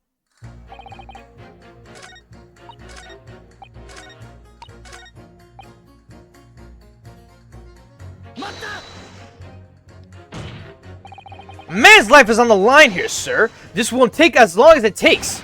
Don't get clever with me now, son. My life's on the line too, and so is my family's. Ah. Like of you wouldn't understand, but the laborer like me can't afford to take time off. If I don't work, I don't eat, and neither do the wife and kids. Oh, I see. That must be very hard. I go to the union every morning to find out what needs doing. If you're late and the work's taken, it's tough. This time of year, there's water and gas supply pipes bursting left and right and center. They're after cheap labor to get the roads dug up to fix it. It's a hard slog from dawn till dusk, it is. So, you were out digging up the roads on the day of the incident as well, were you? That's right. In fact, if I remember rightly, it was just around the corner. From where it all happened by the old bookshop. It was. What? Another coincidence? That's right. Mearscombe Street it was. Mearscombe Street. On the map, Mr. Naruto, there's only 3 named streets. Juror number 5, I need you to add that information to your formal statement, please. What's the point in that? Can't we just get this business over with now? Please, sir, it's important. Fine, I'll do it then. I like this guy's design. I don't know what it is about, but I like it. Can I do this? Like pit? Okay, yeah, I can. So pit juror 3 and 5 against each other. Those two statements are clear at odds with one another. Odds, Counsel. Explain yourself. Please don't point. It wasn't me, I swear. What? I just want to get this done and dusted. Well, juror number 3. Oh, me, sir. Oh, what do you mean? Juror number 5's words just now is extremely significant. Let's take a moment to consider the implications of what's been said on our map of the local area. On the day in question, Mr. Natsumi visited the bookshop to purchase a number of second-hand books.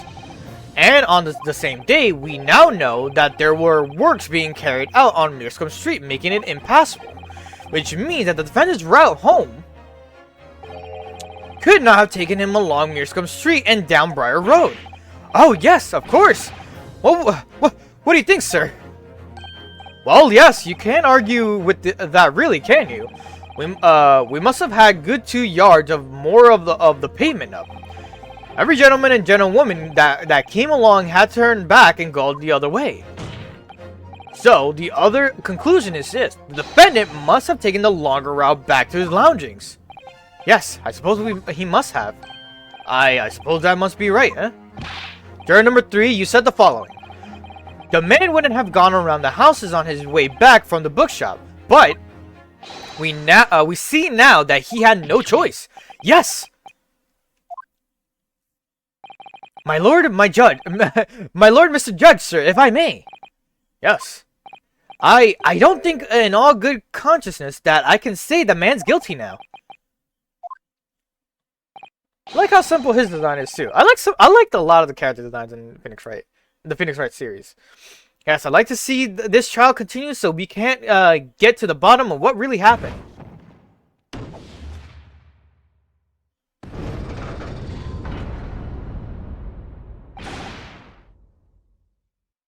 What about you, sir?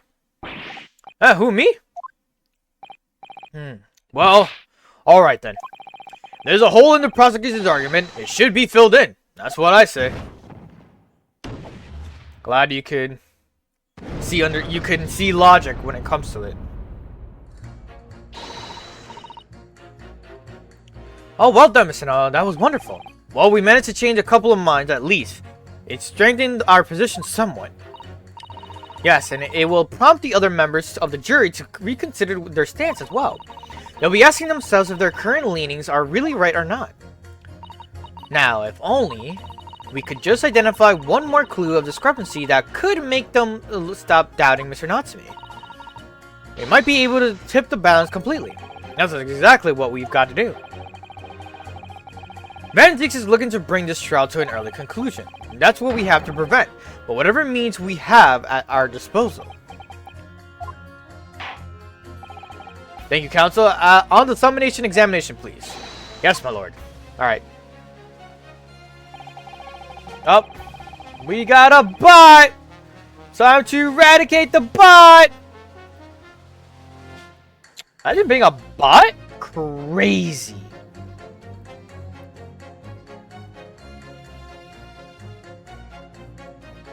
Best viewers on stream, but that can't. I'll just. Oh. We have to get the last one. Sorry. Bold it, you say? Bold what? No. What I said was hold it. What I wanted to ask was, do you visit your books often? I like the old books that have in, they have in there, yes. I enjoy reading them over a nice cup of old tea. That's my daily routine, you see. Same thing every day. Including the day you're all talking about. And at what time did you visit your books on the day in question? Well, I was picking up books in there all afternoon, and it would have been just before 5 and I left. That's my daily routine, you see. Same thing every day, including the day you're all talking about. It was before 5, you say. Exactly what the victim was attacked. Are you sure about the time? Oh, yes. No mistake there. I remember it well. I'm not about to forget that day in a hurry. Not after the dreadful time I had. What do you mean? Well, I was walking down Calabash Road when I slipped on the ice and donked my head. It is always worse after the snow stopped falling. That's when it's the most slippery. Knocked myself clean out. I did. I really thought my number was up. Wait a minute. Let me get this straight. This happened on Calabash Road. That's right. I live in Cornpipe, you see. Headed down Calabash Road in quickest way for me to get back to from your books. Juror number 6, I must insist that you add that information to your formal statement. It may very well be extremely significant. Sorry. Excuse me, sick? No, I'm quite alright now. Well, hopefully he does. You've changed 2 of the jurors' minds, Mr. Naruhodo. Yes, just 2 more to go. Deliver the finishing blow now. It's time to turn the tables here. Wish I knew how to do a societal takedown. I suppose words will have to suffice for now.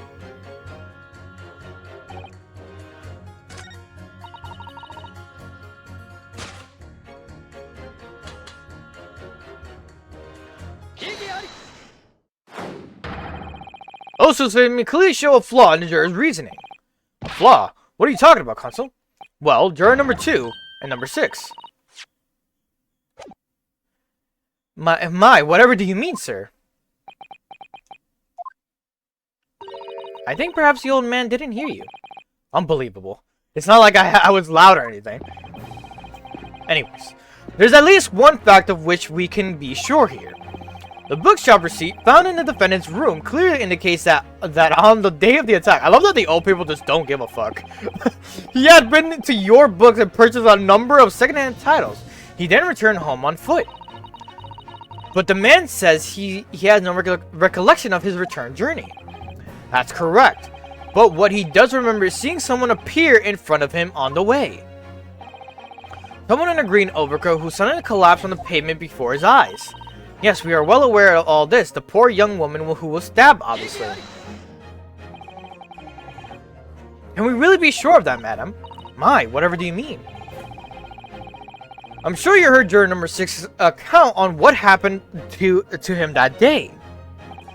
The same afternoon, there was somebody else apart from the victim who was wearing a green overcoat and who fell over on the icy streets in the neighborhood. Oh my.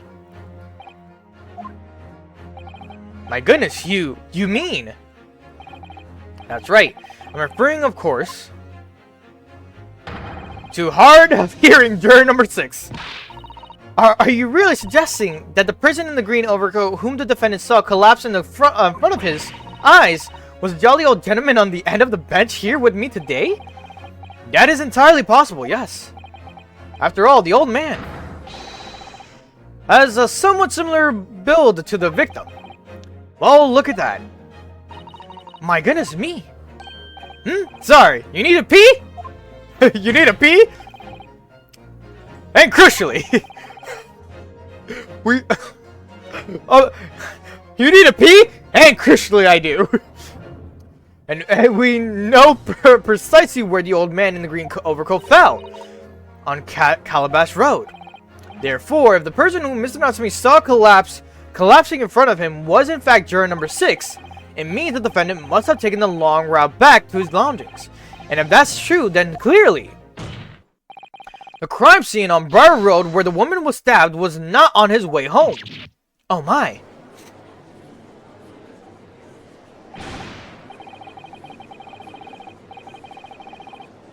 You idiot old man, if you hadn't been so daft as to be roaming about there, we'd have boxed this off hours ago. Oh, and really, what were you thinking wearing such a befuddling coat? What did you say to me? It is a crime for the elderly to walk the streets these days. Is it a crime to slip over on the ice? Is it a crime to keep up with the latest styles and wear a beautiful green overcoat, is it? Let the man live his life. I'll ship Parda. My lord, I do hope it won't cause any inconvenience, but you'd like to change your learning, I presume.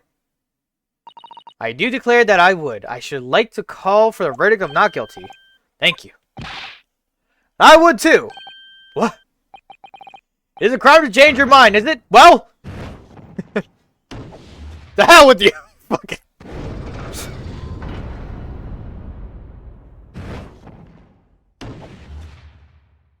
Alright.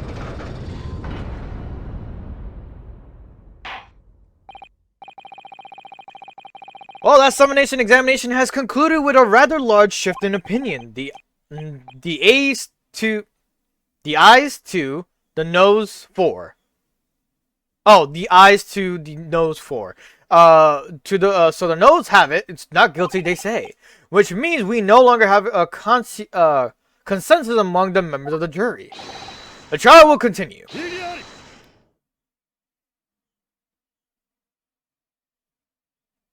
Throw the glass or break it. Yep, one of the two. Could it seem churlish of me to drink from my hollow chalice moments after raising an objection? I'll let your question and discuss. Pray forgive the discourtesy. Lord Van Zieks.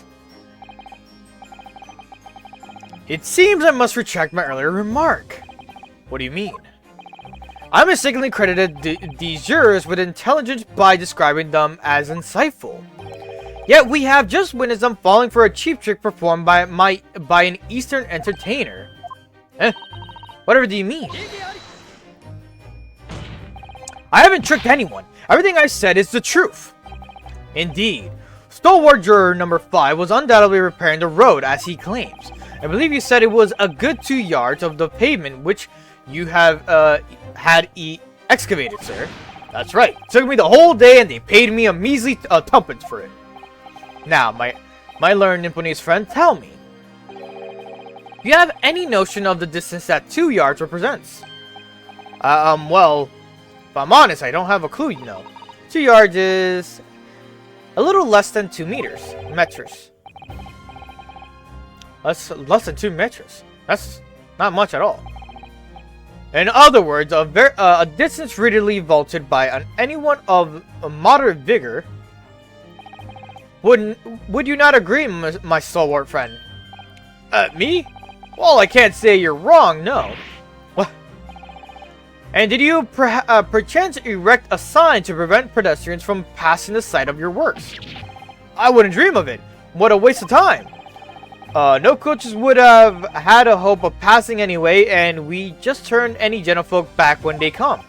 Kids just jump right over us all the time.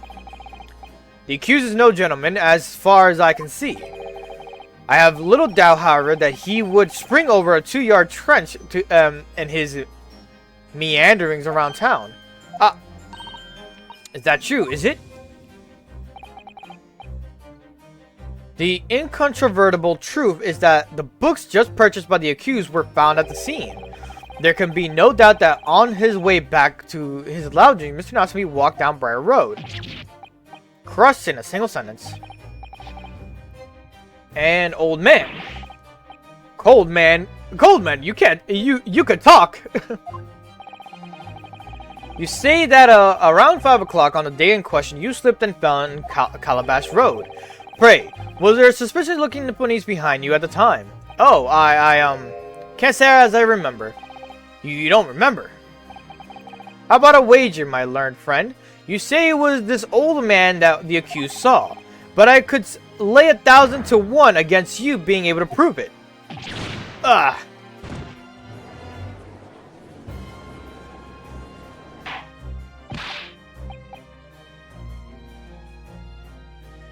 Order, Lord Van Zieks, explain yourself. My lord, you have such a trenchant argument up your sleeve. Why in the world did you not proffer it during the summonation examination? Wanted to give this young foreign student the sightseeing experience he no doubt came for. Wanted him to see for himself how the opinion of the jury is so readily swayed, or whatever, yeah. But my hospitality has its limits, and they have been reached, I feel. Took off the cloak, or his cape.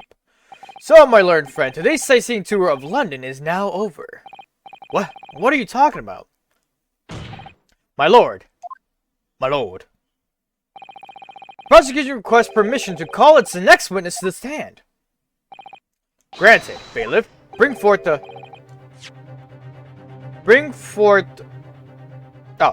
witness. Then its next witness. Mr. Naho, do you not remember? We've been told on several occasions that there were eyewitnesses to the incident. Yes, I remember. One of them being a Scotland Yard policeman, no less. Afraid that's likely to be the prosecution's next witness. Alright, no matter who Van Zeeks brings to the stand as his witness, and no matter what they say, I believe in Saseki-san. I know he's innocent. Now keep believing until the very end, until this battle's over.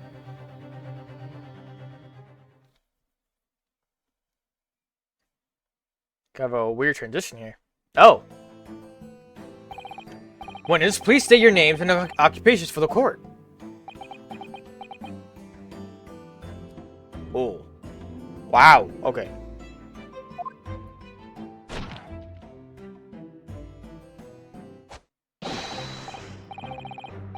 Constable Rolly Beat. Sa. None to report on the street, sa. And I'm Mrs. Beat. Patricia's my name. I'm proud to say I'm this young town hero's wife.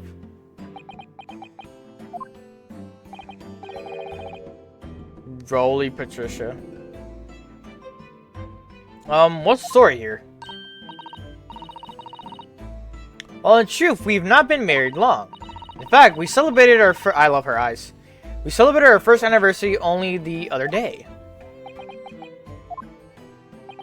No, it was your husband I was asking about. He seems tired. How surprising. Us being an honorable occupation, patrolling the beat is the most demanding work in the world. Oh, really? Sure, I've heard that before, actually. Indeed, apart from rare days off, our gallant officers trudge some 20 miles a day, you know? The patrol boarding houses and pubs, collecting taxes, survey the streets, check the meters are reading true. And they're responsible for keeping the streets clean and lighting and extinguishing our street lamps, or street lights. There are a number of items on that list that don't sound much like policing duties at all. Wouldn't just be falling asleep on my feet. I'd have collapsed long ago. But it goes without saying that the policeman's primary duty is apprehension of criminals. Even when he's off duty, a constable is expected to investigate and resolve any crimes on his beat. For the London Bobby is a man of honor. And a man of slumber. On the day in question, this man and his wife were walking down Briar Road in the opposite direction. And they witnessed the incident as it occurred. Is that not correct, Mr. and Mrs. B? Sorry, I'm like... Is that how you say their last name? That's right, sir. That's right, sir. Isn't it Rolly? Or Raleigh? Raleigh? Rolly? Rolly would probably have 2 L's, right? Constable Raleigh Beats, nothing to report on the streets, What a great witness he's going to be. Very good. I'd like to hear your formal testimonies now, please. You will tell the court exactly what you saw on the afternoon of the incident. Yes, sir! The fact that he does not slump the fuck down, bro.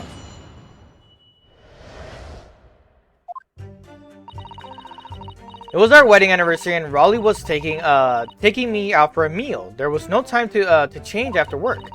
Anyway, 2 silhouettes appeared out of the fog on the pavement in front of us. All of a sudden, one of them just collapsed on the floor. Then the other scattered something before running off. We ran straight over, of course, and then went for help at the nearby police box. Well, definitely that Japanese man in the dock. Raleigh and I both saw him as clear as day. You just stated that you couldn't see them, and then you're stating now that you could see him. Well, this is extremely compelling testimony, I must say. Oh dear, the policeman and his wife are claiming to have positively identified Mr. Natsumi at the scene. If their testimony is true, the alternative course of events that you established in the summonation examination will be quashed. It's deaf kneel, if in fact. Because that alternative was never viable in the first place. What an unfortunate bechancing, and on your wedding anniversary too.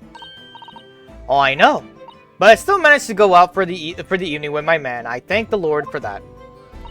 Gosh, the life of London Bobby sounds very hard indeed.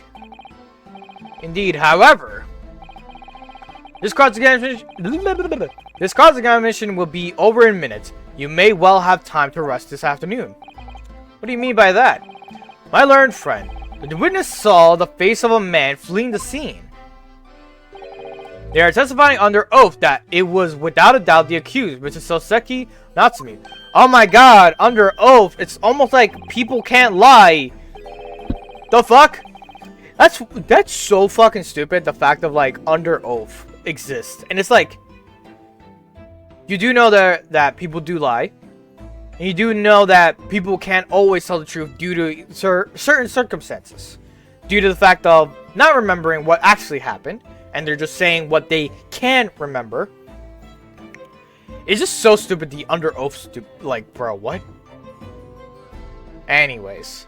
And one of these witnesses is a policeman, no less. So you appreciate the gravity of the situation, I'm sure.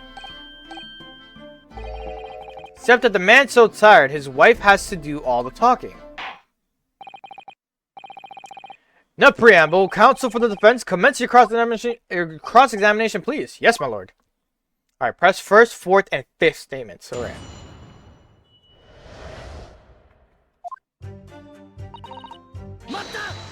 Mata! No time to change after work, you say? Are you also a member of the police, Mrs. Brett? Or Mrs. B? Oh no, sadly, it's a job for strapping young men only. Women, children, and the elderly can't even apply. Well, I think you can probably see why children and the elderly can't do the job, can't you? I think Rolly looks ever so handsome in his uniform. It suits you down to the it suits you down the ground. Doesn't it, darling? Fucking choking him out with that damn scarf. What? Ah, I just finished my beat. Pat and I were heading back to the station. I was actually planning on getting changed there. Is he talking in his sleep? This is creepy. Oh no, Wooly, I much prefer you in a uniform. Sometimes I don't recognize you when I see you in plain clothes. Oh dear, that doesn't seem healthy. Kindly adhere to the point. You were going for a meal after you had finished your beat for the day, correct? That's right, sir. Yes. Although I was fit to drop, to be honest, after spending the whole day on my feet. But policing is my life, sir. As long as I'm the proud owner of this, I'll serve my city and my queen to the end. What's that now? My warrant card, sir. Proof that I'm a London copper. It has the noble founding principles of the force written on it as a reminder to all us policemen of our sworn duty to patrol the streets of London town and uphold the peace of the common man. Sir. And for such a noble cause, I cover 20 miles every single day without fail and without a grumble. Because I know that the plodding of my boots is all Londoners need to hear to feel safe and secure. So, fighting crime doesn't appear to come into it, then. But sir, just on that one particular day, I was looking forward to celebrating my wedding anniversary. Mrs. B puts up with a lot being married to a Bobby like me. I wanted to show my dear wife how much I care. Aw, that's cute. Oh, Pat. Oh, Raleigh. Oh, Patrolly. Is that how you if you put them together? They're cute. They're cute. I want someone like that! Oh, God. That's funny. Oh, what a charming couple. Their young love is such a joy to behold. If a little over the top, perhaps. And then, kindly describe what happened. Blah, blah, blah. Okay. Okay, this is 2, 3, 4. Was it your husband who went to fetch help? No, I went. I may not be a police officer myself, but I am proud. I am the proud wife of one, after all. Isn't that right, my darling? My darling. What? Yes. That's right. I asked Mrs. B to go. I was off duty by that point, but Bobby's never truly off duty, of course, so I felt obliged to stay and guard the scene. Very laudable, Mr. B. Preserving the scene of a crime is a task of considerable importance. That's why I sent Patricia, you see. I told her where to find the right police box. Forgive my ignorance, but what do you mean exactly by the right police box? Depends on the crime's location, you see, as to who deals with it. Where the woman was stabbed wasn't actually on my beat, so I told Patricia the way to the police box for the beat the incident fell under, so she could go and report it. I ran there as quickly as I could and asked for help from the Bobby on duty. There is nothing more potent than a young couple in love working together, you know? Thanks to your swift response, the case was quickly resolved. The actions of two model citizens. Oh please, you're making us blush. Isn't he, darling? At least he's paying attention somehow. Yes, sir! What Patricia said, sir. Let's move on, shall we?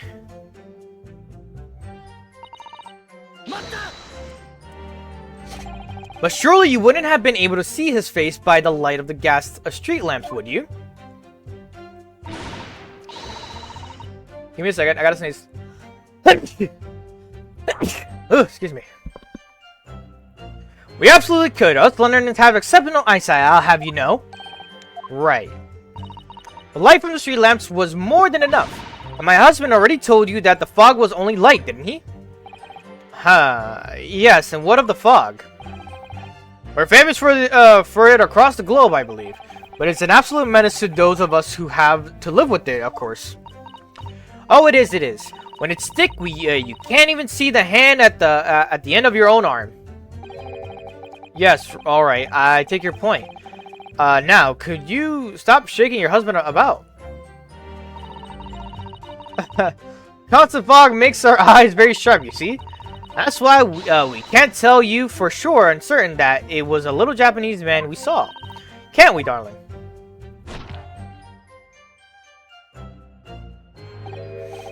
What? Ah, yes. It was the accused and no mistake. The mustache, the hunchback, the cat-like eyes, the taunt mouth, the snob nose, unmistakably, sir. As far as the couple's testimony is concerned, there can't be any question. It was Saseki-san they saw running away from the scene of the crime. So, that's it, is it? That's in their entire testimony. What do you think, Mr. Naruhodo? Well, I hate to admit it, but on hearing the testimony, it really does seem as though Mr. and Mrs. B saw what they saw that day. What they saw. It's not to be running away from the scene on Briar Road that day. Yes, I feel the same. But that's true. Where does this leave us? Members of the jury are sure to call for a guilty verdict after this testimony. Oh no. Now what do we do? If Kazuma-sama were here... What are you trying to say? I think he would try to find a contradiction somewhere else within their testimony. What do you mean, somewhere else? Their statement about seeing Mr. Natsumi is unequivocal. Calling that into question won't help. But if you could identify some other part of their testimony which appears to contradict the facts, you might be able to discredit them, to make the jury doubt if the pair's memory of the day is accurate. Alright. Put simply, we must focus on finding the discrepancy in these statements somewhere. If we don't, I'm afraid the trial may reach an early and unfavorable conclusion. Why do I always seem to be so up against it? Alright. Mr. Lawyer, sir, can I ask you something? Oh, yes, of course. What is it? Well, you keep asking us all these questions about everything we've told you, so... It seems like you don't believe our testimony. Is that right? Is it? Well, out with it. What? No. Oh, no. It's really not that at all. My husband's a policeman, remember? And I know what I saw. I remember every last detail, everything. Like... Oh, I know. What about the books that man dropped? I could tell you the names of every single one. I could. Every single one. And you dare to question how reliable my testimony is? That will do, Mrs. B. No, it won't do at all. Sorry, my eye is like being annoying. Alright. The Japanese lawyer has no idea what I'm capable of. Even if I decide to forgive him for insulting us, don't think for a minute that Rolly will. I really didn't mean to cause offense. Please put your husband's fist down. Perhaps you would like the opportunity to supplement your testimony, Mrs. Brett. Or Mrs. B. Might that appease you? Oh, thank you, my lord. That would settle things nicely. Wouldn't it, darling? Yeah. I could... Okay, hold up. Present the crime scene photograph or the second at the attended testimony. At the amended testimony. Oh, this testimony? Crime scene photo. Oh, second hand. We could do this one. Iggy Eddie! So, you're saying that there were 4 books. That's right, I remember all of them. A picture of Monsieur Somebody, What's It Yearnings, a meal of someone, and a Thingammies something. I'm sorry, Mrs. Beat. But there is a fundamental flaw in that statement of yours. Oh no, what flaw? Simply that, at the scene of the crime, there were only 3 books, not 4. What? This is the receipt from the bookshop where the defendant bought his books. Your books? Yes, and it details Mr. Natsume's purchases that day. But as you can see, only 3 books are listed. Only 3? But no, that can't be. I remember seeing them. There were 4 books, I tell you, 4 dirty old books. Oh really? Have a good look at the photographic print of the scene of the crime. As you can clearly see from the evidence as well, there are only 3 books. But I just don't believe it. I saw them there, I swear it. I saw them. No, madam, I'm afraid your powers of observation cannot be relied upon. So it cannot be denied that though you say it was the defendant you saw, you could very well be mistaken. Oh no, oh no, oh no, oh no. No! Oh boy. Oh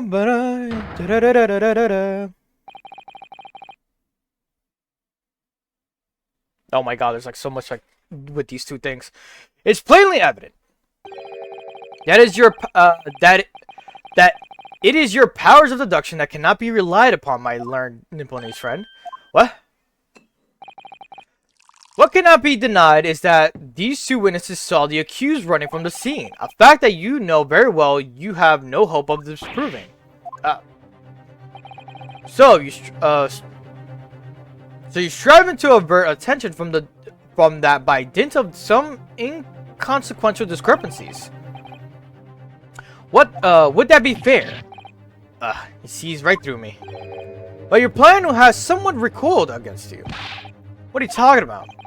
It's quite simple. Let me explain it. To the policeman's wife and her entirely accurate testimony in every aspect. Oh, you see, the matter is not up for debate. At the scene of the Briar Road, a total of 4 books were most definitely found. But what about the photographic print? It only shows 3 books. Quite right. Only 3 can be seen in that print. That print? You mean to say? Allow me to present another. One of the that shows the victim's hand.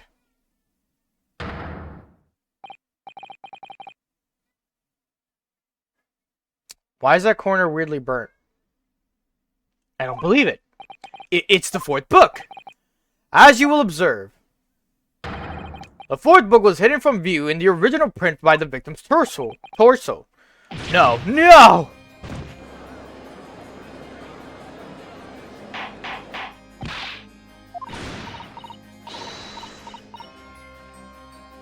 There, you see? Look at that. Look. Yes. Just like I said, isn't it, my darling? Oh, I feel like I might know who it is. Ooh, that's tough. Yes, sir. Patricia's always right, sir. Let us study the receipt for the books purchased by the accused on the day in question. Miss B, the titles once again, if you please. Oh, yes, of course. The picture of Monsieur Somebody or Other. The picture of Monsieur Lecoq. What's It Yearnings. Canterbury Yearnings. A Meal for Someone. A meal for Gabore, whatever, in fact. As the court has just heard, the witness remembers the book titles flawlessly, save for a few minor details. Mrs. Beast's powers of recollection can only be described as exceptional. You hear that, Rolly? The gentleman paid me a compliment. Yes, sir. Flawless, sir. Patricia is flawless. But, there are only 3 books on the receipt, and Mrs. Beat mentioned 4. There's nothing surprising about that. Clearly, the 4th book is that which is shown in this photographic print. I'm sorry, counsel, but does that not seem odd? Why should the 4th book be omitted from the receipt? It's not odd at all, my lord. As the photograph clearly shows, the 4th book was found in the victim's clutches. In other words, it belongs to the victim. The victim was holding her own book. I wonder what became of the 4th book. Obviously, it wasn't overlooked by the investigating officers on Scotland Yard. I have it here as evidence. You will submit that and the aforementioned photographic print to the court, please, counsel. My pleasure, my lord. Second crime scene photo got added, and then yeah. Wait. Hold up. I'm trying to see where this is now getting included. And the 4th have entered the court record. Okay, got it. Okay. The prosecution rests. I have nothing further to add. What? You seem surprised, my learned friend. But your resistance until now has been in vain, entertaining, yes, but futile. The spurious longer route to the accuser's loungings that you tried to establish in the summonation examination, and the attempted discrediting of the witness's powers of recollection and cross-examination. Futile. I walked right into this, didn't I? You see, everything we've said is true. Isn't that right, my darling? Yes, Pat. Marry me, Pat. But perhaps the ladies and gentlemen of the jury would like to reconsider their positions, should the court waste any more time on the Nipponese travesty. Or is the decision you have to make all too apparent already? You have heard all the witnesses and seen all of the evidence. The trial has run its course. Now hold on, I'm afraid we are in a terrible precarious position. I know, but if I fight back in a wrong way now, I could very well just make matters worse. Think, Ryunosuke, think. What do you do? What do we do?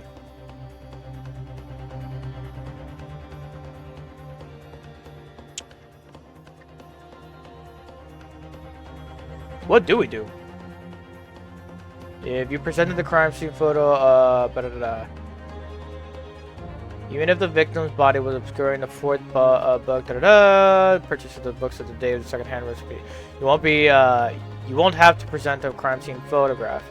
As Ryunosuke will present himself an explanation of the information mentioned above. However, the Van Zieg's information is back. Within the court record, the evidence to present the Van Zieg's fully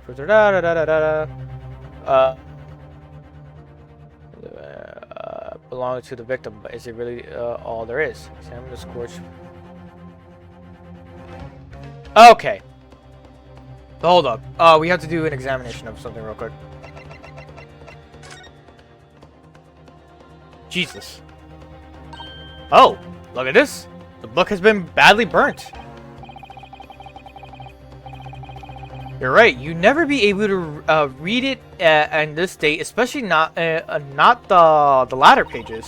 What a terrible waste. Judging from the scorched edges of the paper, I think the damage must have occurred very recently. A book recently damaged by fire. Why does that seem to raise a red flag with me? There you go. So that's why we need it updated. Raise an objection. Igiari! I'm not done yet. No, my learned friend, it's over. The last cross-examination was your final chance to establish a credible defense, and you failed. The die has been cast. There is no more room for debate. Well, it might be over as far as you're concerned, but I can't think of what to say. If I may, Lord Van Zieks, it seems somewhat boorish to close down the debate at this point. Your insignificant little Eastern Isle must be a lawless hole indeed. For a lowly judicial assistant to have the audacity to intervene at the moment like this. Oh? I am, to my shame, still a very inexperienced lawyer. So you will have to forgive me, but I consider my assistant's advice essential and her opinions invaluable. Mr. Naruhodo. One of this land's great guiding principles is tolerance, so the court will hear you, madam. Go ahead, Mr. Sato, please. Very well. Pray, what insight can you give us?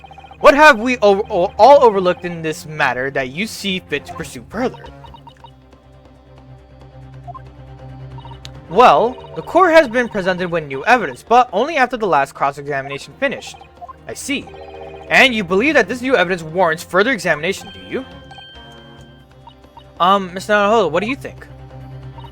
It's just possible that this new evidence might be the decisive proof we've been waiting for. The judge is sure to ask the members of the jury to announce their learnings at the moment. And of course, he's sure to ask you to explain what the crucial piece of evidence is and why. So, we must take this opportunity to examine the newly presented evidence as thoroughly as possible. Yes, I understand, and thank you, Mr. Sato. Isn't it? Sato-san has managed to win us one last chance here. I can't let it go to waste. Then, the defense wishes to present evidence, my lord. Very well. The defense may present one further piece of evidence. Evidence that apparently offers profound insight into this case, and has I don't know how to pronounce Hitaro been overlooked.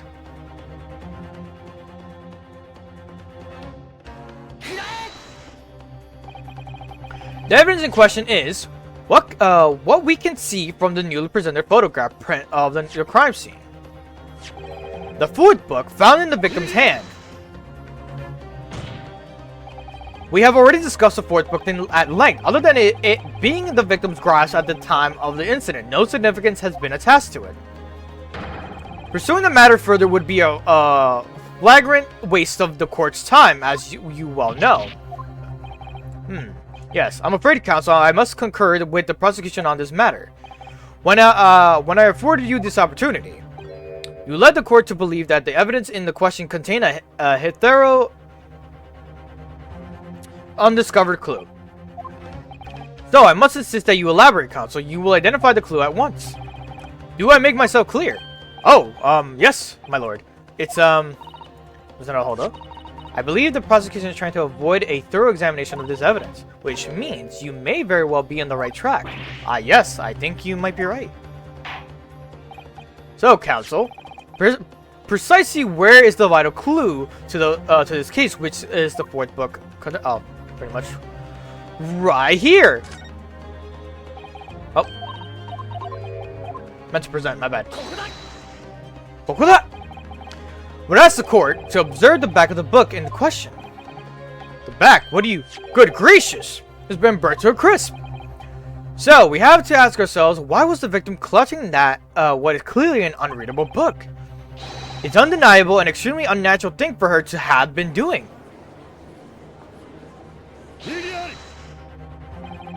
Unnatural, you say? And what of it, my Nipponese friend? Oh. Were I to concede the point, if it bears no relation to the case, there is nothing to discuss. So, should you wish to assert that this fire damage is some veiled clue as to what happened that day, pray do enlighten us all. The truth does this charred book hide? A charred book.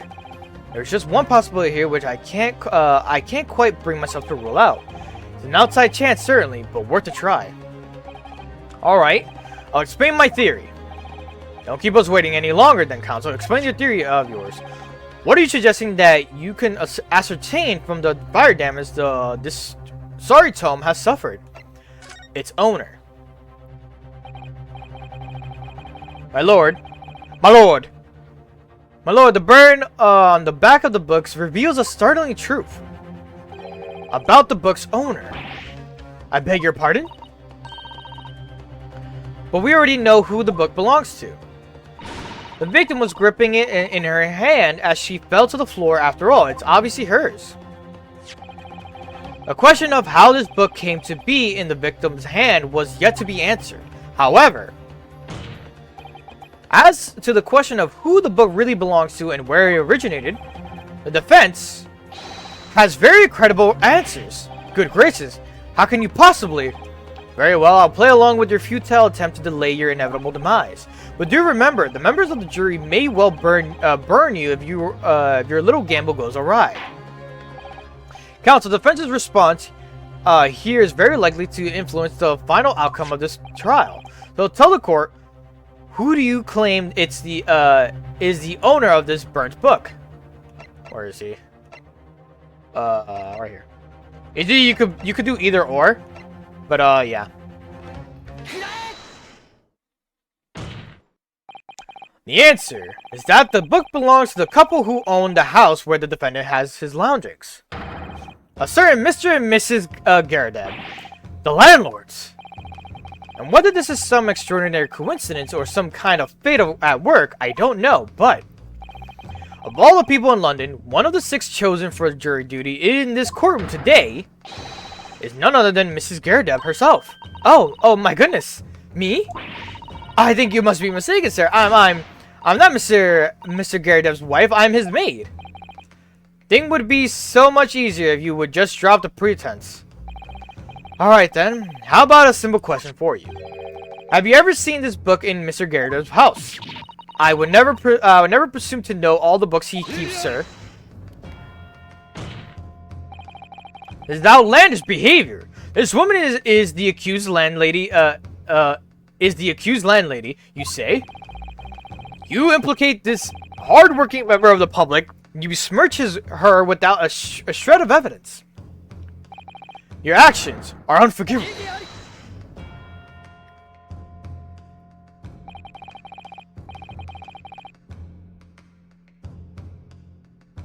Okay. This is not mere conjecture. The defense happens to know that on the day in question, at almost exactly the same time as the victim was stabbed on the pavement below, another incident was taking place. Oh my god. Another incident was taking place in the room on the top floor of Mr. and Mrs. Garadab's house. Good lord, what sort of incident, counsel? A fire, my lord.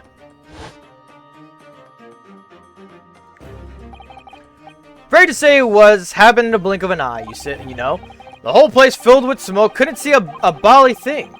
Didn't take long for a fire to spread, of course. The bally furniture started going up as well. Worst of it, I lost my favorite book called The Lion's Pride. Oh, tell me that book is The Lion's Pride. The Lion's Pride. By Jove, the very same title that's the subject of the debate. Oh dear me. This is risible. All you've told the court is that a book by the same name was involved in a fire, in which case it would be reasonable to assume that it was burnt to ashes. Entirely okay, but like, let's think logically, Vanzix, real quick. I know you're kind of being desperate. I get it. But like, the book has scorch marks on it, my guy. And a fire took place that same day around that same time. You can't be bluffing me at this point. You can't fuck around with that bullshit. And entirely unreasonable to infer that it magically removed itself to the scene of the crime. Perhaps it would make more sense if I told you that the cause of the fire was marital discord. Without going into details, it appears that Mrs. Garadab was considerably enraged. Apparently, she continued to attack Mr. Garadab even amid the flames. Oh, how awful. I can't even imagine being so hard to the one you love. Can you, Rolly? Absolutely not, sir. My Patricia would never raise a finger against me, sir. Yep, just choking. Just right into it. Had all my favorite old novels in that case. The But as soon as the fire got a hold of him, that was whoosh, up in smoke. Then the wife started hurling things at me. There was I back up against the window under heavy enemy fire. What's good, David? David Goat? I'll just call you David. What was good? There was I back up against the window under heavy enemy fire. Incendiary books incoming 10 to the dozen. The man had his or just go. What's good, man? How you doing? Man had his back up against the window and he had burning books thrown at him. Goodness gracious, are you suggesting that the book was thrown through the window and landed coincidentally at the scene of the crime? No, a thorough investigation of the surrounding area was conducted the very evening of the incident, and there is no report of Mr. Garredell's window pane being broken. That's quite true. We also saw no sign of broken glass when we visited the Garredel's household. But it is not conceivable that the window was open at the time, and not even remotely. Let us not forget the season and the chilling weather that accompanies it. No Londoner would ever leave the window open in the middle of winter. I mean, there was a fire, though. Does that defense postulate the scenario in all seriousness, Counsel? Do you earnestly claim that the book found at the scene of the was a flaming projectile thrown by Mr. Garredell's wife? I believe it's a possibility, my lord. That's quite enough.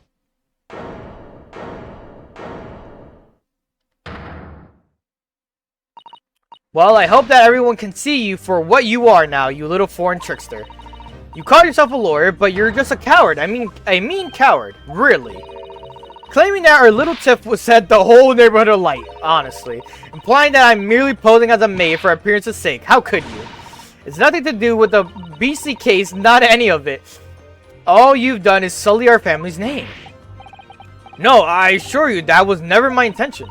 Dragging an upstanding citizen's name through the mud simply to divert attention from your failing defense. Why do you have to slap the man on the right? I should box your ears, that's what I should do. It's utterly unforgivable. You're right. Here we go. How long have we sat here now, listening to this Nymphonese spouting out his fancy foreign theories? But think about it.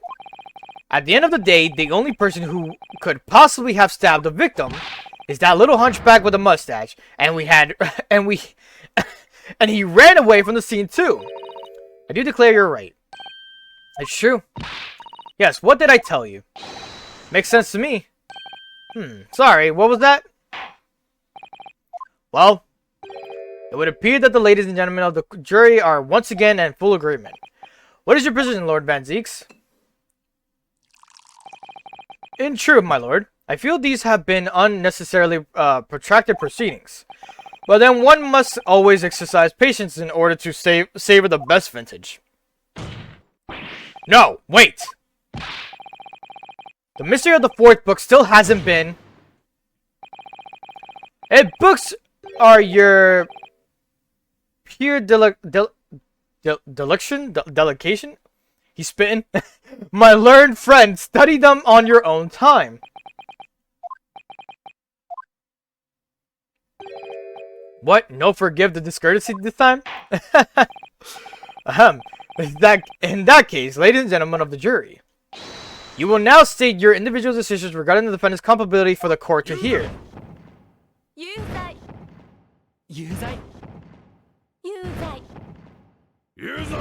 She did it.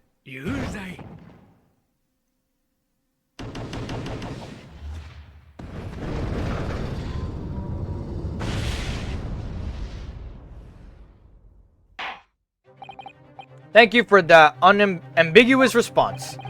It's twice now. It's over. But now, don't give up.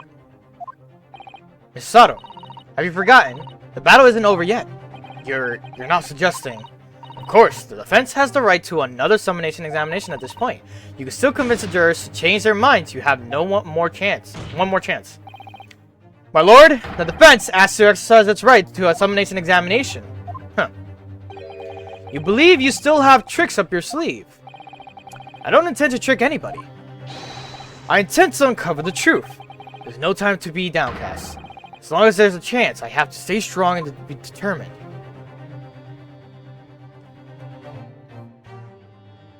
To be continued. But actually, we're continuing right now. I don't mind still going. I think we're getting into like the actual end half, and this will definitely push me to push out the VODs for episodes 1 through 4 for YouTube by tonight. So that way I have something to just release right away with this, so that way we're caught up and everything. I've considered the defense counsel's request for a further summonation examination of the jury. And I have determined that the court must uphold the defense's judicial right to this procedure, yes. So, counsel, you will now proceed with your second summonation examination. I presume the jury is ready, Mr. Foreman. We are, my lord. Very good. In that case, I must ask each of you now to state clearly and consciously for the court grounds on which you find the defendant guilty of this crime. Joker. Who just gave me a follow? David, thank you. I appreciate it. I do appreciate a follow. The grounds on which you find the defendant guilty of this crime. My phone is a little bit delayed, so sometimes I don't see it. There is contention. The accused left behind evidence at the scene, didn't he? Those 3 books of his. If there was some novel alternative explanation about how the victim was stabbed, I might reconsider. Even if the woman was throwing books, it can't be related to this crime if the window was closed, can it? Dearie me, it was only a little book, hardly life-threatening, even with a direct hit. From that high up in the building? I think that could be fatal. Look, I just want to get this over with. If I don't bring home some pay tonight, I'll be in a tidy bit of trouble. Come to think of it, we had a fire at home a while ago. It gave me the sneezes. Yes, considerably more tangible arguments from all members of the jury this time around, it seems. With one notable exception, of course. My learned student friend was unable to find faults in the previous witness testimony. So the court must accept the fact that it was indeed the accused seen fleeing from the scene. And moreover, this man has broken like 5 glasses by this point. No one else. Who's giving him this fucking glass? Like, who's giving him all these glasses? No one else was even in the scene to commit the crime. Well, if the eyewitnesses are correct, it would seem as if the conclusion is somewhat set in stone. Fail to see how it could be argued in any other way. That means I'm afraid that during this summonation examination, it's essential that you establish some other tangible explanations for the facts. But how? What would even constitute a tangible explanation here? Isn't it obvious? Who stabbed the woman and how? Those 2 details are all you need to provide. Simply give us a name and a method by which the attack was conducted. And there I was, thinking this might be hard. But Mr. Naruhodo, you have to do it. Otherwise, this really will be where the trial ends. No pressure. No pressure, then. Quite enough preamble. Proceed with the summonation examination, please. I presume you are prepared, counsel. Oh, yes, my lord. Alright, Ryunosuke, focus on your mind now. Clearly, the key to the summonation examination is going to be juror number 4, the maid, or should I say, Mrs. Garrett. We have a book that disappeared from Garrett's house on the evening of the incident, and the 4th book found in the victim's hand. There must be a way to link the 2. Yes, that's what we have to find. Using every technique I've learned in my short career so far, whatever it takes. I've read to keep an eye on Mrs. Garrett and how she reacts, even to the things other people say. Copy.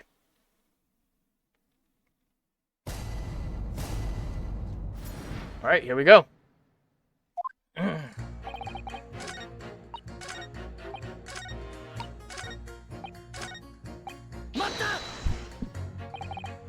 Does that have anything to do with your decision about the defendant's culpability in this case? Sorry? What's that? You'll have to speak up, lad. Could you tell us more about that fire? It was last winter. My grandchildren baked me a lovely cake on my birthday. It had 75 candles on the top. It did. What a sight of behold it was. You put candles on a cake. Was it some kind of devil worship? Of course not. It was an angel cake to celebrate my birthday, obviously. It seemed as a common custom here in Great Britain, Mr. Nada. Hold up. Anyway, I mustered all my puff to blow them out. Only I must have blown wrong somehow. The flames didn't go out, but the candles went flying all over the room. The furniture caught and everything went up. The whole place filled with smoke. Definitely sounds like devil worship to me. And by the sneezes, I presume you mean a cold, but how did you catch a cold from a fire? What a fiasco it was. The grandchildren blessed them, threw water over me as they tried to put out the flames. And then because the whole room had filled up with smoke, of course, we had to open all the windows to clear it. The windows. Biting winter air rushed over me like the devil dancing on my grave, it did.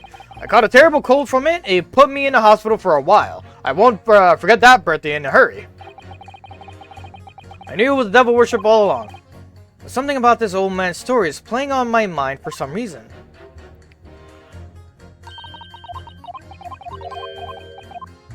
It's just because of the sixth statement that they have this conversation. Let's see. Number 3 and 6.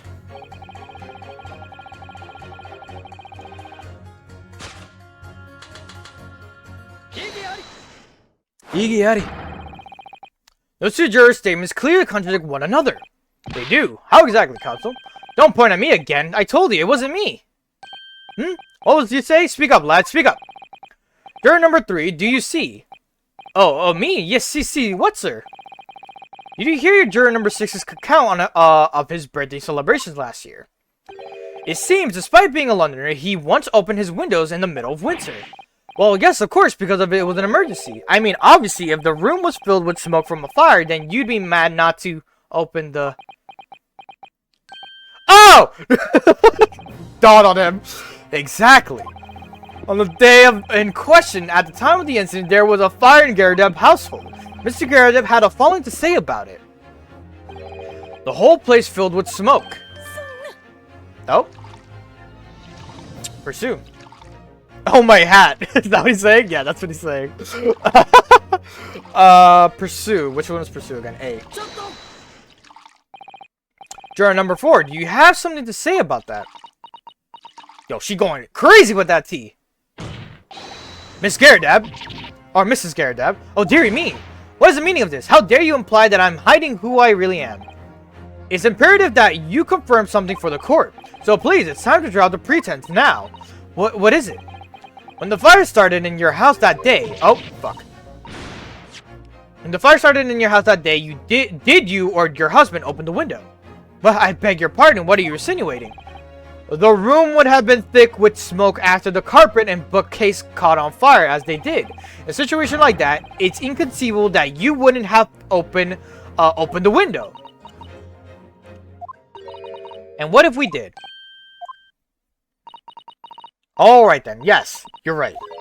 My husband was frantically trying to open the window, which can't have been easy since I continued to give him a justly deserved book battering, even though your house was on fire. Oh, you never stop throwing until the anger subsides. It would be terribly bad for the nerves to do otherwise. That kind of rhymed. Subsides otherwise. Slight rhyme. It's a little bit, yeah. Of course, I should have realized. This is a significant step forward, Mr. Nadaho. You managed to establish that the window was open. You simply must have that added to Mrs. Garadeb's formal statement. Alright? Now you mention it, yes, the window was open at the time. I'd clean forgotten, but it's true. The fourth book found at the scene of the crime shows very obvious signs of fire damage. And the title of the book is The Lion's Pride. The same title, in fact, as the book that Mr. Garadeb told us he had been reading. Well, I really couldn't say. On the day in question, did you or did you not throw at your husband the copy of The Lion's Pride that he had been reading? I did. At least you admitted it. It was the first thing I could lay my hands on, so I hurled it straight at him. And now you come to mention it, yes. He was rather enjoying reading it, you're right. Why did you not reveal this information to the court from the outset? Stop smacking the poor man to the right. Because I couldn't, you insolent little man, I didn't remember. At times like that, you pick up and throw whatever you can lay your hands on as well as you know. I really don't. I barely noticed it was, Pursued Juror 5. Okay. I barely noticed it was, I was throwing a book, much less the title of it. Why do you have something to say about this? What is Juror number 5? You know something. I remember what it was. The memory I blocked out. I was listening to what this granny was saying, brought in all flooding back. Who are you calling a granny, you cheeky devil? I'm Mrs. Garrideb, or the maid. Or the maid. I'll have you know. The man doesn't even flinch. Please tell me that's not because he's so used to being hit all the time. Are you okay? He's just like, before we continue, are you personally okay? It was about 2 weeks ago now. I just got back home after work, like. I put my hand in my pocket for the wages I had just earned that day, and I nearly died. There was a hole. Every last penny had dropped out. Oh dear, what a disaster. You haven't heard the half of it, boy. Oh? Wife was cutting up some chicken at the time. I could hardly get the words out, but I told her straight, I've lost the day's wages, love. Next thing I knew, the blade was whistling past my ear, stuck into the wall next to me. It did, about an inch deep. Are you okay? Like, no words, just terror. I can smell it then, you know, the god-awful stench of the... Damus? I was sure I was going to end up face down in the muddy banks that night, I can tell you. Now, that's a real disaster, isn't it? I'll never use the word lightly again. Anyway, the point I'm trying to make is this. When women lose their rag, they'll throw anything at you. Knives, hatchets, hammers, you name it. Now, you mustn't think that all women are so short-tempered and unrefined. You flipped me over on the boat. Do we need to recollect that real quick? No, I wasn't thinking that all that. Throwing household objects at people is, well, it's so uncivilized. At least attack with honor, using a bow or the like. What? Attack? Who are you going to attack? Never mind. Anyway, the man's words could be rather significant, I think. Alright, we'll come back to the bow and arrow thing later, if I dare. Alright. Pit 2 and 5. Igiari. Against each other. Okay. Those two statements clearly have a deeply significant connection. Good grief, you mean they don't contradict each other? Explain, counsel, at once. Juror number 2, do you think perhaps that this could be one such novel alternative? Oh my, whatever do you mean?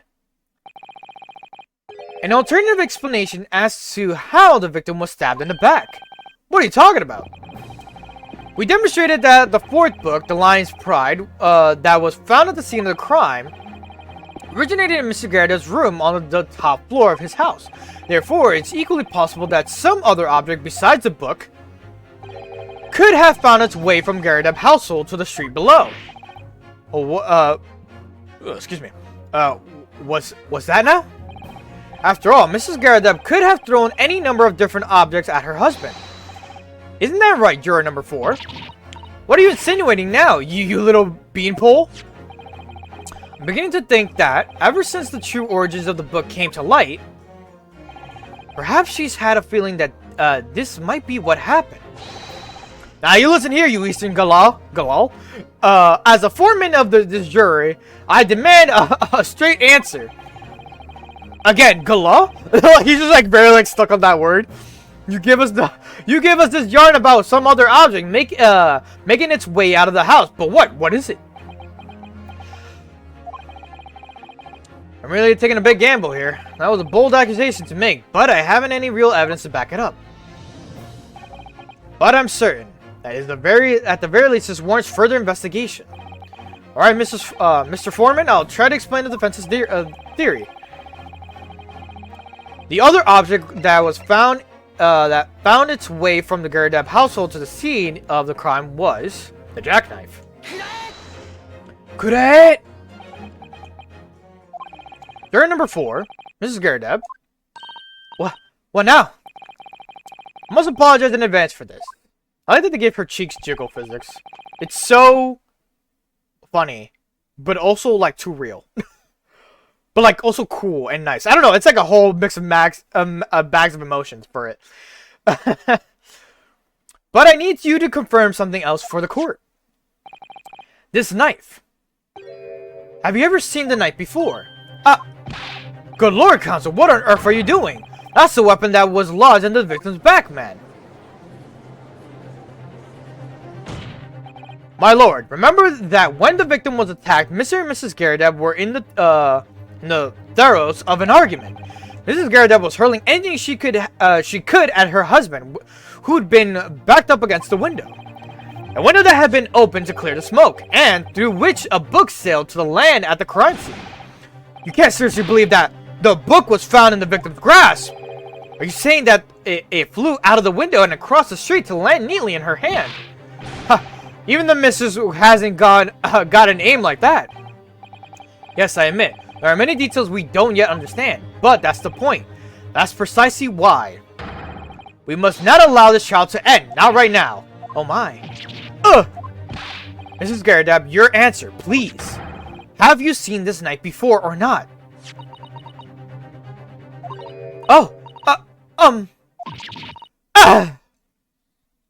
Yes, I agree. Oh my god. Let's go, Dad! My lord! I wish to change my decision.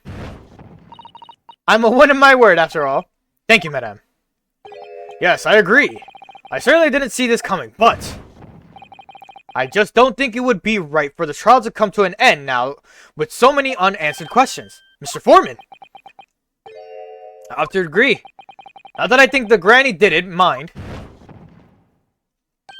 Yes, you know what? I'm not quite happy about this at the moment either. All together now, ladies and gents. Here's the thing. It could have been an accident the entire time.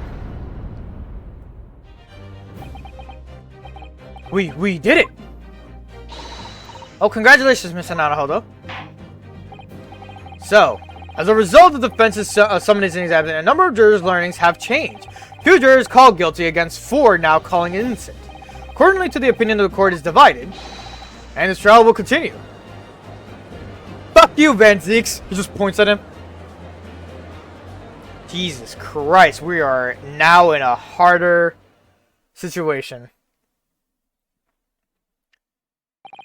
Now then, Lord Van Zieks, how does the prosecution wish to proceed? Pour a glass of wine real quick. This trial is rapidly descending into a farce. I think you're just upset that you're losing. Or that I'm just countering everything you have in mind. Like a crocked wine, the first few sips are bitter enough. There's the 6th glass. But what follows is so repugnant, it's good for nothing save the gutter. If I may, Lord Van Zieks, the defense has just put forward a credible alternative explanation for what happened. Credible? Is that your considered opinion, Mr. Foreman?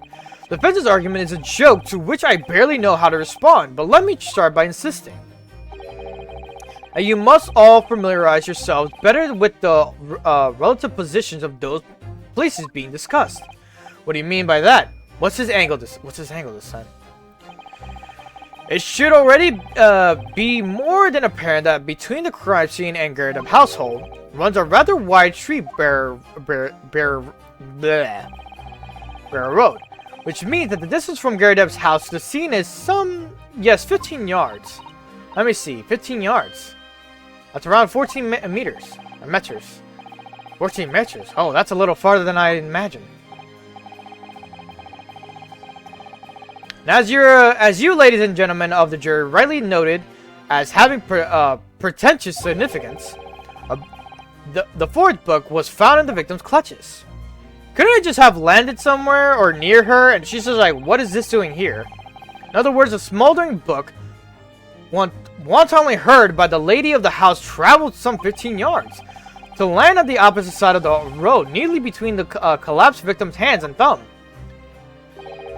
Okay, that one's more of a stretch on your side. Literally, it could have landed in front of her, her picking it up, then the knife stabbing her in the back. What are we fucking talking about right now, Van Zieks? It's like this man is trying to really sell out like so hard. Is that your final conclusion, my learned and deluded friend?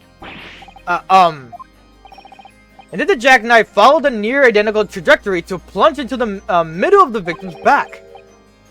This fantasy is somewhat stretching the notion of having a bad day for the victim, I think. Even those pathetic, serialized detective stories have more believable plots. Ugh. There's nothing I could say to that. That prosecutor loves the sound of his own voice. It's subtle. Serialized detective stories are pathetic, are they? How dare he? Maybe let's pick our battles here. My lord, might I be allowed to speak? As judicial assistant, you may speak for the defense. Yes, go ahead. The prosecution may consider the idea a fantasy, but what the defense has postulated was believable enough to persuade the jury to change its leaning. And as such, the court has a duty to explore this alternative explanation as thoroughly as possible. To that end,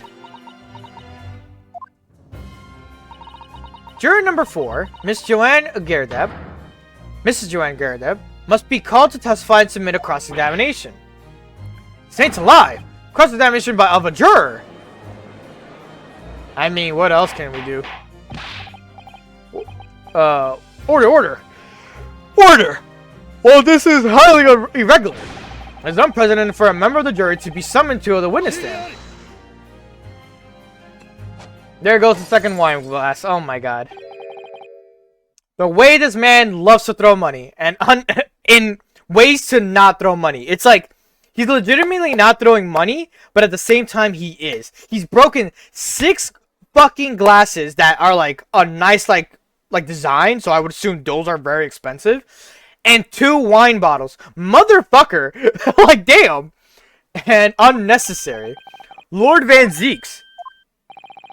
There are already witnesses in the stand whose testimony of the defense may further cross-examine. If my learned friend's farcical theory has any truth in it, then both a burning book and a jackknife must have flown through the sky before the couple's eyes. And we must assume they would be able to testify accordingly. What say you, witnesses?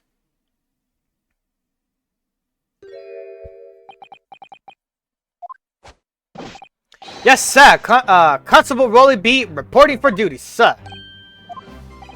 Well, good morning, officer. Sorry for dozing off until now, sir.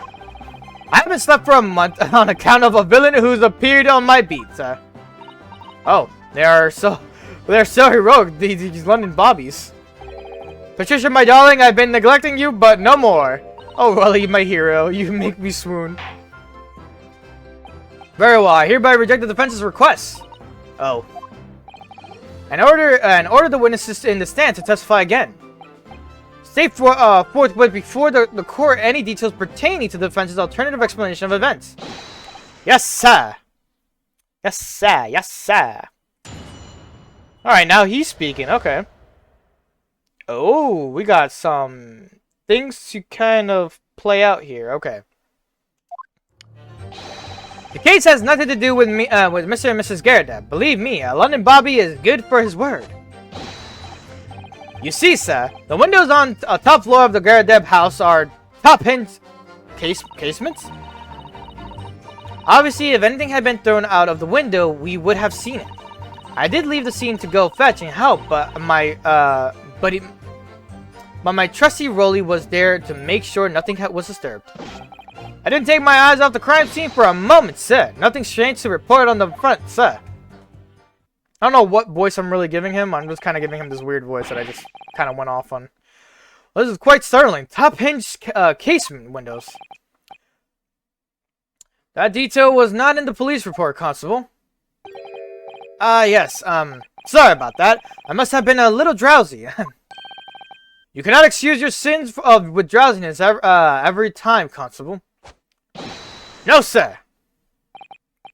Sorry, but what exactly is the top hinge casement window? And you cannot excuse your ignorance with such trite remarks, my learned friend. Of course, sorry. I found it, Mr. Naruhodo.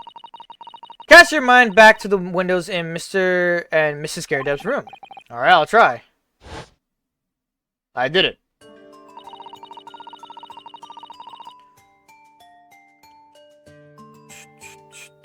Ah. So the window opens. Sorry, I'm trying to figure this out. I'm like, well, hold up. The window opens in order to allow air to circulate inside the house. Ah. But as it's a top hinge casement window, it swings open along with the upper edge you see. I'm glad you rectified your ignorance. A casement window's most prominent feature is its stay, a metal bar which prevents the window from being opened beyond a certain amount. It prevents it opening. This is all news to me. Absolutely correct, sir. Why is the handle of your helmet like in your mouth, bro? Sorry, that just disturbed me for a second. I was like, wait. In other words, if the book or knife were to have been thrown through the window, open window, it would have clattered against the pane and fallen straight down to the pavement below. No. You see the problem then. Good, your education in Windows is complete. There was never any possibility of either the book or the knife traveling 15 yards over the road.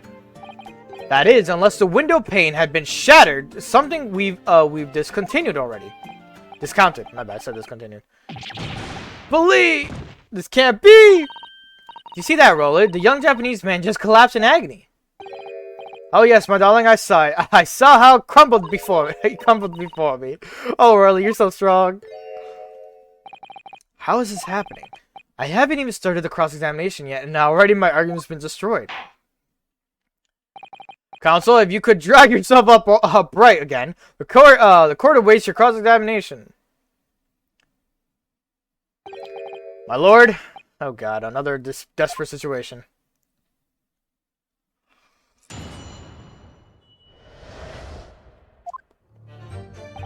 This case has nothing to do with Mr. and Mrs. Garredeb's, Mrs. Garredeb. Believe me, the London Bobby is as good as his word. How can you say that for certain? A very good question, sir.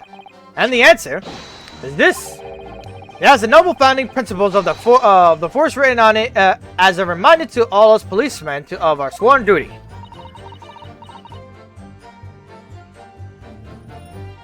He showed us that before, didn't he?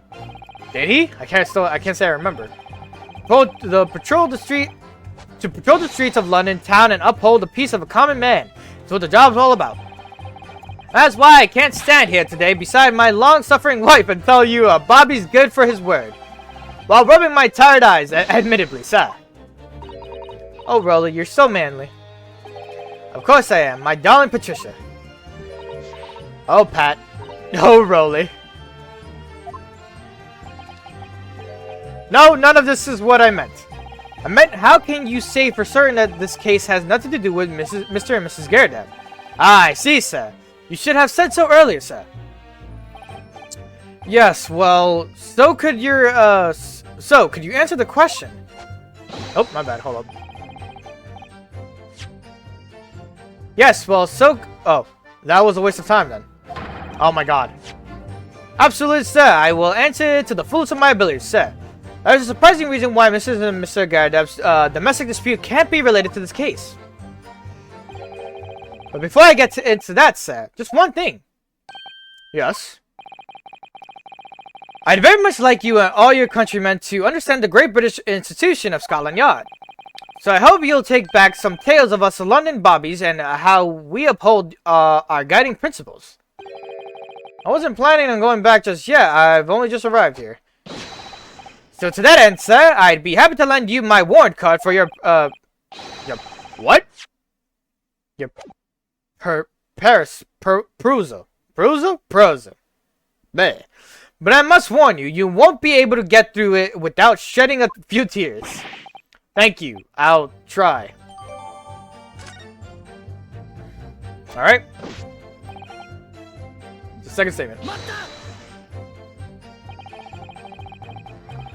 By which you mean you don't open fully, is that, by which you mean they don't open fully, is that correct?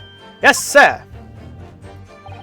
They're just there, to allow a bit of air through the house, you see, so they're restricted as to how much they open. And therefore, anything thrown out of the window from inside the room would simply strike the pane and fall to the street directly below. For clarity, allow me to mark the map. Like, right here. Here's the location where objects would have fallen. Yes. Directly opposite the scene of the crime on the other side of the rather wide road. Would it have been so hard for someone to mention this top hinge casement thing before? Well, I have another question for you, Constable. What would that be, sir? How do you even know? Why would you have any idea what sort of windows Mr. and Mr. Garadeb's house is furnished with? Ah, well, sir, that's very simple. You see, I helped with the investigation yesterday. You have something to add, Mrs. B? Sorry. You look, well, delighted. Is there some particular reason for that? Oh, I was just remembering, that's all. We really were so lucky. Lucky? What do you mean? Well, of course I feel terrible for the poor woman who was attacked. Don't misunderstand me, please. But we were just so lucky it didn't happen on Rolly's beat. It was so close, you see. Oh, I hadn't realized. Oh yes, the street Briar Road. That's the boundary between Rolly's beat and the next one. Isn't that right, my love? Constable B.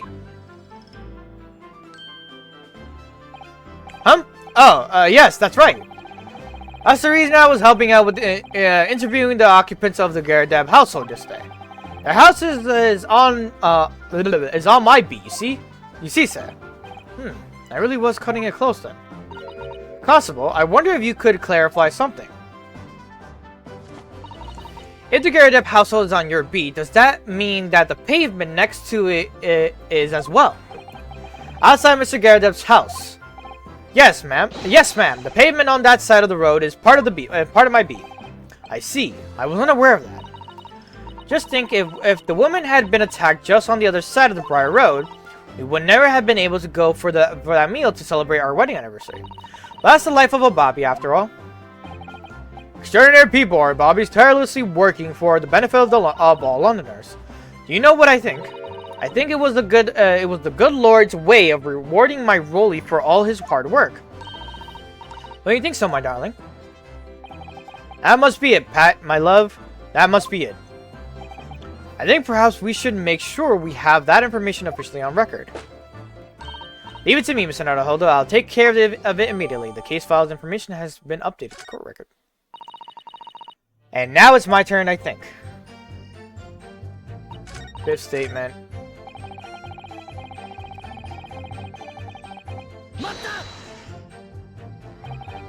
Nothing to report.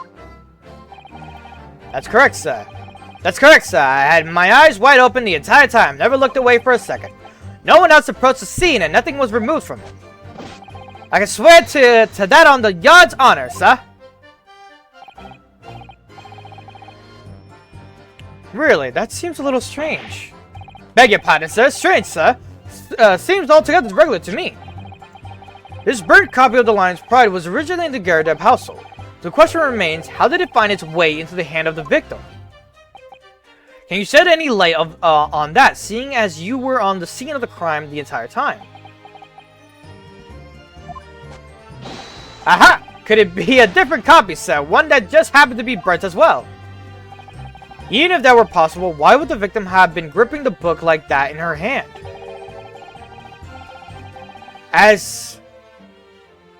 As we can see from the photograph of print, she had a bag over her shoulder. Well, sir, that book was in the lady's hand from the moment we arrived at the scene. Is that so? There's something about this statement that's not sitting right with me. Two mysteries of how the knife ended up in her bag and how that book ended up in her hand. There must be some common thread between them.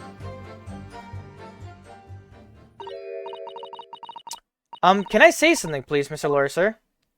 Oh, yes, of course. What is it? You're doubting us, aren't you? I can tell. What? I wasn't really. I mean, what's she doing? Please, just because I'm a woman, it doesn't make my testimony any less valuable. you might just see me as the wife of a policeman, but I'm a woman of my word. I am. I really don't remember ever suggesting that I doubted you. No excuses. I don't want to hear it. My voice will be heard. My lord, you'll let me speak, won't you? Yes, Mrs. B. I will allow you to supplement your testimony if you so desire. Sometimes the path of least resistance is the sage one. That was a very loud mutter. Heard that. That Japanese man thinks a policeman's wife's word counts for nothing, does he? Well, watch out, sir. I might let you get away with something like that, but my Rolly won't. Duly noted, Mrs. B. Please, I humbly ask you to continue. What could she possibly be about to say? I wonder.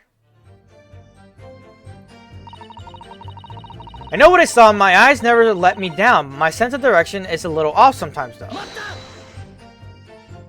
Mrs. B, nobody's questioned what you've told us. I saw it. I did. That evening, I saw it clearly. The little Eastern man with the whiskers and the funny curved back, slinking away from the scene. Huh. And I know what I didn't, and I know what I didn't see as well. Didn't see any flaming books or knives flying through the sky. All very clear. You also mentioned something about having a poor sense of direction. Ah, yes. Well, that's a little embarrassing, really. It's always ending up in the wrong. I'm always ending up in the wrong place when I've made arrangements to meet Rolly. He gets ever so crossed. Rolly, do you have something to say? Constable Beat, is there a problem? There you go. No, sir. No problem, sir. Did your wife's remark just now bring something to mind, perhaps? Oh, well, in a way, sir, yes, sir. I was just remembering that the same thing happened that evening, as all. You mean Mrs. B lost her way on the night of the incident? Well, you see, I sent her off to find a police box in the next beat over from mine. But she was gone a fair bit longer than what I was expecting. Thought she'd be back about inside 10 minutes. But my darling was gone a good 15. Oh, Rolly, you're such a tease. But the reason I was so long was because of the bouquet, silly. The bouquet. Sorry, what bouquet are you talking about? Oh, it was a present for our wedding anniversary, Rolly's so romantic. He saved up for it with farthings and halfpennies he found in the gutter while going for his rounds. Yes, how romantic. I've forgotten all about it until just now. Had you, my darling? Oh yes. But that was just between us. No talking about it to anyone else, darling. You have to promise. Really? Oh. What was that all about? Constable Beat looked very obviously troubled during the exchange. I'm afraid I can't offer any useful insight, Mr. Nadaldo. But I'm quite sure of one thing. We have to ask Mrs. B about the bouquet. Mrs. B, the bouquet you just mentioned. I'd like you to add details about it to your testimony, please. Oh, really? Yes, I'd love to. Van Ziek's like, where the fuck is this asshole going with this? What happened was I dropped my bouquet and ended up losing my way for a while.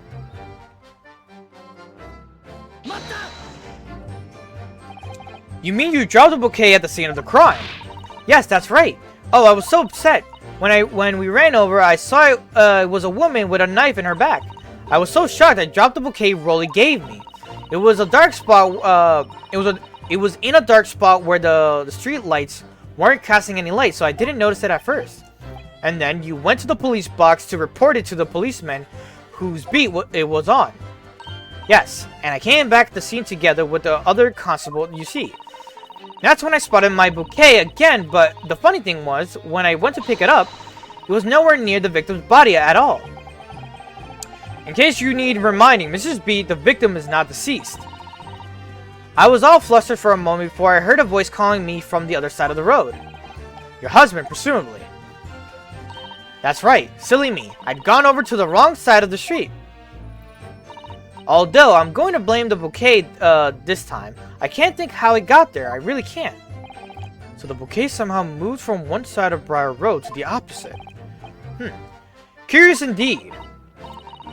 Isn't it? But the worst of it is, I forgot to pick the bouquet up again when we left the scene. That beautiful rose Rolly bought me with the change from the gutter he spent so long collecting. My bouquet. Do you perhaps mean this sorry solitary rose? Oh, yes, that's it. That's the bouquet Rolly bought me for our anniversary, with old bits of change he found in the gutter. Maybe just call it a rose. Tell us, Lord Van Zieks, where did you come by the flower? According to the report by the police officer in charge of the crime scene investigation, it was found on the edge of the pavement in front of the Garadeb household. In front of the Garadeb's house. Although it wasn't noticed until the morning as it lay where the street lamps cast no light. It was believable to be of no relevance into the case since it was found on the opposite side of the thoroughfare, whatever. Oh, thank you, sir. Thank you. I have it back now, please. No, I think for a good measure, this rose should be added to the court record as evidence. Oh. Don't worry, we'll give it back to you. But it's a symbol of our love. I want it back after the trial. Do you hear me? I want it back. Good grief. Rest assured that I shall do my very best not to forget, Mrs. B. Okay. Present the bouquet at the same as 6. Didn't take my eye off.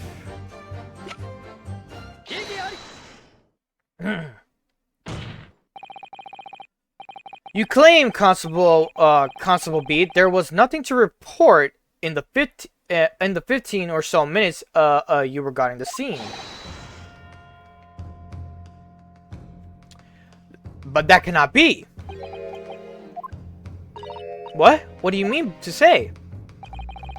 In your testimony, just now, Mrs. B, you explained to the court that when you arrived back at the scene of the crime, when the policeman assigned to that beat, the bouquet you had dropped at the victim's side was no longer anywhere nearby. Yes, on the opposite side of Briar Road to where the victim was attacked. But considering the size of the meager bouquet, if a single sorry bloom can be so described, no doubt it was blown in the wind across the street back into the gutter where it belongs. Meager? But if that were the case, why did Constable B not testify to the fact? No one else approached the scene and nothing was removed from it. Constable B swore that to the Scotland Yard's honor. But the bouquet belonged to me. It has nothing to do with the case. That's why Rolly didn't mention it, I'm sure. No, because sadly, it's not only your bouquet we're talking about here. More than one thing in this case is mysteriously the wrong way around. What are you talking about? Think about it. Besides Mrs. Beach's bouquet, there's Mr. Garadeb's book. Mr. Garrett's copy of Lion's Pride, which was thrown out of the window by his wife, would have struck the pane of the casement window and landed here on the west side of the street. And yet, it was actually found here on the opposite side of the road in the victim's hands. Meanwhile, according to the testimony we've heard, Mrs. B's bouquet should have been dropped here at the scene of the crime on the east side of the street. In fact, it was actually found here on the opposite side of the road in front of Mr. and Mr. Garrett's house. There's no logical explanation for those things, unless somebody deliberately moved them. What are you trying to say? The way you're talking, it sounds like you think my Rolly's done something wrong. Don't you listen to a word that scrawny lawyer says. Wittering on about books and bouquets. Why should we care? It's nitpicking. That's what it is. Oh, good. Mrs. Garrett's come around. You might call it nitpicking, Mrs. Garrett, but deliberately meddling with the scene of a crime is criminal offense. It's called tampering, Mr. Naruhodo. But the person responsible for the tampering cannot admit to it for a very subtle but compelling reason.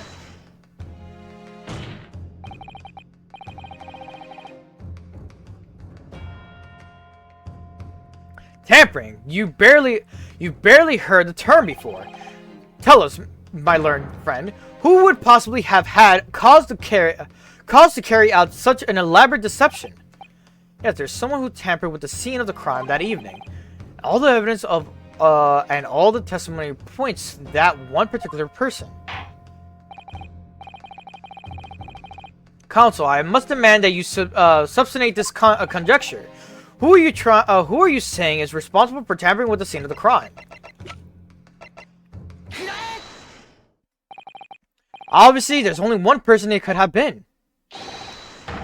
Constable Rollyby, it was you! What? A policeman? A member of the... What nonsense! Why would my Rolly do something like that? There's no one straighter than my husband. No Bobby works more tirelessly for the people of London. Mrs. B, you said it in your testimony that your husband asked you to go to a nearby police box to fetch the officer on duty. The 15 minutes that you were absent from the scene is the only opportunity anyone had to tamper with it. You're making it up. It's all nonsense. It's all lies. What about that Japanese man with the whiskers? I bet it was him. He did it. If that was true, Constable B would have seen him do it. Oh. And forgive me for pointing it out, but when you dropped your bouquet, Mrs. B, it was after the defendant had fled the scene. Well... First, you make accusations about the landlord and his wife, and now you incriminate a policeman as well. But your accusations lack one very important thing. You claim the crime scene was tampered with. But there is only one reason anyone would commit such a reckless crime: to hide something. That's right, he's right. But my husband and I just happened to be there, that's all. So why would we have anything to hide? It doesn't make sense. You offered no motive for the alleged tampering. And until you do, your accusations are nothing but empty threats. Constable B had a very good reason for wanting to tamper with the scene of the crime. That's the key to this entire affair. Mr. Naruhodo, have you managed to solve the mystery? Counsel, you have made a very serious accusation against a London police officer. If you are mistaken, I'm sure I need not point out that your reputation as a lawyer will be irrevocable damage. With a stark warning in mind, you will now explain to the court the motive for the alleged tampering. Yes, my lord.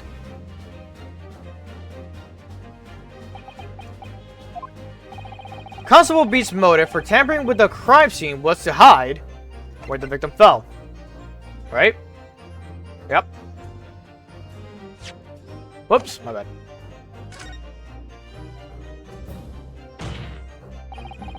Where the victim fell to the ground. That is what the Bobby had to cover up at all costs. What? Where the victim fell? You mean where she was attacked? What are you talking about? We told you that at the very start, didn't we? On the pavement of Briar Road, we saw it happen, remember? It was right here, as if anyone didn't already know. That's certainly what everybody has been led to believe, but in fact, that isn't where the victim was stabbed at all. What? What?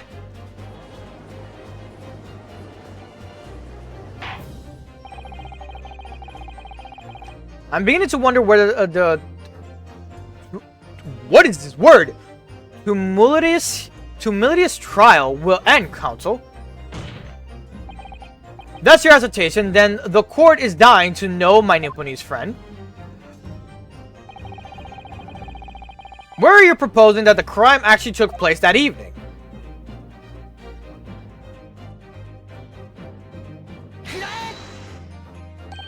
But that's on the opposite side of the road.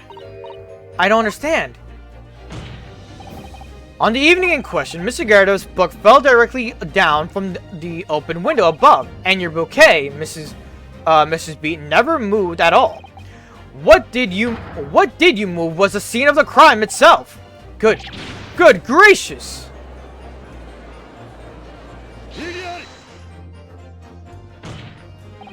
Perhaps you haven't been listening to an ample testimony the court has heard. But these witnesses both saw the moment the attack took place. That's right, I saw it with my own eyes. It was 5 o'clock in the evening and already dark. There was a typical London fog on the ground. When you saw the incident unfold and ran to the victim's aid, that was actually on the west side of Briar Road. No, that's not true. It can't be. It can't have been. Constable B then arranged for you to be absent for a while by sending you for help. And during the 15 minutes you were away, he transplanted the crime scene. He moved all the things shown in the print, the victim herself, the 4 books. He moved everything in fact to the pavement on the east side of Briar Road. Extraordinary. But the constable overlooked one thing. What? What did he overlook? The bouquet, I presume. Exactly. The prosecution told the court just a few minutes ago about the discovery of the rose bouquet. Lord Van Ziek said it wasn't noticed until the morning as it lay where the street lamps cast no light. Yes, it couldn't be seen in the dark, obviously. Which is why it was only the bouquet that was found in the original position of the pavement on the west side of Briar Road. And that is the defense's theory about what really happened that evening. How do you respond, Constable Rollybeat?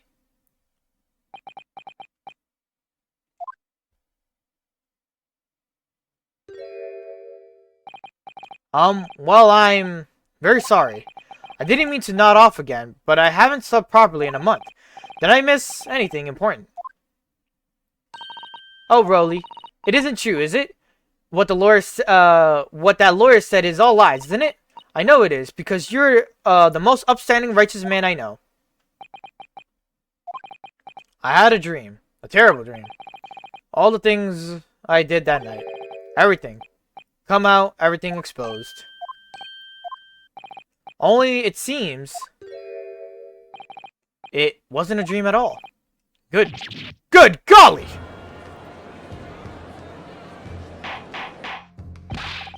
Order! What on earth is the meaning of this? Oh, Rolly, why? Why would you do something like this? Moving a corpse is a criminal offense, isn't it? Wishing the victim dead should be one, too. Constable, explain yourself. Why would you do it? Why would you do this? As a respected member of Scotland Yard, your duty is to protect the good people of London Town. I can't say so. What?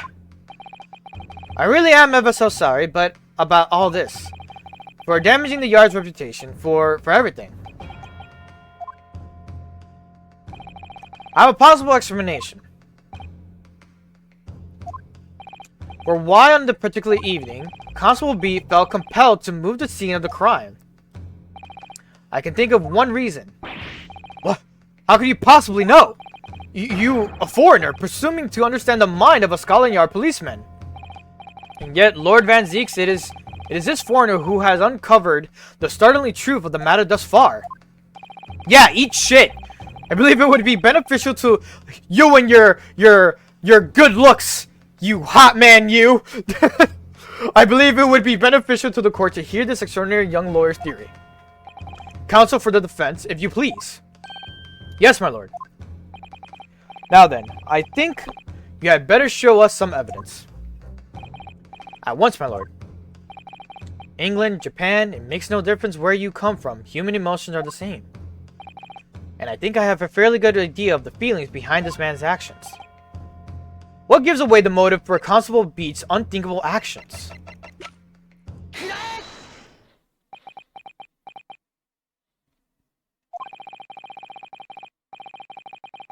I realize that I'm a foreigner in this land, and I have only just arrived from Japan, which is why all this information about London's so-called bobbies is completely new to me. I've learned that, though honorable, patrolling the beat is the most demanding work in this world. For example, keeping the peace, looking for after citizens on his beat in all kinds of ways. There's no doubt that the Bobby is charged with a great deal to each day, certainly. But for Constable Beat, the day in question was special. Special? How? On account of the bouquet, my lord. Oh yes, it was our very first wedding anniversary. Constable Beat has worked so hard to be able to afford this simple gift for his wife, and was so looking forward to taking her out for a celebratory meal. When he and Mrs. Beat stumbled upon a crime along Briar Road. When he saw the shadowy figure through the fog collapse on the pavement ahead of them, what must have gone through the man's mind? But said, just as one particular day I was looking forward to celebrating my wedding anniversary, Mrs. B puts up with a lot being married to a bobby like me. I want to show my dear wife how much I care. This is the warrant card that Constable B offered to lend to me earlier. Inside, among the rules for patrolling policemen, it says, when a crime is discovered on his beat, a policeman must assist with the initial investigation and help detectives. Aha! Constable B, is that or is that not the reason why you moved the whole scene of the crime that day? Yes. Everything you said is all right. So that's it. It was all to do with the boundary of your beat. Oh. Exactly. To summarize, the incident actually occurred on Constable Beat's beat. Good gracious. Constable, do you realize the gravity of what you have done? It was the first time since I became a copper that I'd ever crossed God. Stay close to me, Pat. The criminal could still be lurking somewhere. As we ran over to the scene, I had every intention of doing my duty as a police officer. We got to report this into the station as quickly as possible. But then it dawned on me. I realized where we were, where the victim was lying, and what that meant for me. When a crime is discovered on his beat, a policeman must assist with the initial investigation and help detectives. Why here? Why did this have to happen here? And why tonight of all nights? Why?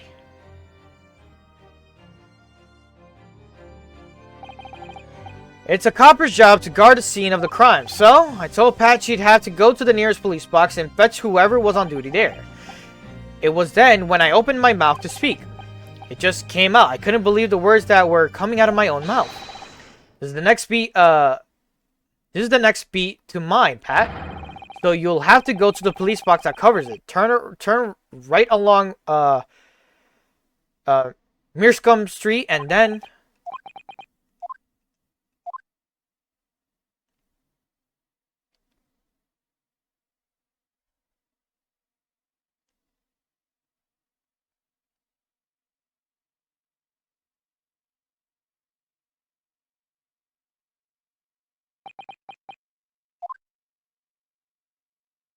Aw.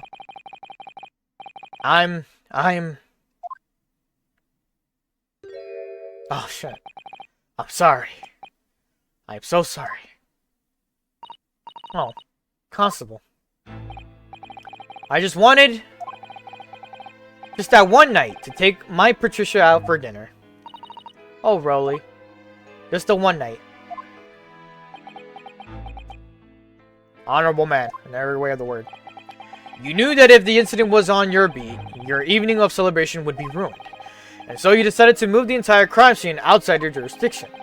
Just across the street, so to the east pavement of Briar Road, which falls under the neighboring beat's care. You see, I thought... well, I was sure that the victim was dead, you see. I beg your pardon? Of course he did. Otherwise, my Rolly would never have left the poor woman on the freezing cold pavement. Ah, I see your meaning now. But God got me back for my sins, didn't he? That's why I missed the rose I bought for Pat. Oh no, Rolly. That was all my fault. I should never have dropped it in such a dark place. I'm so sorry, Rolly. Or Raleigh. I keep saying Rolly. Can you tell us, Constable? How many books did you move from one side of the road to the other in total? Hmm? Oh, 4. It was... yes, sir. Definitely 4. 3 of them dropped by Mr. Natsumi, and the 4th being the one that fell from the window upstairs in the Garadeb's household, of course. But, what made you place that book in the victim's hand? When all the others were scattered hazardly around, I mean... Oh, well, sir, that's because that's how I found it. How you found it? What do you mean? When I first ran over to the scene, the victim was already holding the book. So when I moved everything, I made sure it was still in her hand. You're sure it was this book, The Lion's Pride, that the victim was holding? Oh yes, sir. No doubt about it, sir. Interesting.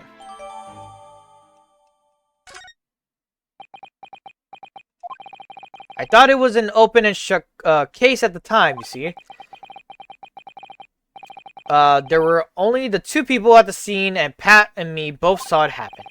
However, which way you looked at it, it had to be the fellow who ran off who done it, I thought.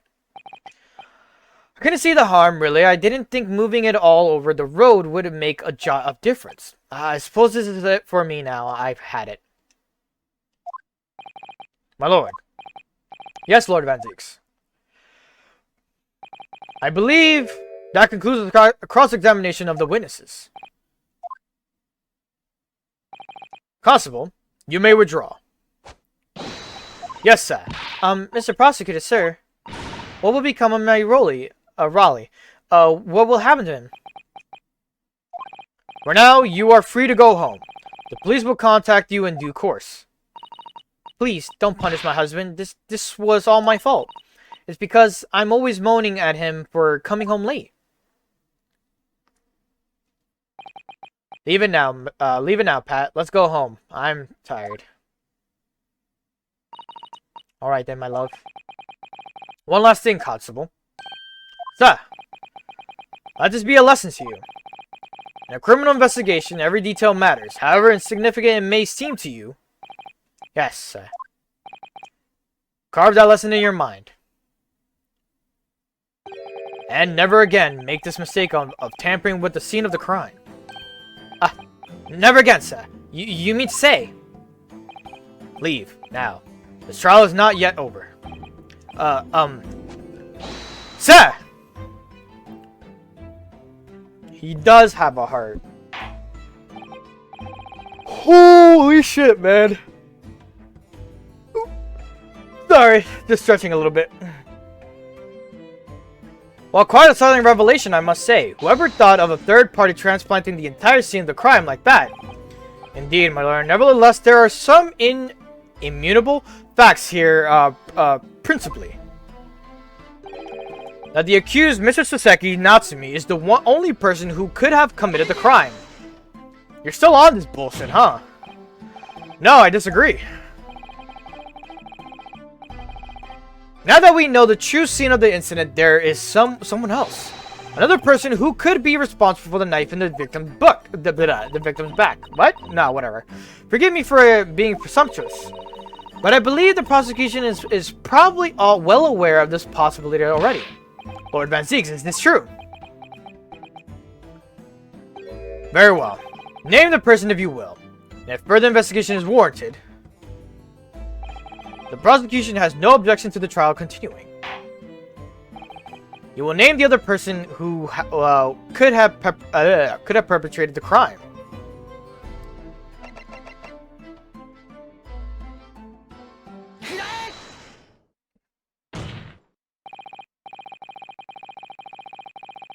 Alright, we're up to the final part of this. The defense would once again like to request a cross-examination of the new witness, my lord. Once again. My assistant made the same request earlier. In order to finally reveal the truth about this case, it's imperative that we cross-examine juror number 4, Mrs. Joanne Gerdeb. Me? Oh, dear me.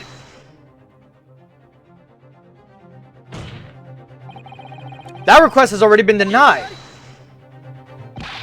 But the situation is very different now. Mrs. Gerdeb, answer me this. What do you want now, you little toad? At the time of the incident, you were engaged in a violent argument with your husband, Mr. John Gerdeb. In the course of the argument, a minor house fire was ignited. And to clear the smoke from the room, your husband opened a window that looks out over Briar Road. Well, what of it? You threw this book at your husband when he was cornered with his back against the window. Upon striking the pane of the open top hinge casement, Jesus, I'm having a stroke, window, the book plummeted directly down, finding its way to what we now know to be the true scene of the crime, of the incident. Yes, and as I said, what of it? During the argument, you were beside yourself with rage. As such, you threw not just books, but anything you could lay your hands on. So, let me ask you one more time, Mrs. Gerdeb. This knife, the one removed from the victim's back, have you really never laid eyes on it before?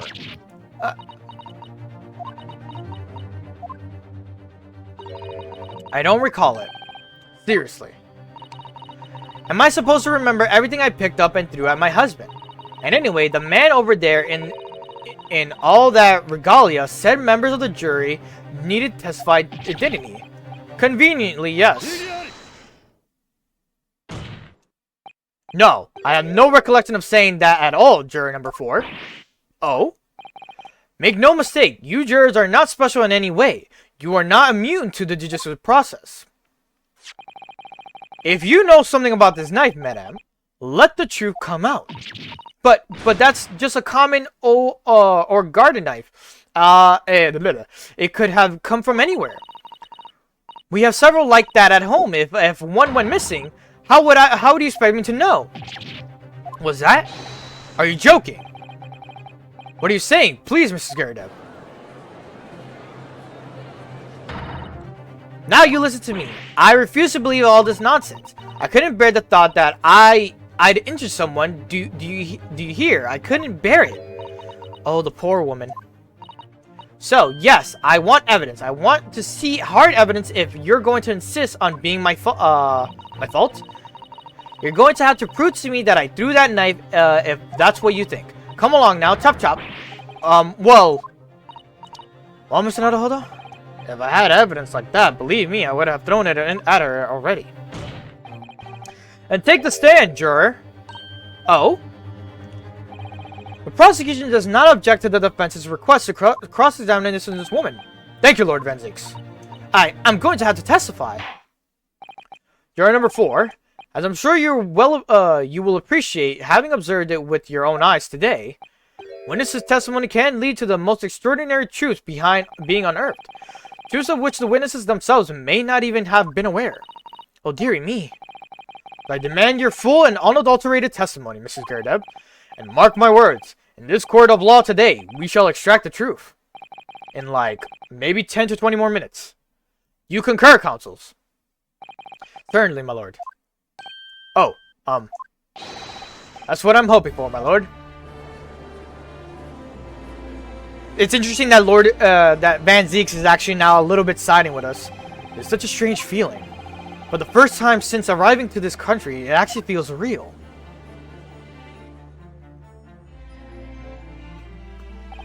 I love the cinematic shots that they do for this. I'm here in the Old Bailey and I'm a lawyer. Yeah, they did this a lot in the last game for Phoenix Wright. And the game before that, they kind of like wanted to like mess around with it here and there. But this is really well done. The way how like they choose like shots to like show from, you know, Ryu's like the back, and then like shots from like underhanded, like just like certain shots like just kind of you could see the entire courtroom. I really do like the idea of how they like worked this game a lot. When to state your name and occupation. Oh, yes, my name is Joanne Garrett. And I'm, well, I'm a juror and such like. It sounds like even she doesn't know if she's a housewife or a maid or what any more. The court has decided your testimony to be required to order, to clarify matters of this case. Do you understand, madam? Yes, my lord. You will tell the court everything that took place in your household on the evening in the question. And I warn you, do not attempt to hide the truth. Oh dear me. Chin up, Joni. Oh, fuck. Chin up, Joni. Nothing to worry about now. Oh, I didn't know you were here, John. Wasn't only you in the room that day, old thing, was it? Rather think I ought to testify as well, don't you? But what about your knee, dear? Don't you worry about that. Hardly notice it. I'm not the sort of chap to leave a comrade to face disciplinary action alone. Oh, John. I presume you are Mr. John Garrett. Yes, sir. Former 2nd Lieutenant of the 3rd Regiment of the 4th Northumberland Versalers, sir. Seen my fair share of action and now living the quiet life, as I were. The quiet life? Were you not engaged in an incendiary battle with your spouse on this day in question? Ah, well, yes. Quite. I believe this may represent a first in the proud history of our British court. Calling a juror to the witness stand is unprecedented. However, the court will hear your testimony now, juror number 4, and that of your husband. You will recount clearly and concisely the events in your home at the time of the incident in question. Sure, at once.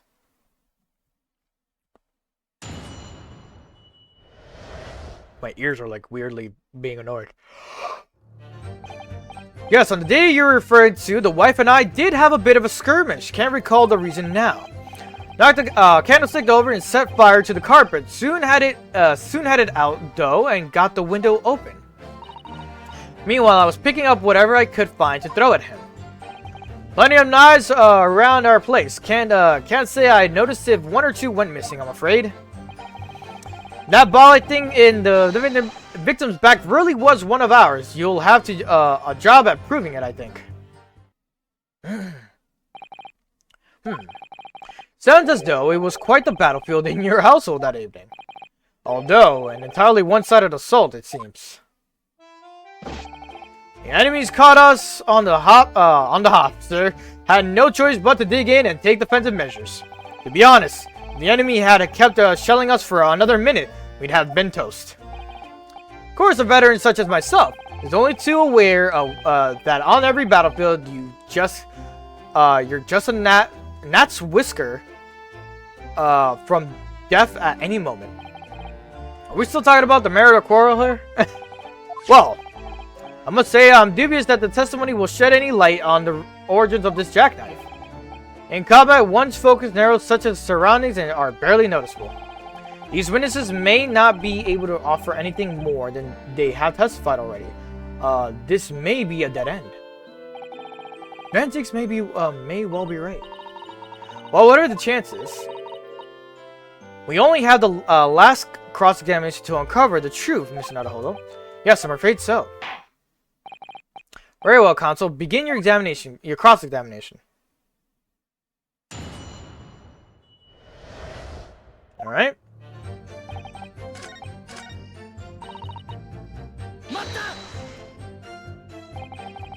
even though the room was on fire. As far as I was concerned at the time, it was more important to extinguish my anger than the flames. When a woman wants to throw, she must throw. That is most certainly not true of a societal takedown, Mr. Naruhodo. How does she know I was thinking of that? So, please cast your mind back and try to remember. Was a knife among the items that you threw at your husband that day? In all honesty, I don't recall, but I feel I must point out that I'm not a monster. Let me see. Some bread and a cabbage, a garlic, a towel, and a sponge. A napkin?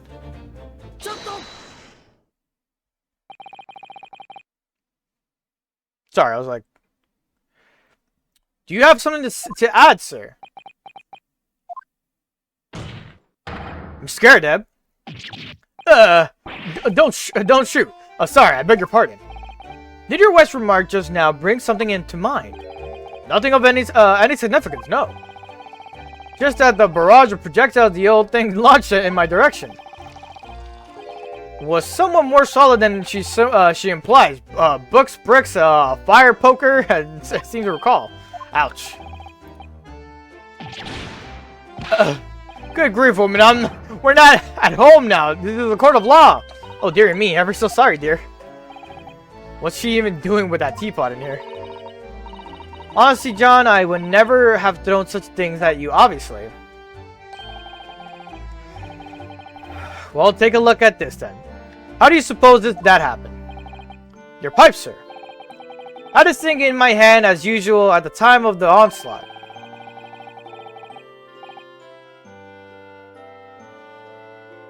Sorry, need to take a little breath real quick. Not to clean out with one of her soft projectiles she did, yes. And when I went to pick the thing up, it was broken in two. I'd like to see a sponge do that sort of damage. I see, your pipe was broken.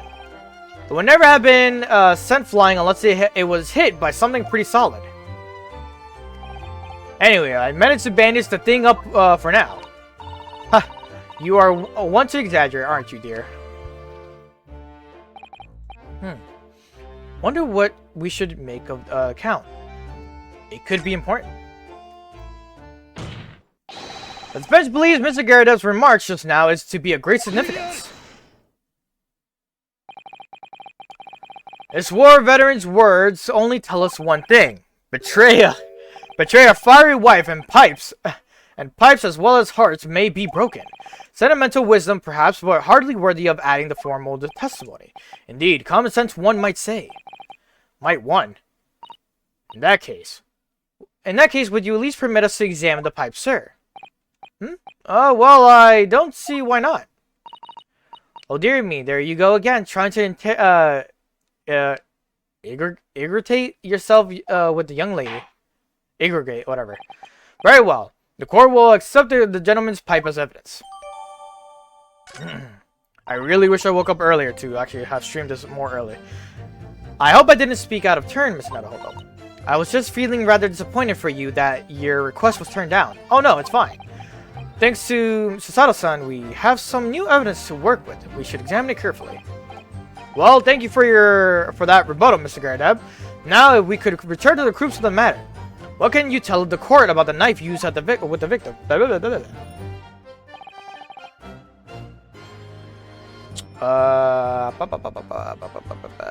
How do you...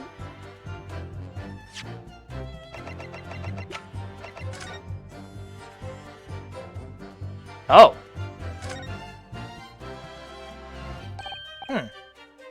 Oh, something was twinkled inside the chamber of the pipe there.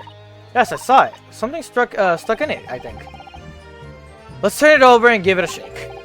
What's this? It's a tiny fragment of metal. It looks like the tip of a blade or something.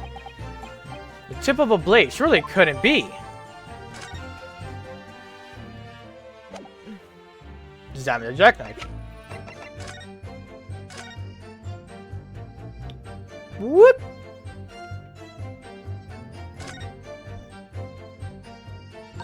Oh, look here, Mr. Naruhodo. Just at the tip. A small piece of the blade appears to be missing. Wait, part of it's missing. I couldn't. It couldn't be. I could be wrong, but I just got a feeling. You remember this? Ah, that's a tiny fragment of metal that we found inside Mr. Garrett's pipe. Yes, and just maybe. Oh my! It's a perfect fit. Somehow I just knew it. Right? I got that information now. Okay. Present the fragment of metal at statement 5.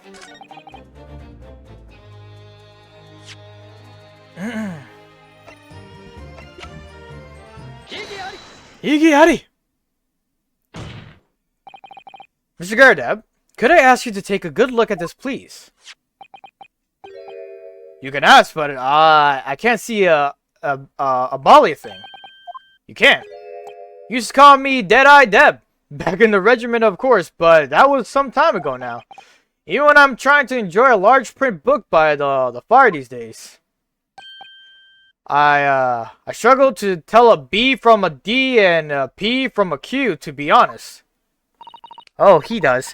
Dear me, it's rather wearing being asked about every other letter in every other word.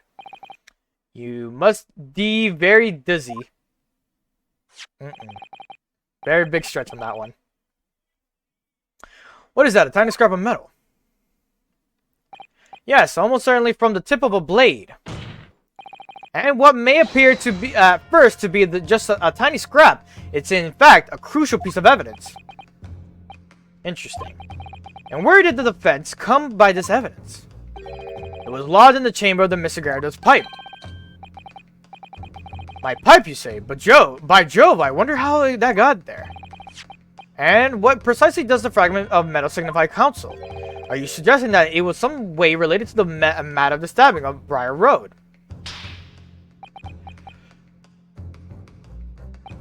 I am.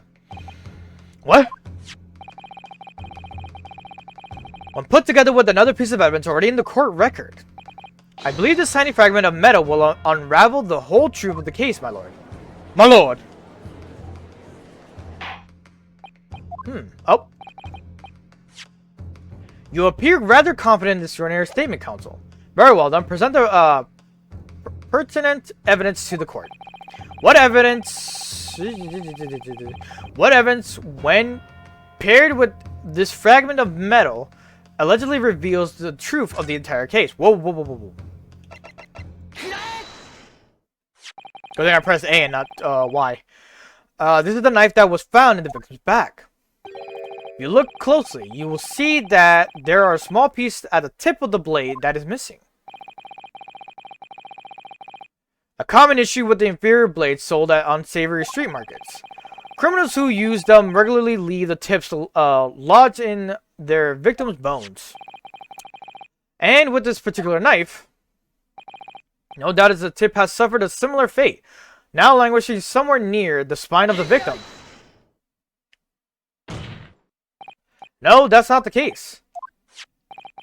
The tip of the particular knife's blade is this very fragment of metal we discovered in the chamber of Mr. Garrett's pipe. Oh, good grief, Lord Van Zieks! I don't believe it.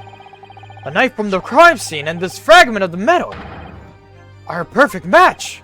Good golly gosh!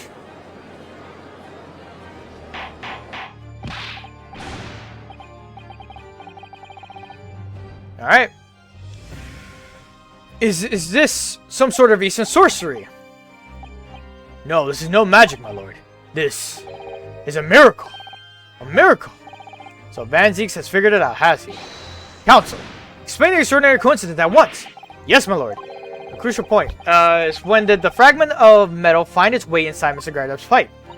Something that was clarified for us in the most recent witness testimony. I had this thing in my hands as usual at the time of the onslaught. Knocked it clean out with one of her soft projectiles she did, yes. It would never have been sent flying unless it was hit by something pretty solid. Oh, dearie me. During the argument between these two that occurred just as the victim was on the pavement below, Mrs. Garredeb flung this knife at her husband. However, the knife missed Mr. Garredeb, instead striking the pipe in his hand at the time, which caused the tip to break off, of course. Good lord! Yes, and that is when the tiny tip of the blade found its way inside Mr. Gerda's pipe. The chances of that are 1,000,000 to 1! And yet, there's no other credible explanation for how the tip of the blade ended up in your pipe. Then, after losing the tip, the knife ricocheted off of the pipe and flew out the open window. In short, this knife, which fell from the window of the Gyarados house. And this very same knife that struck the victim in the middle of the back of the street below. Oh gosh, oh dear. Oh. No! I love that she needs a box.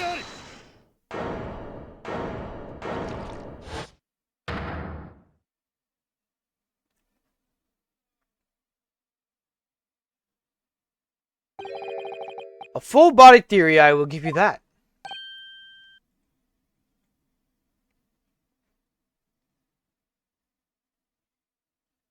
Okay. A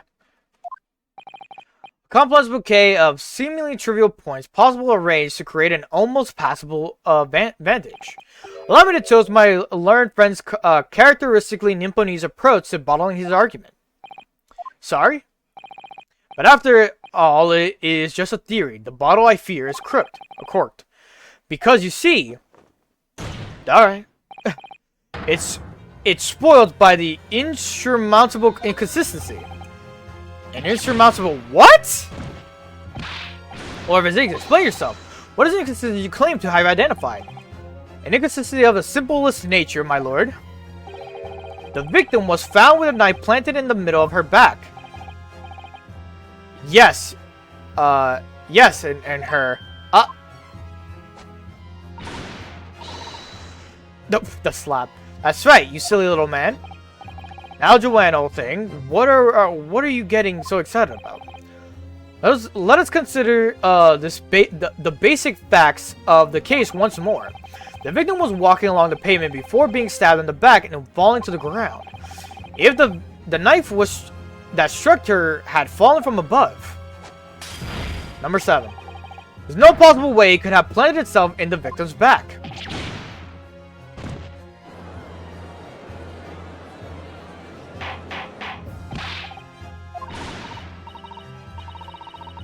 Right, see, that's exactly right. If the knife had fallen in her from above, it would have struck her on the top of her head. Well, he's lost for words. Look, I knew it. I never liked the theory. I don't know, though, what really did happen. It would appear the defense has made a rather spectacular blunder. If a theory has even one inconsistency, it cannot stand. Your theory, my learned friend, is history.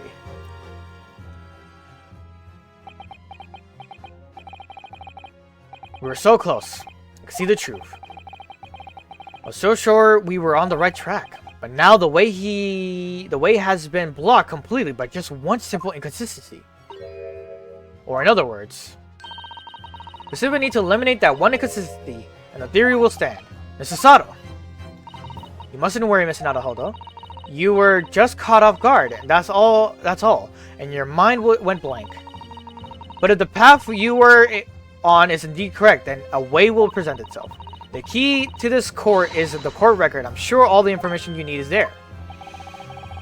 Seems you have nothing to say, my Nipponese friend. Well, your silence speaks volumes. A tacit acceptance that your theory is fatally flawed. Higiari! Yep.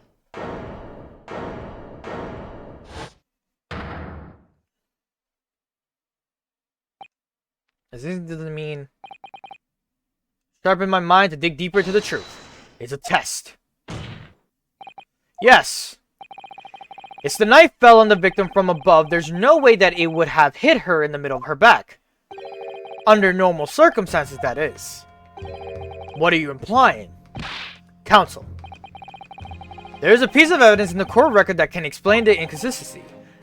That can explain how the knife that fell from above could have pierced the victim's back. We already have the answer. Goodness. Utter madness! Surely this must be the last time. Counsel, present the evidence of which you speak. This is the last inconsistency. Solve the puzzle. If I can successfully make sense of this, the truth will be laid bare at last. The evidence that explains how the falling knife became lodged in the victim's back. There you go. We're done. This, the fourth book found at the scene. It is the final piece of evidence the defense will present. The burnt book. Is that not Mr. Garrett's book? Yes. And to understand its significance, we have to consider how it came to be at the scene of the first place. This photographic print clearly shows the book in question, and the victim holding it in her hand. But as we all know now, it was the police constable that put the book between her fingers like that. Quite so. That's true. However, as part of his testimony, Constable Beat made an extremely enlightening statement on that point. My throat's like killing me right now because we've been reading for a while. But what made you place that book in the victim's hands? Oh, well, sir, that's how I found it. Yep. We got this all. In other words, the victim had already picked the book up of her own volition. And clearly that must have been before she suffered a knife wound. Well, I should say so. After being attacked with a knife, I don't imagine she'd have been doing much of anything. So, the question becomes, why did the victim have that book in her hand? By Jingo! I think I'm beginning to see what may have happened now. Oh, dearie me. We know that the book fell from the top floor of the Garrett household onto the pavement below, at precisely the moment that the victim was walking past. Yes, at exactly that moment, the young woman was walking along the street in the little fog, when all of a sudden, a book fell right in front of her. The book I threw. Yes, Mrs. Garredab. And what do you think the woman did?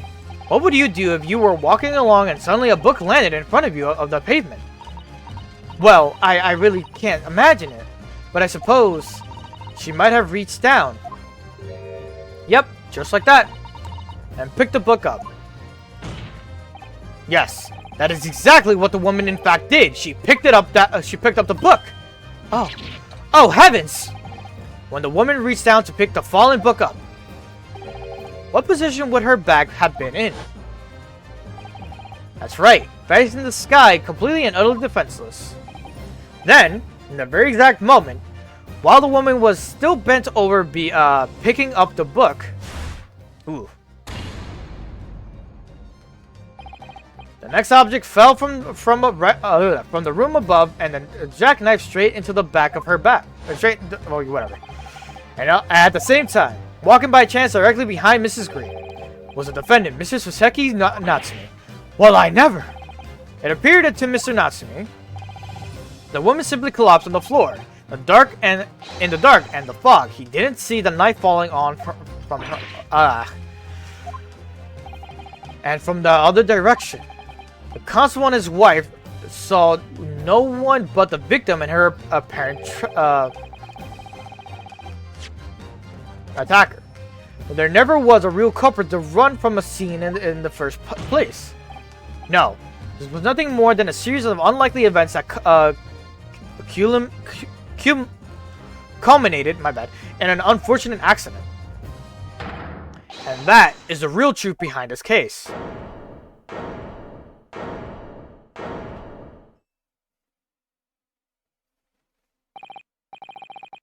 Well, Mr. Garredab? Oh, well, Mr. and Mrs. Garredab?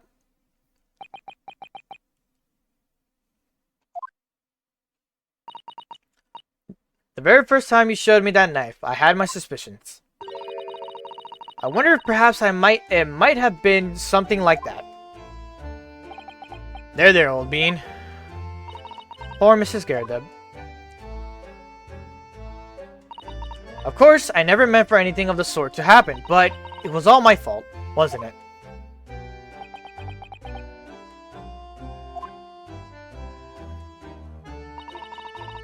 I take full responsibility.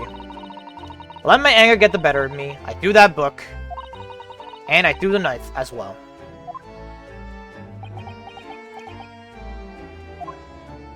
I'm letting it autoplay because my hands are not on the controller for a second. John, dear. That's alright. I know.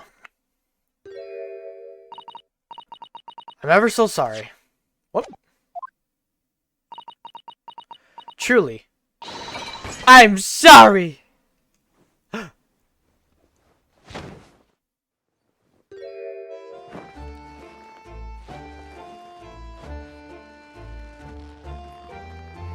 Damn, that fucking leg is...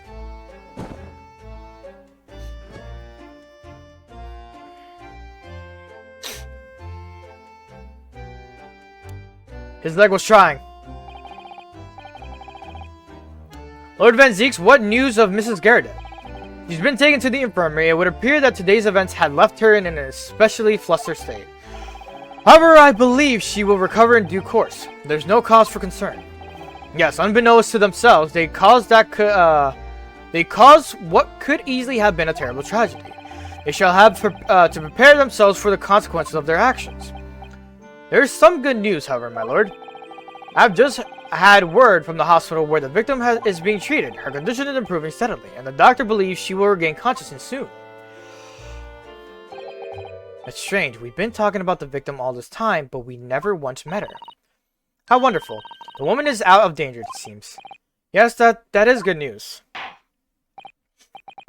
So, Mr. Saseki, Natsume.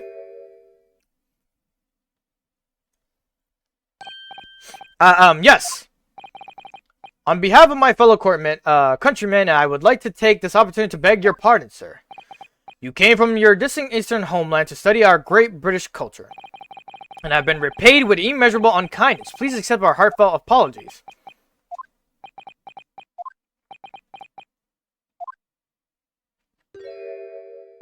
No, it is me who should be begging your pardon. Oh no, Mr. Natsume. That evening, when the young woman just collapsed on the pavement before my eyes, I jumped to the wrong conclusion again in my confusion. What conclusion, sir? I was sure that the woman was dead. Yes, Constable B said the same thing, didn't he? He thought she had been killed too. Suppose she must have looked completely lifeless. It's been about a year since I arrived in Great Britain now, but I still can't get used to life here. I can't relax. I'm sure there are evil spirits lurking in the fog, like they're haunting me. Poor Saseki-san. His imagination really has got the better of him. Yes, poor man.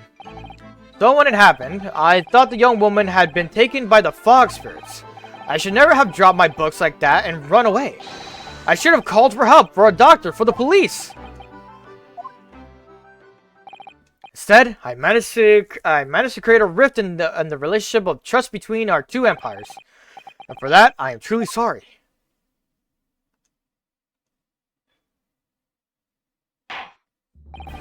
One could indeed say that some sort of mischievous spirit has been at work here, I think. One that created a chain of unfortunate mishaps. We were befooled by the spirit that led to a false conclusion, and thanks to Lord Van Zieks and our young lawyer here from the east. That chain has now been broken, and the spirit exorcised. I heartily commend you both. Oh. Now then, ladies and gentlemen of the jury. Yes, my lord. In concluding this trial, I must ask one last time for your decision regarding the defendant's culpability. Are you ready to present the findings up to the court? As the foreman of the jury, I assure you we've reached a fair and just conclusion. I do declare the truth can be extremely cruel at times. Well, I didn't suspect the woman next to me, that's for sure. Sitting in for the old bean while she is out of action, you know? But I know what her decision would be. Does that mean I'll finally be able to get out of here and start work? Well, it's about time. I say I'll have a croaker of a story to tell the grandchildren when I get home, won't I? Very well, ladies and gentlemen of the jury, I hereby... Yeah.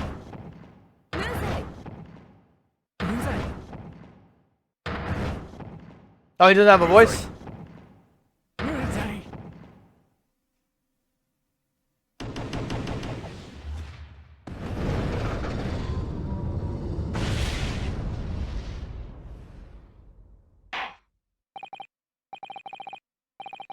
Well, Mr. Sagi Natsumi, I hereby pronounce you.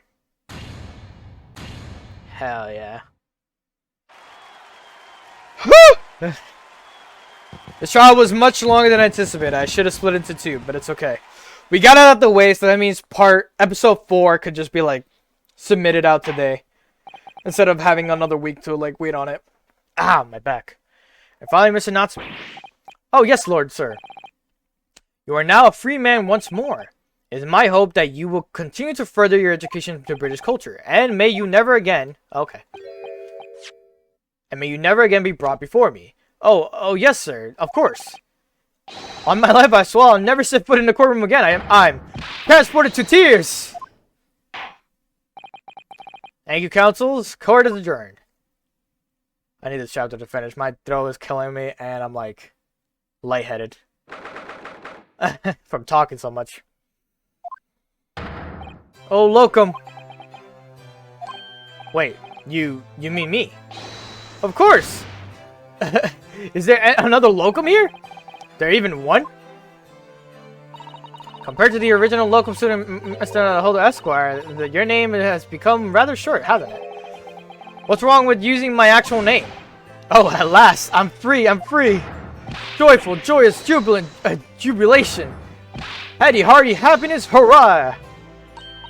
Oh, I am pleased. Mr. Natsumi is delighted. Would it be so hard just to say that, then? Locum, you did it! You saved me from the brink! But what happened to the poor woman was in no way your fault, after all. I'm just glad everyone can see that now. No, not that. Lovely, loyal Locum lawyer. Yes. I mean, as I said before, I have just never got used to life here in Great Britain. Every time I look over my shoulder, I see foreigners. I see towering brick buildings. Excuse me. And from high up windows, I see them looking down on me, laughing. Look at that little hunchback. Oh dear, I'm sure it's all in your head, Mr. Natsumi. But today, you, Locum lawyer, gave my gloom the boot. You stood firm behind the baronial bench before all those babbling British. You battled to the bitter end, laying bare the baffling truth. And when I beheld the blinding fireworks among the beams of the Bailey's roof, I bellowed, "Behold the best barrister! Behold the best barrister ever born." Well, that's very flattering, and we're very pleased for you. This has given me a wonderful anecdote to recount to my old friends back in Japan. An anecdote. That's is that what's to become of my hard work? Ah, there you are, my dear fellows. Hey, Mr. Sholmes. I apologize for keeping you waiting. I rose late this morning. Oh, Mr. Sholmes, what a pleasure to see you. I see I am here not a moment too soon. A disaster has been averted, I'm glad to say. Oh? The trial shall begin presentably, Mr. Naruhodo, and I wish you the very best of luck. It's just finished. What? No! Then my haste was in vain! It's you! Herlock Sholmes! Oh, have we met, sir? This is Mr. Natsumi, the man you had arrested, Mr. Sholmes. I see. I failed to recognize you at first. Our previous encounters have taken place in the gloom ether of your bleak lodgings or that prison cell. I simply couldn't place a curious face in the light. Charming. This is all your fault, Herlock Sholmes. You're the reason I had to go through this terrible ordeal. I'm going to give you a piece of my mind. My apologies, sir, but I assure you I have placed you now. You're the fellow who abandoned the poor young lady and ran off, are you not? Ah. Had she been taken to the hospital more urgently, I feel perhaps she would have regained consciousness by now. Oh. But it was unavoidable, I'm sure. We are but human after all. Anyone who would have been shaken by such an experience. I do feel very badly about how I behaved. Well, never mind. Now then, what was it that you wanted to say to me, sir? Nothing. Priceless! Oh, I'm sorry, really, but... That was quite priceless. Where's Sasaki-san? Still, on the bright side, you've had an extremely entertaining experience without paying a penny. And it would seem you were not even found guilty. But there is no bright side. Whatever do you mean, Mr. Natsumi? Even after this, I'm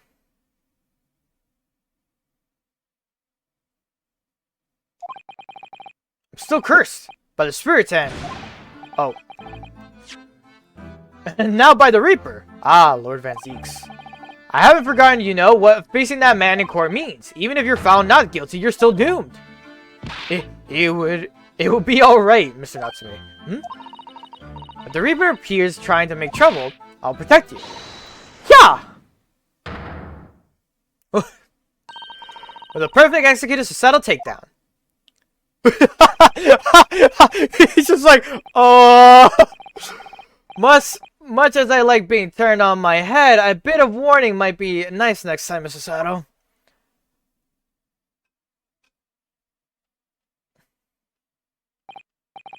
So, Mr. Natsumi, what do you intend to do now? You mentioned something about recounting your experiences to your friends back in Japan. Yes, I intend to return to my homeland soon. Oh. It has already been a year since I arrived here in Great Britain. I visited university libraries, bookshops. I've been honored with the tutelage of professors. I've learned so much about the wealth of literature here and the city it has shaped. I've come to realize that it is my calling to sail home and tell my fellow countrymen about it. That's very touching, Mr. Natsumi. Oh, in perhaps less veiled terms, you wish to withdraw halfway around the world, escape the terror of the Reaper's curse. That's not at all! The more I learned about literature, the more strange feeling claws at my insides. I feel compelled to return to my roots and attempt to pen a work of my own. Oh, I see. A work of literature by Saseki-san.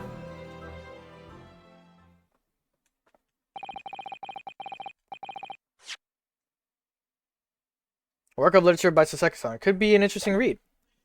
And what about Mrs. Sato and yourself, Miss Naruhodo? Sorry, what about us? We returned to Japan alongside your mustache compatriot. Why would we?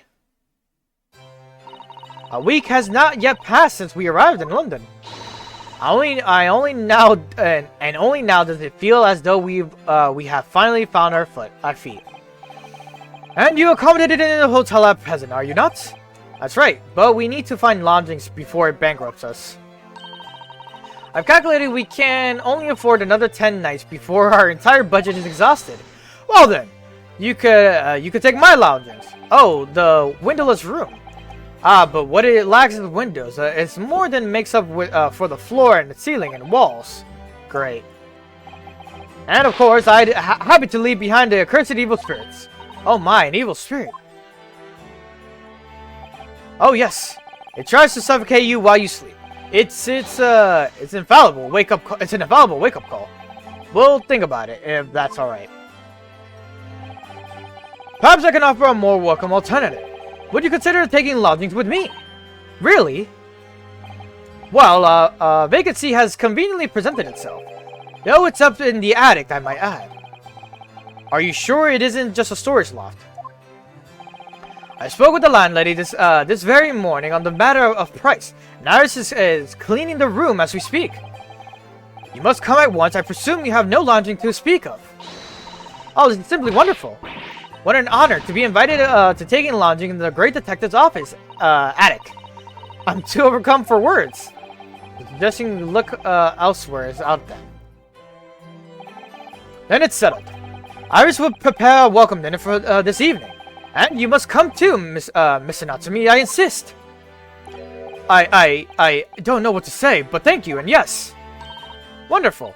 Then I'll go and complete the paperwork for your formal release, Mr. Natsumi. I shan't take long. Somebody's happy. Locum. I knew that you wouldn't let me down. I'm truly delighted to have met you here in London. Likewise, Mr. Natsumi. It's been a privilege meeting you too. The shame that we're going to have to say goodbye so soon. Well, I've come to realize that I belong in Japan. But Locum, we'll meet again one day. Yes, I'm sure. And hopefully by then, I'll be a successful lawyer. Hopefully by then, I'll be successful Arthur. Oh, Susanoo had here being ready and eager to suplex the incarnation of death itself. She's been ready. Well, my dear fellow, our carriage appears to have arrived. Shall we go, Mr. Naruhodo? Yes, Mr. Sholmes. I have little doubt Mr. Natsumi will be released in time for dinner this evening. And so, with Seki-san's innocence successfully established, we rode with Mr. Sholmes to what was to become our new home, 22 1B Baker Street. Sorry, I just had to figure out how I wanted to say that in my head, and I'm like, oh, this is nice. This is not too terrible.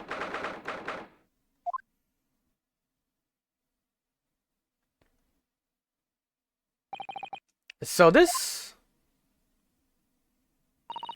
is to be our new office. Yes, our office. I rather like the sound of that. Me too. It's simply wonderful, isn't it? I hope you can see this, Cosmo.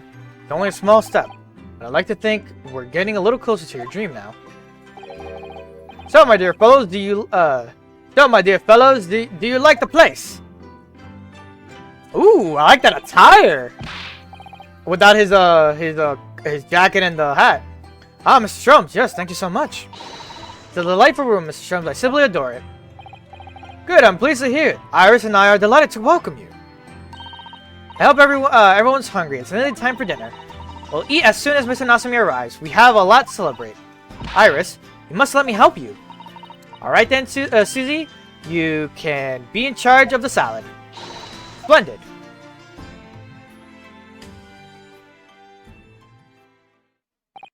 So, Mr. Naruhodo, how does it feel to have your own office in the capital?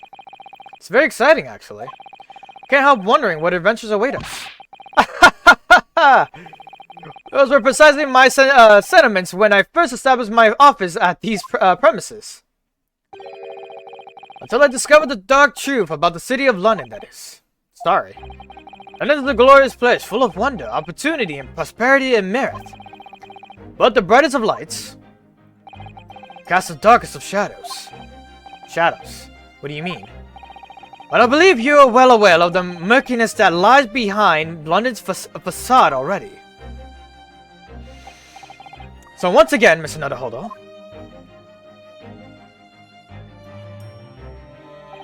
welcome to London.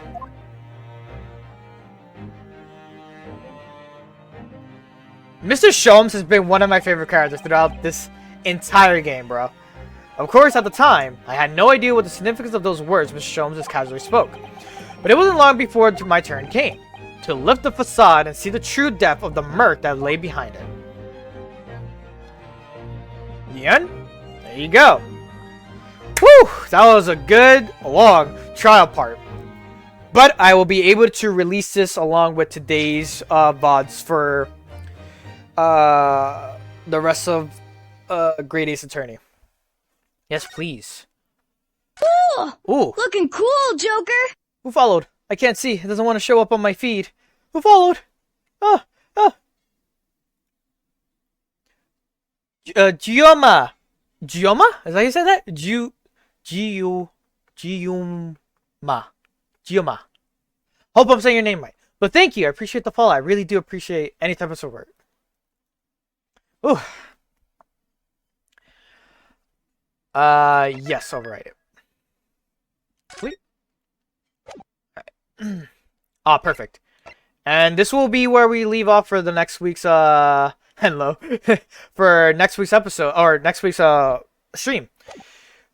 No, wait. What's next week, actually? The 17th. Okay, we're still good. We're still good. Okay, but yes. Schedule change won't happen yet. It'll take another week until the schedule change happens. But, what did I want to say? On upcoming streams or for anything YouTube related, YouTube, I hope you did enjoy all the way to this end point. I know the Great Ace Attorney streams or the Ace Attorney series itself is much longer compared to all the other series that I have that are cut into parts. Just because I like to put them together to have like the full episode out in one whole thing. But yeah, that's how I kind of like to work it. But schedule. Let me establish schedule and what's gonna happen with current VODs that are gonna be ongoing and everything. So today we still have Great Ace Attorney on Thursdays. Tomorrow we got more Pokemon Ultra Sun and Moon, and Saturday we start the Dot Hack series on Saturdays. That's like my new RPG I guess I'll play. So that would be the current schedule. Next week would be the same, where Thursday, Friday, and Saturday are, you know, Great Ace Attorney, Pokemon, and the Hack series. Then the following week, I'm only be able to stream 3 days. I'll have to see. I have to check again. But yeah, I'll be streaming for 3 days on that day, because it would have been 4, but yeah, it's just the whole thing. On that Wednesday, the Great Ace Attorney will be on Wednesday. Thursday would be where we do the 100 Line Defense Academy, because that's when that's when it releases on that day of. On Friday, I'll see if I forgot it was a Friday or Saturday, because we're spending. Oh no, it's on Friday. Yeah, so it's on Friday. I'll see if I do stream on that Friday upcoming, the 25th. If there is gonna be a Pokemon stream or not. I'll have to check with everything and when everyone's schedule is working out, because I'll be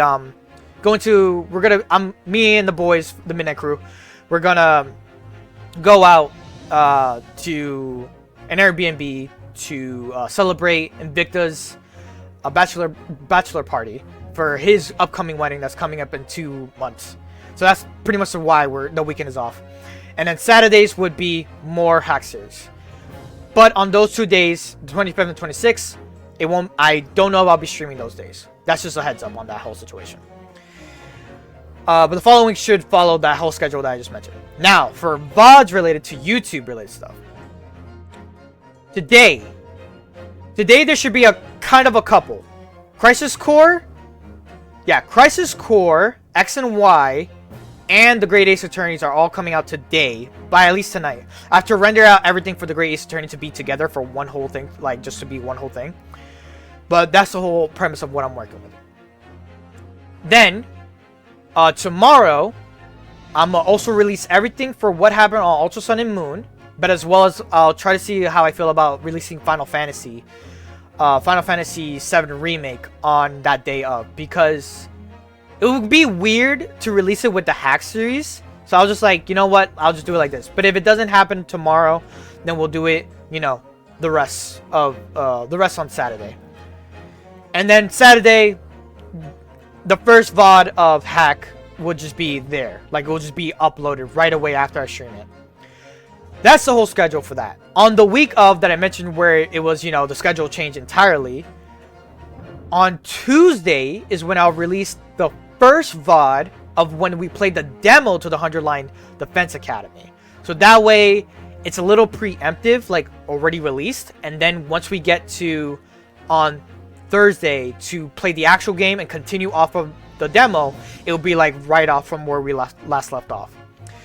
I'm not gonna lie, I did forget whatever happened and probably whatever mechanics that happened from the demo. But if anything, I'll just recollect everything real quick. But that is everything I have to mention. I'm sorry this was a long, weird outro for most people on Twitch and YouTube if you're watching. But I just need to get that out there. Macaulay here, though. I'll see you guys tomorrow for some Ultra Sun and Moon as me being a poison trainer. Now I'll call it here. I'll talk to you guys tomorrow. Bye. Jeanne.